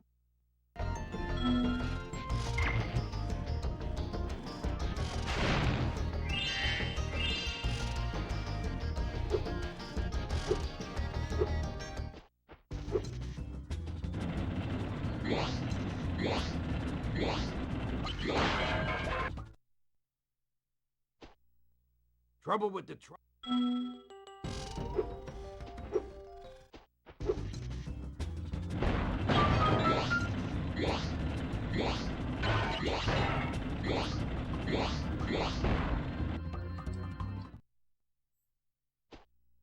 Trouble with the truck.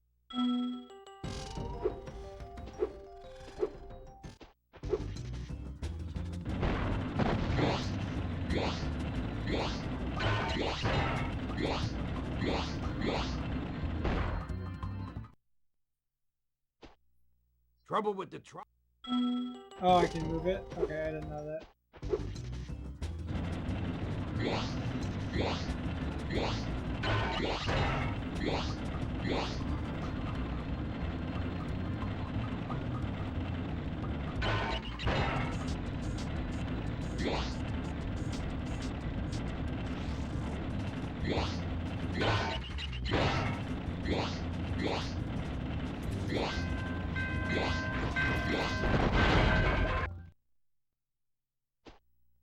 Trouble with the truck.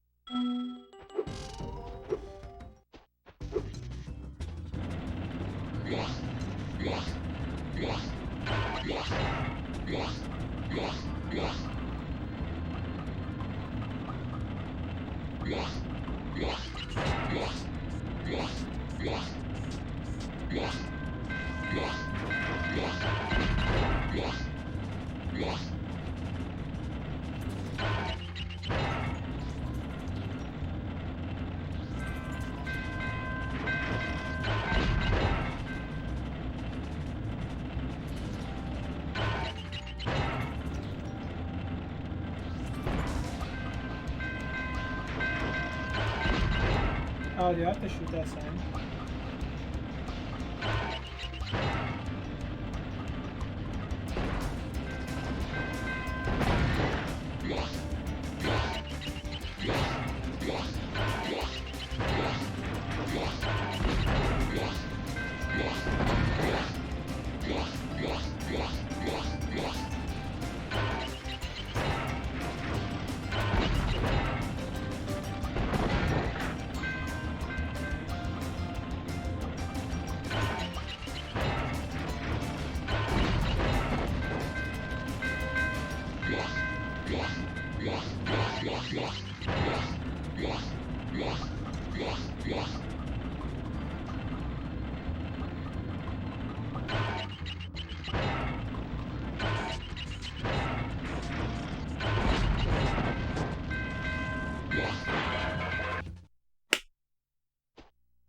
Trouble with the truck.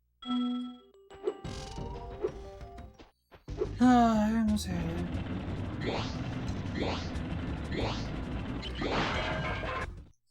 And of course, I was busy itching myself while driving.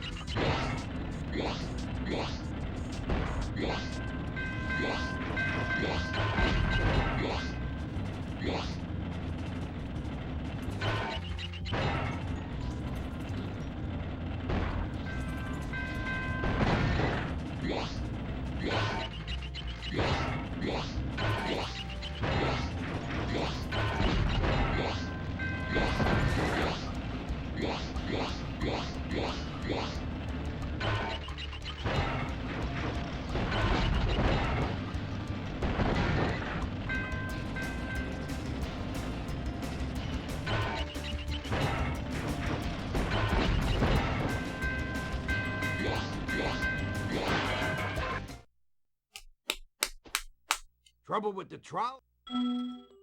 Trouble with the trolley? Yeah.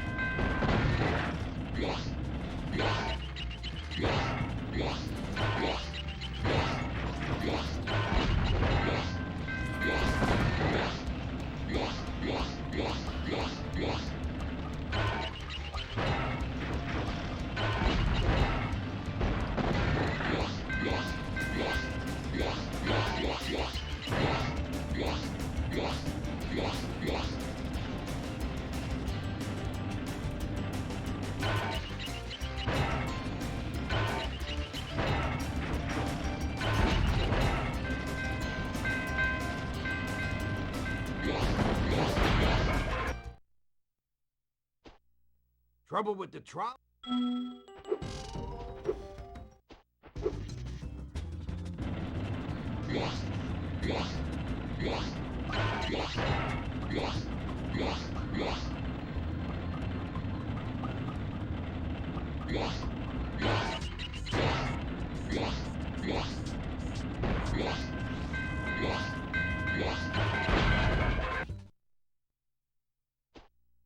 Trouble with the trolley? What?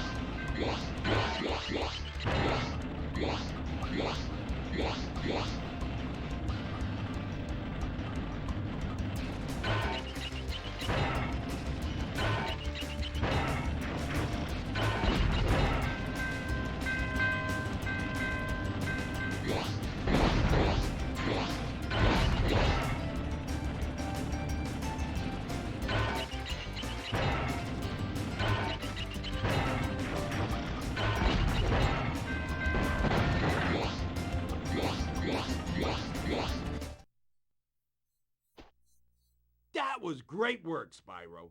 Now I can start fixing my machines. Here, I don't have room in my toolbox for this thing anymore.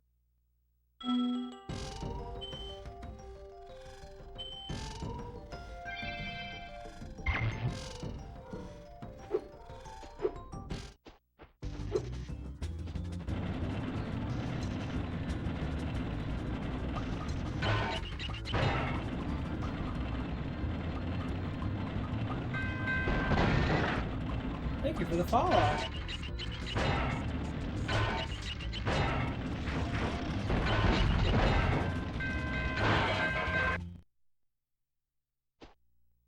Trouble with the...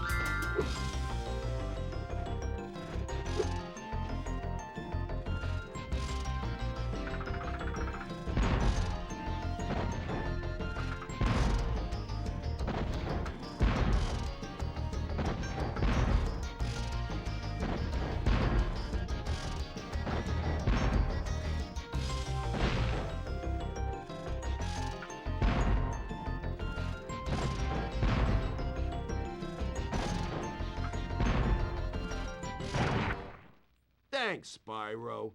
Here's that orb I promised. Sorry if it still has clam juice on it.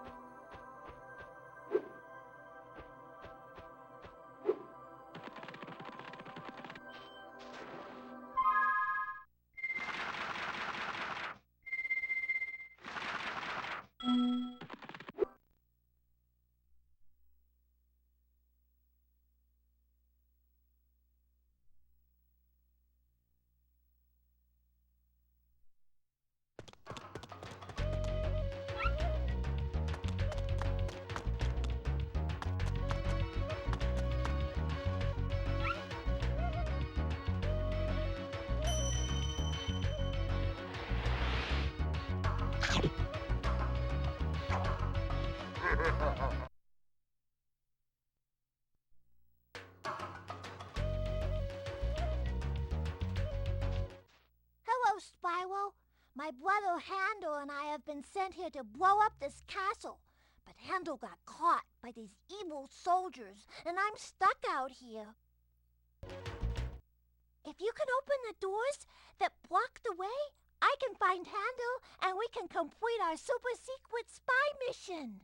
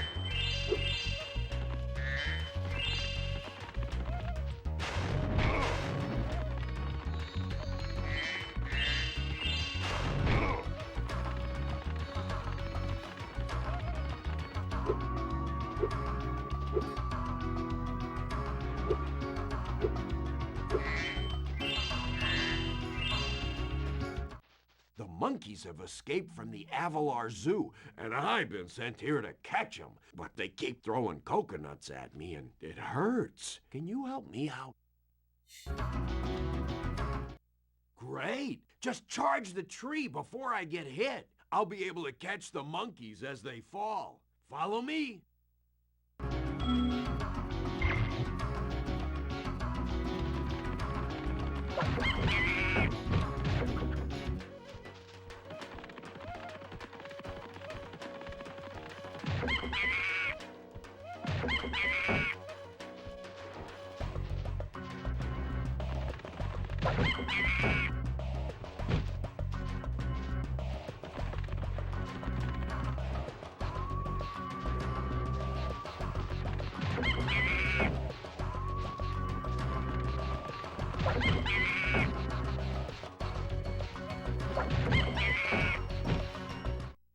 Thanks for your help, Spyro. Please, take this. One of the monkeys had it.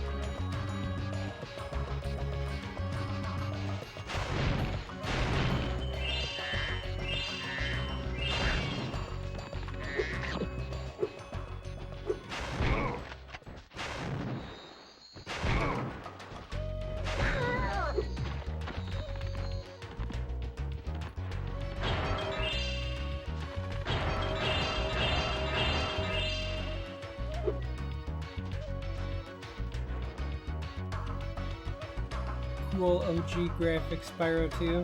Yeah, I'm actually playing the PS1 version on a PS1.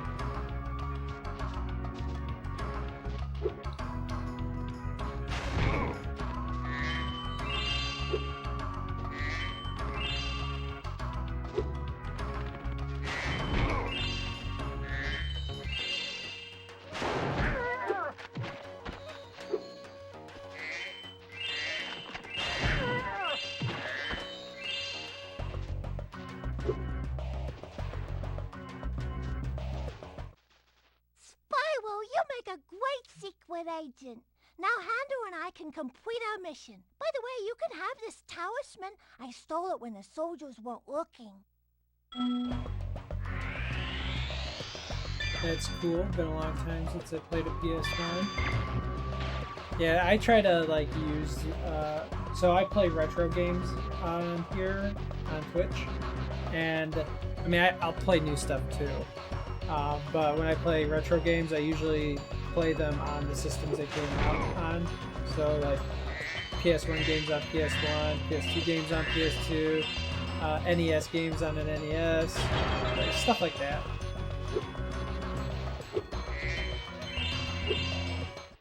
Hey, Spyro, we need those flags to prove our secret mission was successful. But the flag keeper keeps stealing them. If you could knock the flag keeper down, you could bring the flags back. My secret decoder ring says that this power-up thing should help you.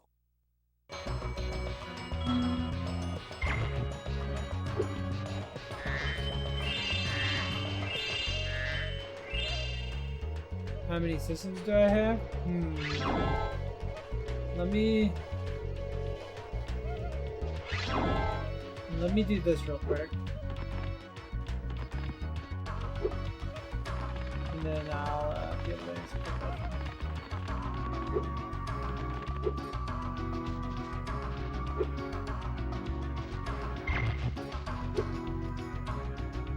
Who's the flag guy? Well, first time I need to pull this thing up because... So let me think here. How many systems do I have? Okay. I'll just go down the list because it's easier to go down the list than it is to do the count in my head. But I have a Nintendo Entertainment System, which is the top loader. I have a Super Nintendo. I have a N64, the Fantastic Grape Edition. I have a GameCube, the black one, with a Game Boy player. I also have the expansion pack for the Nintendo 64. I have the Wii Mini, which is the red Wii. I don't know if you know what that one is. I have a Sega Genesis. I have Model 2. I have the Sega CD attachment. I have a 32X attachment for the Sega Genesis as well. I have a Sega Saturn Model 2. I have a Dreamcast, the white one. I have Sega Game Gear, which is the portable Sega system. I have the Game Boy, so I have a regular Game Boy. Game Boy Color, I have a teal one.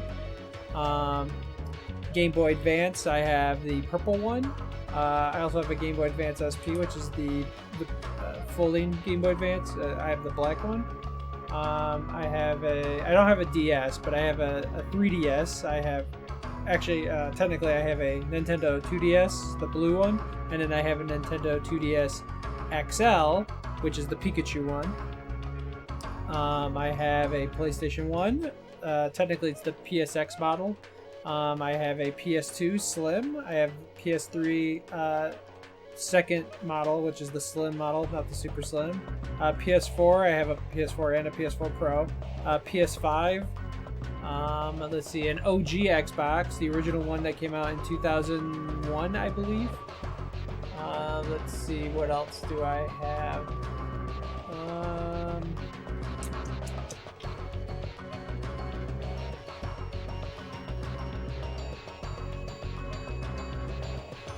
That might be it. Oh, a PSP. I have a PSP 3000 model, and I have a PS Vita with the PS TV. And that should be it. That's how my system.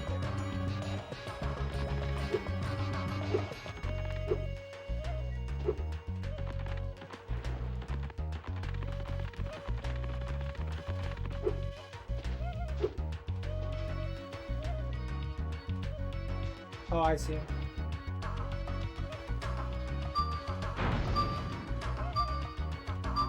Oh.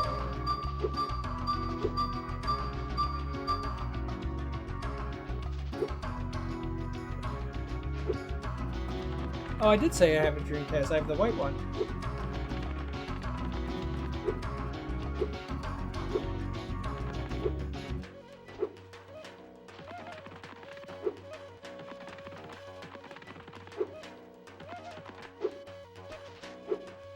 Yeah, I said so I said Sega Saturn, and then I said Dreamcast. I said Sega Saturn Model 2, Dreamcast, the white one, and then I said the Sega Game Gear, which was the portable system. But yeah.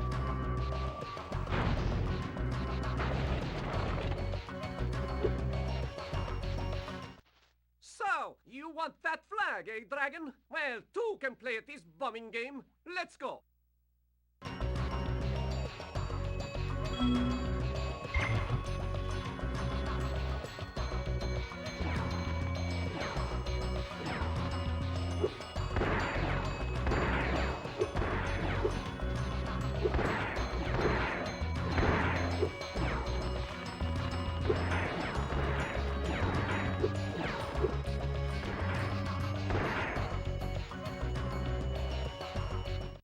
Great! But there are still 2 flags out there.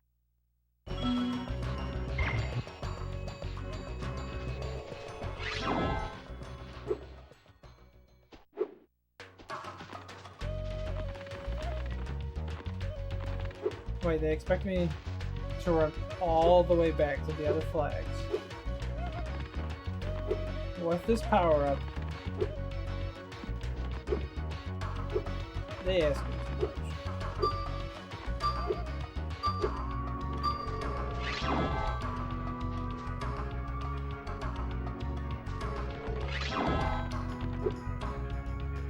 Yeah, a lot of people underestimate the Genesis. It has a lot of good games on it.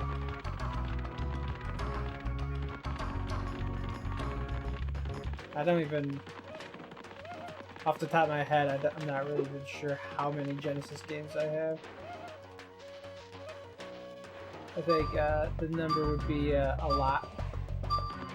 Okay, that flag is still there. Oh, because I skipped the other flag. Whoops.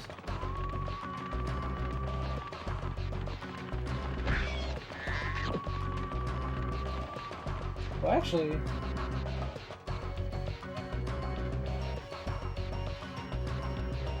I have this list right here. Let's see, Genesis. Oh, hold on. It's up to me.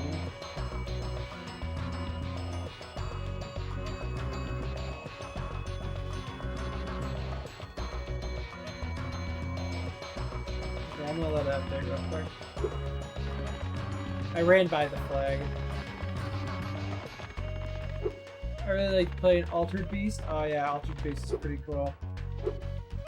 I remember playing that with my dad,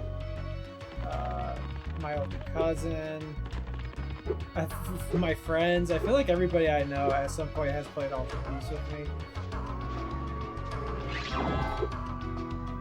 But it's a pretty fun arcade game. Once you know how to like once you know the sequence for playing. I'm having a brain fart, sorry. Once you know the sequence of like where everything's at, it's not too hard, and it can still be fun as long as you you're playing with someone who isn't like an expert at it. Because then they're like, "Oh, you're really good at the game." It's like, "Yeah, let me show you." Still after my flags, dragon? Let's see, Genesis. I have 60 Genesis games.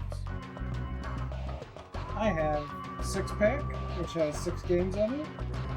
Real Monsters, Adam's Family, Adventures of Batman and Robin, Altered Beast, Arcade Classics, Asterix and the Great Rescue, Barney's Hide and Seek, Batman Returns, MTV's Beavis and Butthead, Beyond Oasis, Castlevania Bloodlines, Columns, Contra Hardcore, Cyborg Justice, Dinosaurs for Hire, Disney's Aladdin, Disney's Toy Story, Dr. Robotnik's Mean Bean Machine, Earthworm Jim 2, Echo Jr., Echo the Dolphin, Echo the Tides of Time, Golden X2, Lightning Force, Quest for the Dark Star, Lion King, Mega Man The Wily Wars, Mickey Mania The Timeless Adventures of Mickey Mouse, Mortal Kombat 3, NBA Jam Tournament Edition, PGA Tour Golf 3, Phantasy Star 2, Phantasy Star 3 Generations of Doom, Phantasy Star 4 The End of a Millennium, Revenge of Shinobi, Rise Star, RoboCop vs. Terminator, Rocket Knight Adventures, Shadow Dancer, The Secret of Shinobi,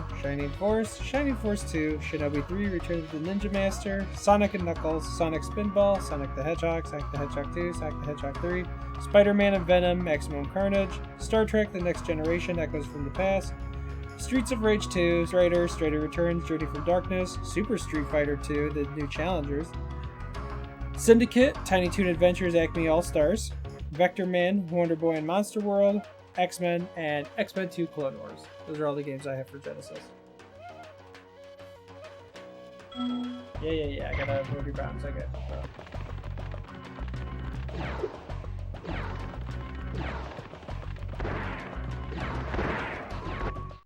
Ha!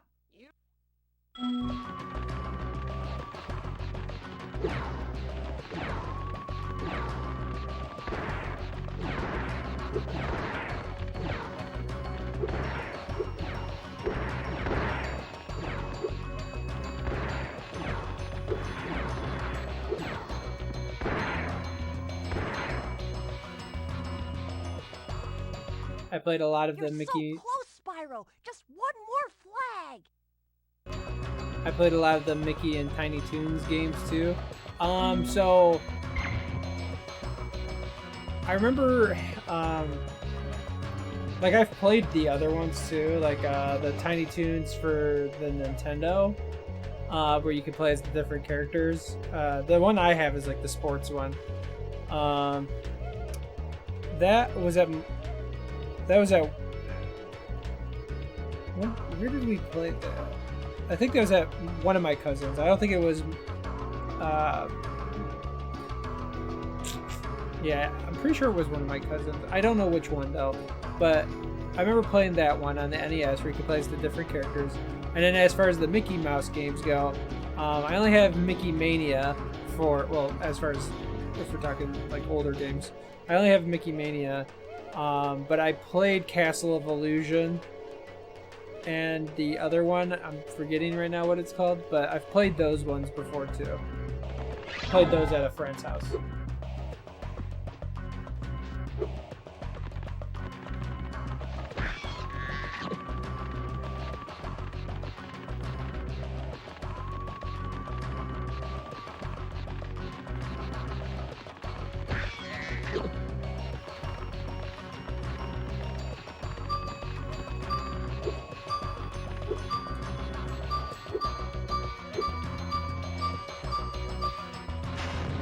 Damn. You gotta do that like perfectly.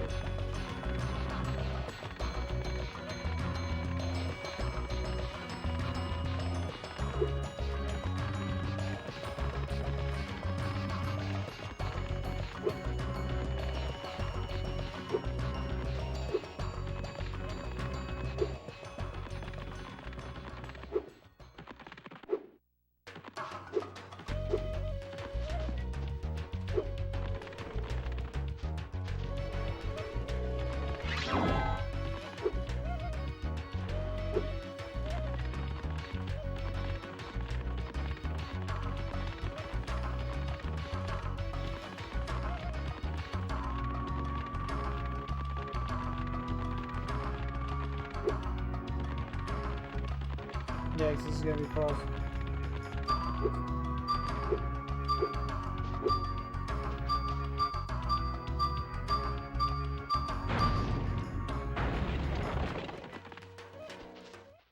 You won't get my last flag so easily, purple beast!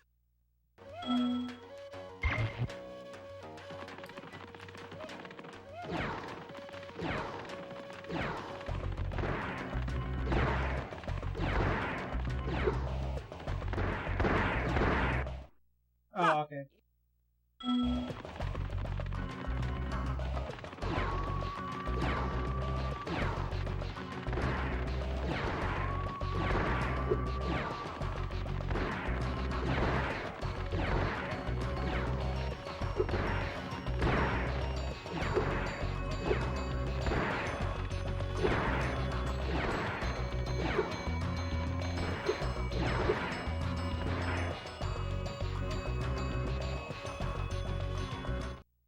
Great job, Agent Spyro. How can we repay you for your efforts? How about this orb that I found in the sand?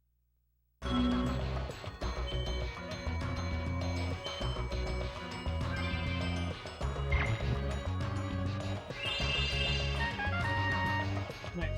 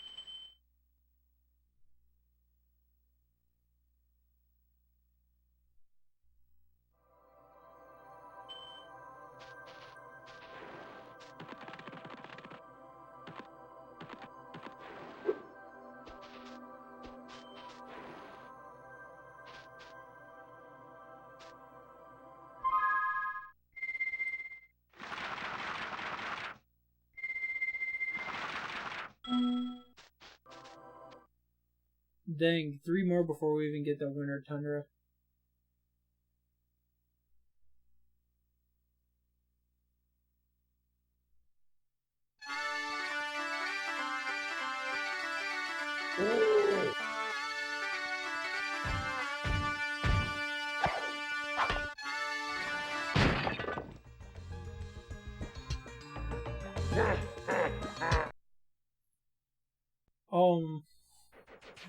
So when I played the remake on this level, I got a bug when everything was T-posing.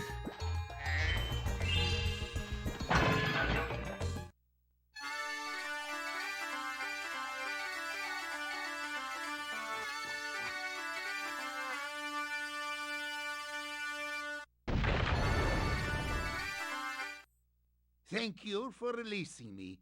There are still some satyrs trapped in stone. Like I'll never forget that. When I got to this level on the remake, everything was T-posing, and I was like, what the hell's just happened? Well, hello there, Mr. Dragon. You're pretty cute for a quadruped. I wish I could take you on a tour of our temple, but a bunch of lousy Earthshapers have encased it in stone.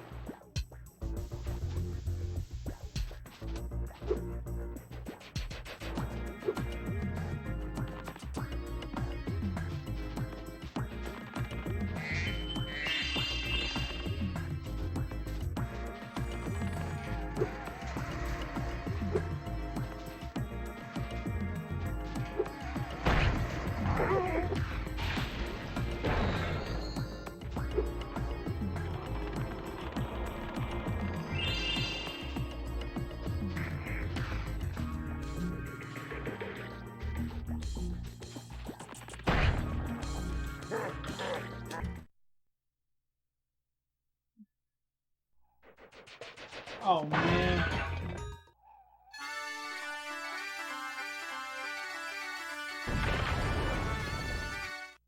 Thank you.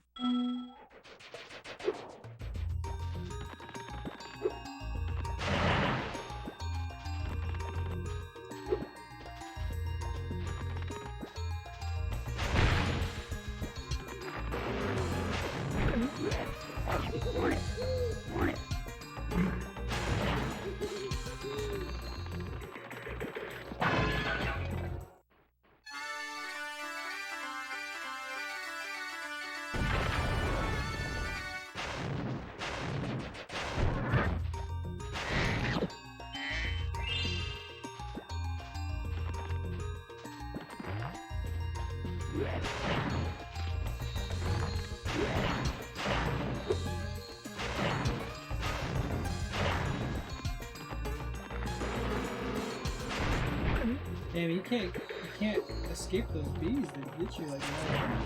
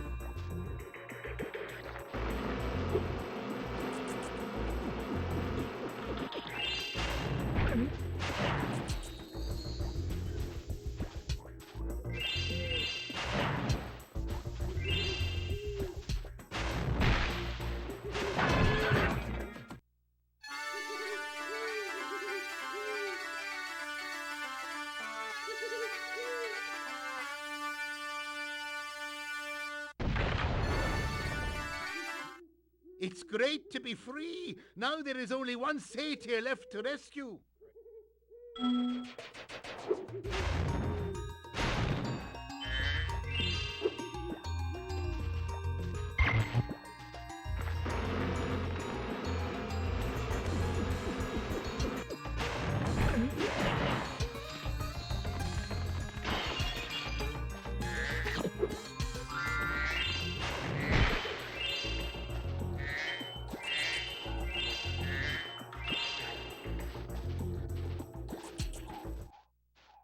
Oh, a dragon! Perhaps you can help. My friend is locked in this room and lost the key, and you know how hard it is to find a locksmith at this time of night. Break down the door.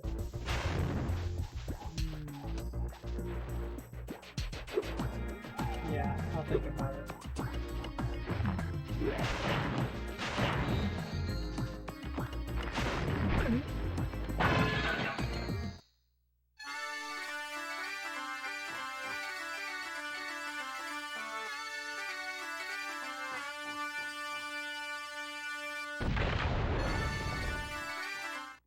Now that you have rescued all the satyrs in Fracture Hills, you ought to go into the temple.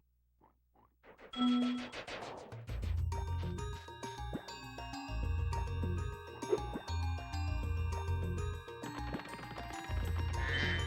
did I forget a gem?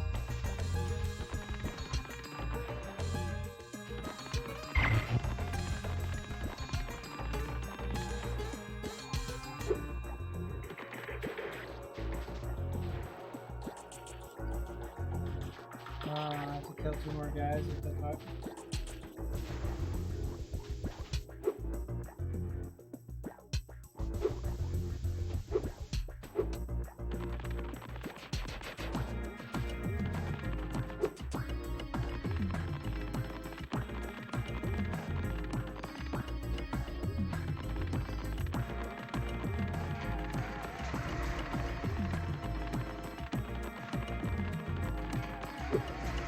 That's how I threw the one girl.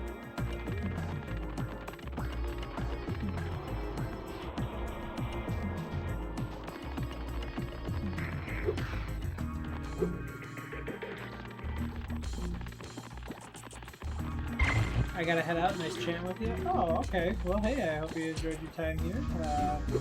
Hope you have a good night or good morning or good evening. Depends on where you live. Hopefully you stop by, you know, for any other streams. That'd be pretty cool.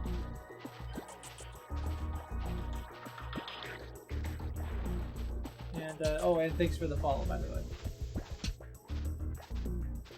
I think I already said that, but might as well say it again.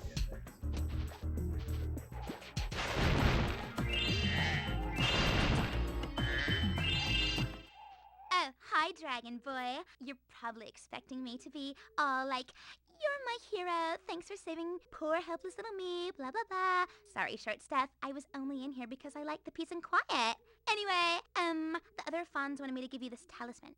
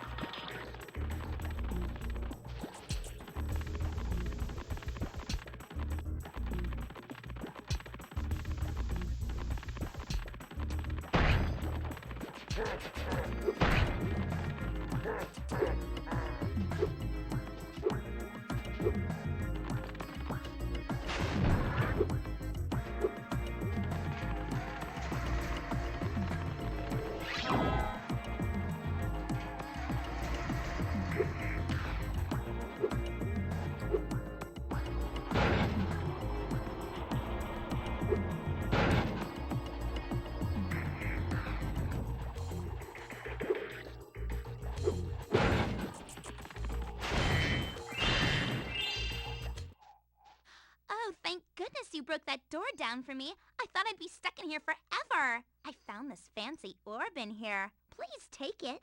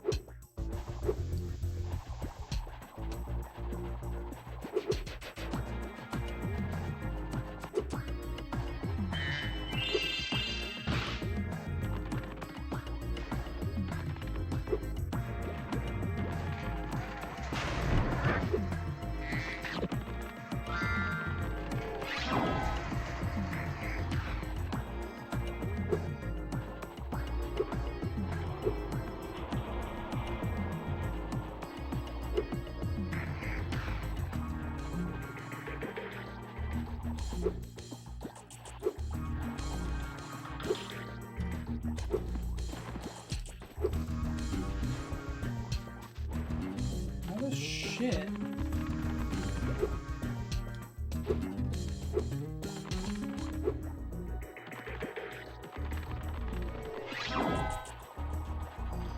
That's exactly how they want you to get to it, but like I don't understand.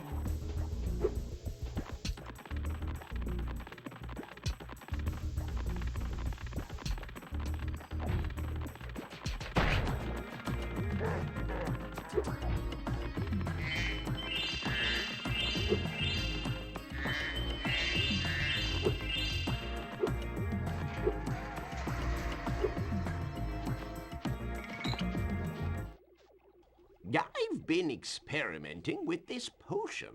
I'd like to test it out, but the Earthshapers out there have made going out a bit difficult. Could you kindly offer me an escort? Great! Just keep those Earthshapers away from me and I'll take this potion to Hunter.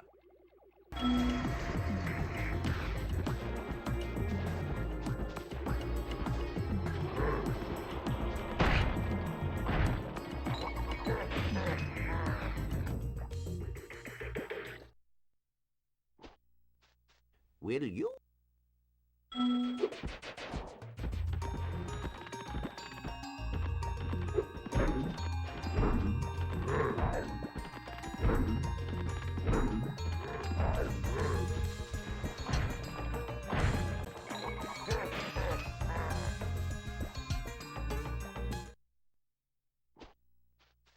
Will you?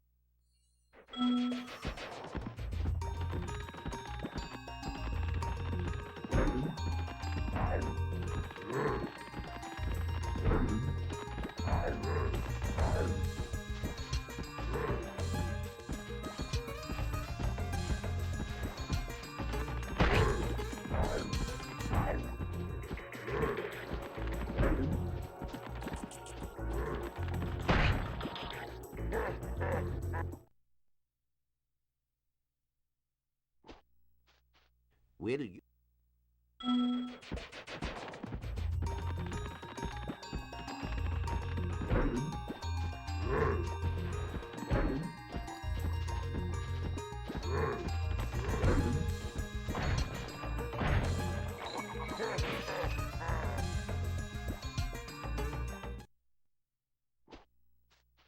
Will you?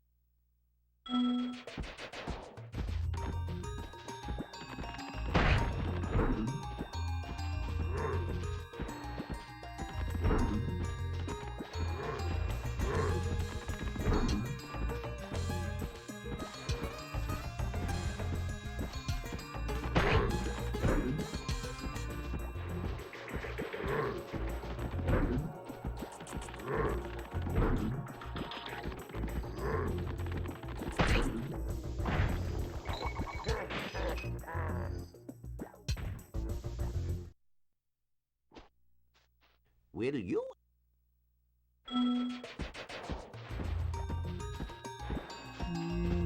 This is probably so far my least favorite level.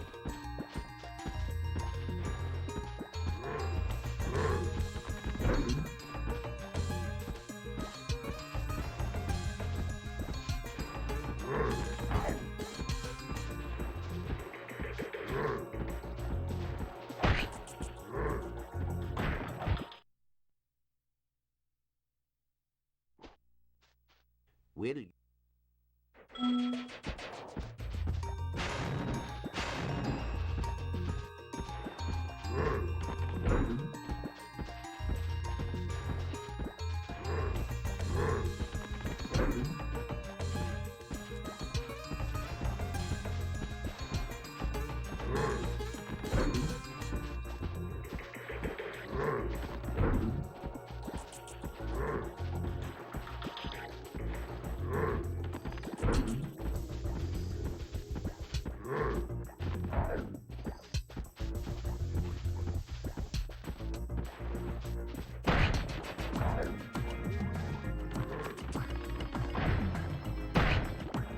Why did it change directions? What the fuck?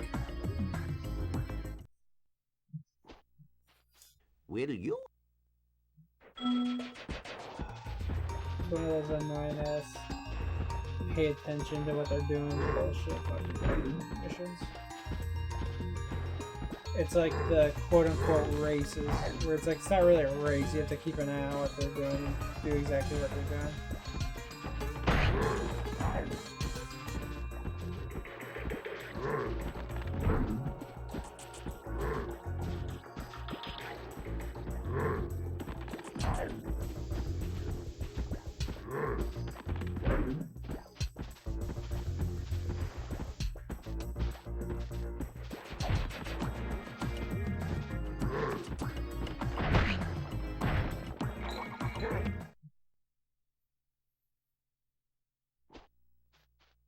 With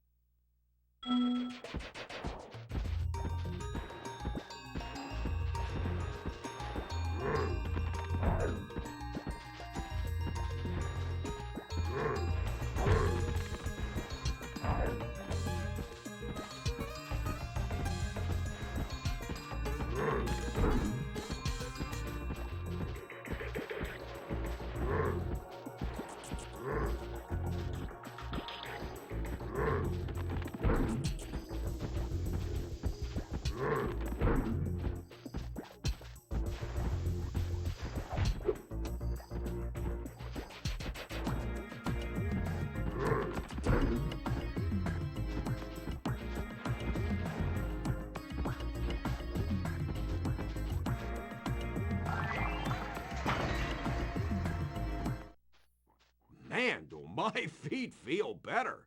Would you look after this for me?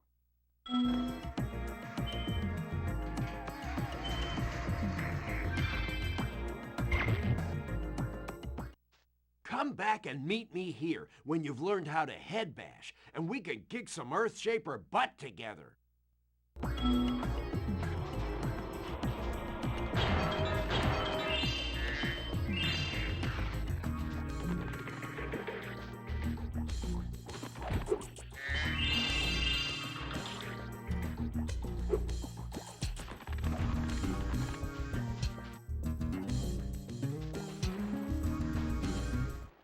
Come back and meet...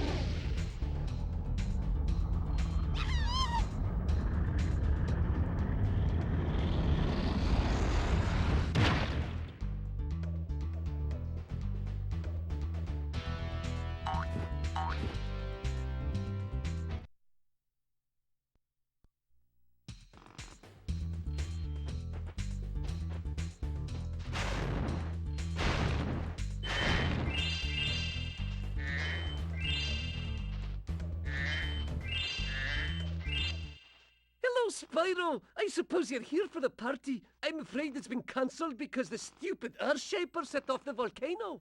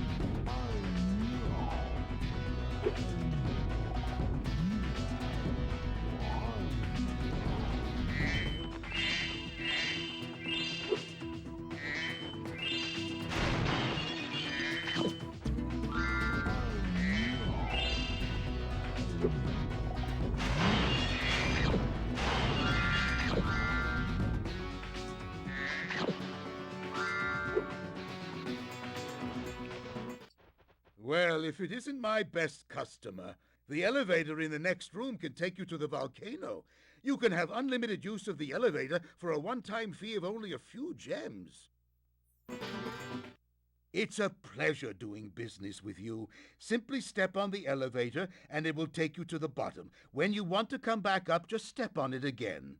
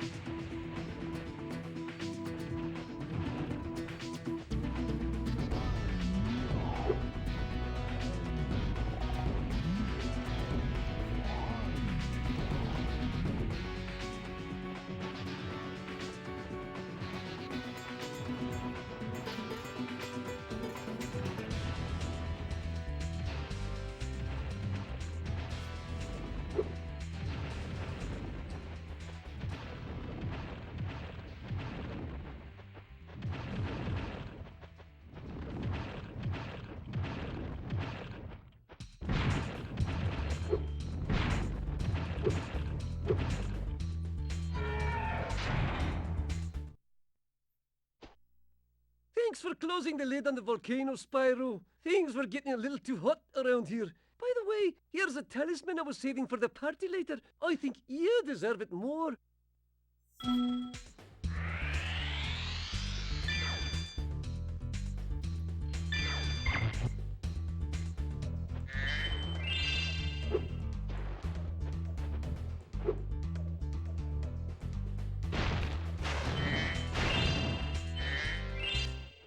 Hey, Spyro! You're just in time for the party. Well, you would be if those nasty lava monsters hadn't stolen our hits. It just won't be the same without party hits.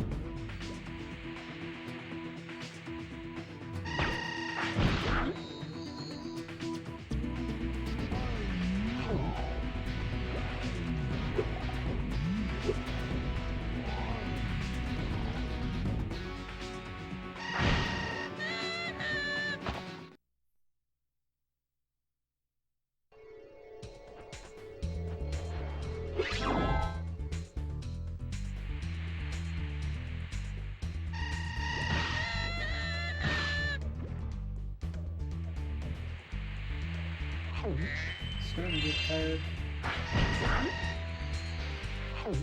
I have to finish this later today.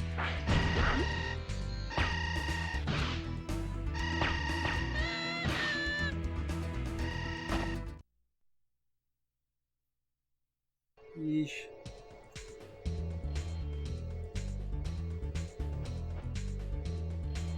Oh.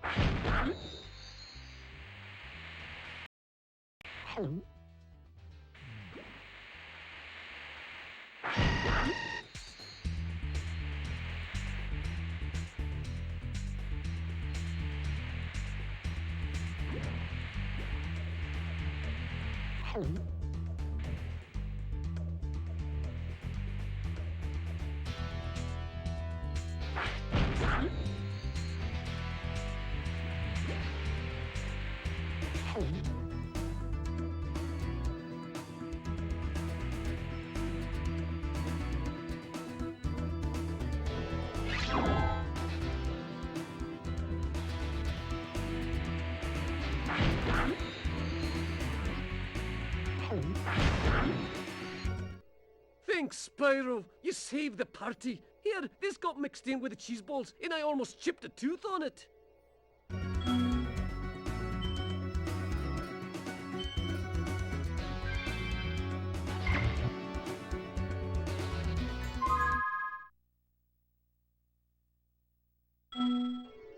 That was only one day so far.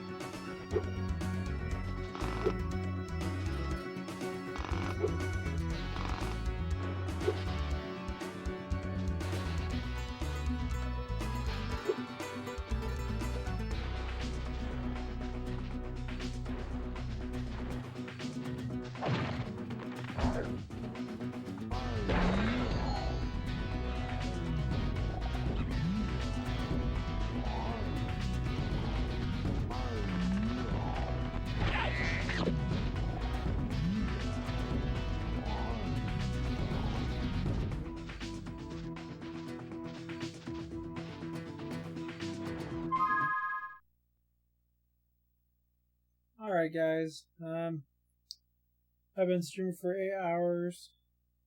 I'm starting to get tired. I've been up for a while, had to work earlier today, or well, yesterday, so I apologize for being tired, but I am. I need to get some sleep tonight. But I did stream up to 8 hours. I didn't think I was going to be able to beat this within the time limit anyways, so we'll finish it later today.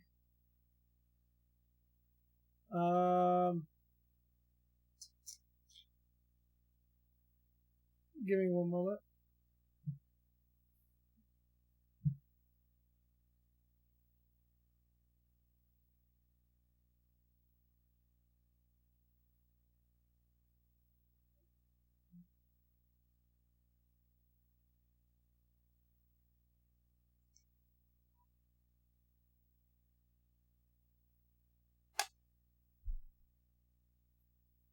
Alright, anyway, so thank you for the follows. Let's see who followed today. So we got Anthony504, Spyro's Gems, and Chillin Gamer 41.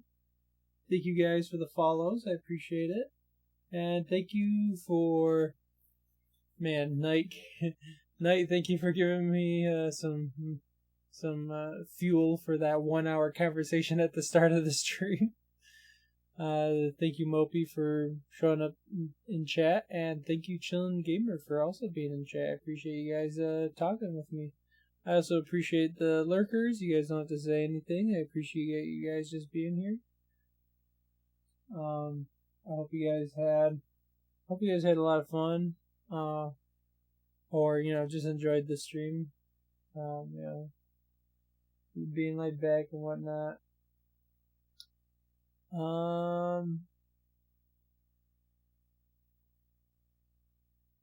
Trying to think of what else.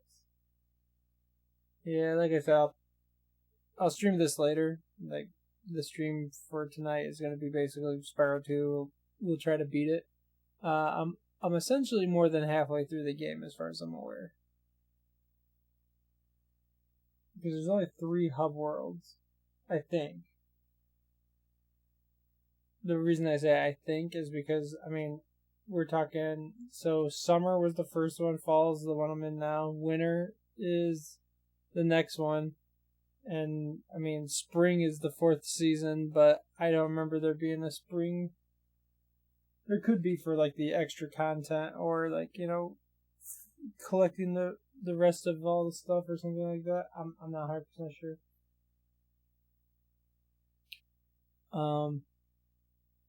I don't remember the ending of the game beyond beating Ripto. I don't remember the post game.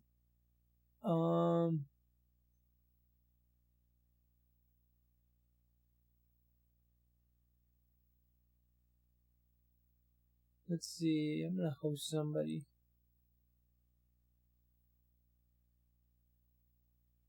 Or actually, I might have to raid them.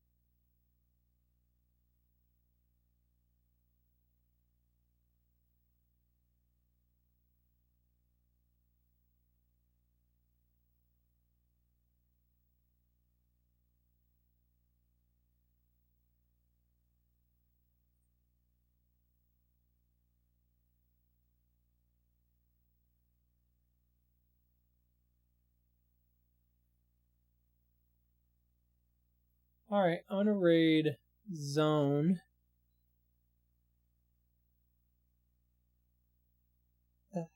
Sorry, back's a little itchy. Anyways, I'm gonna raid Zone. You guys be nice. And then, yeah, just keep an eye out. I'm not really sure when exactly I'm gonna start streaming later today. I do know I have a bunch of stuff I need to get done today, so it's not going to be earlier in the day. But anyways, let me raid them. Or let me put them in let me put the command in the chat real quick.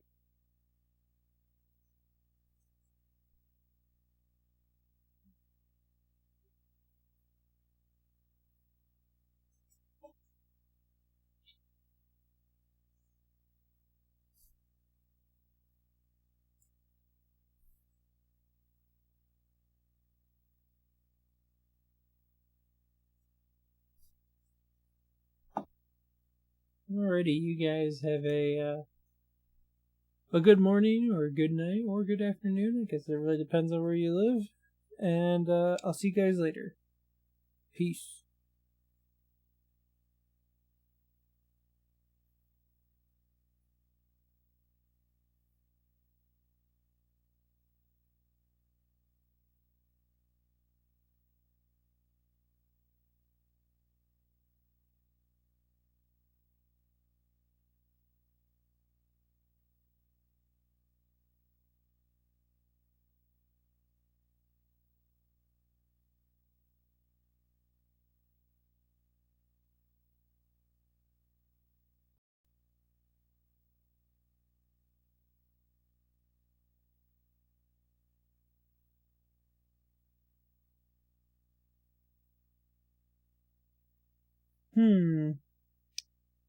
Okay, weird. It won't let me raid them, I guess? Hold on.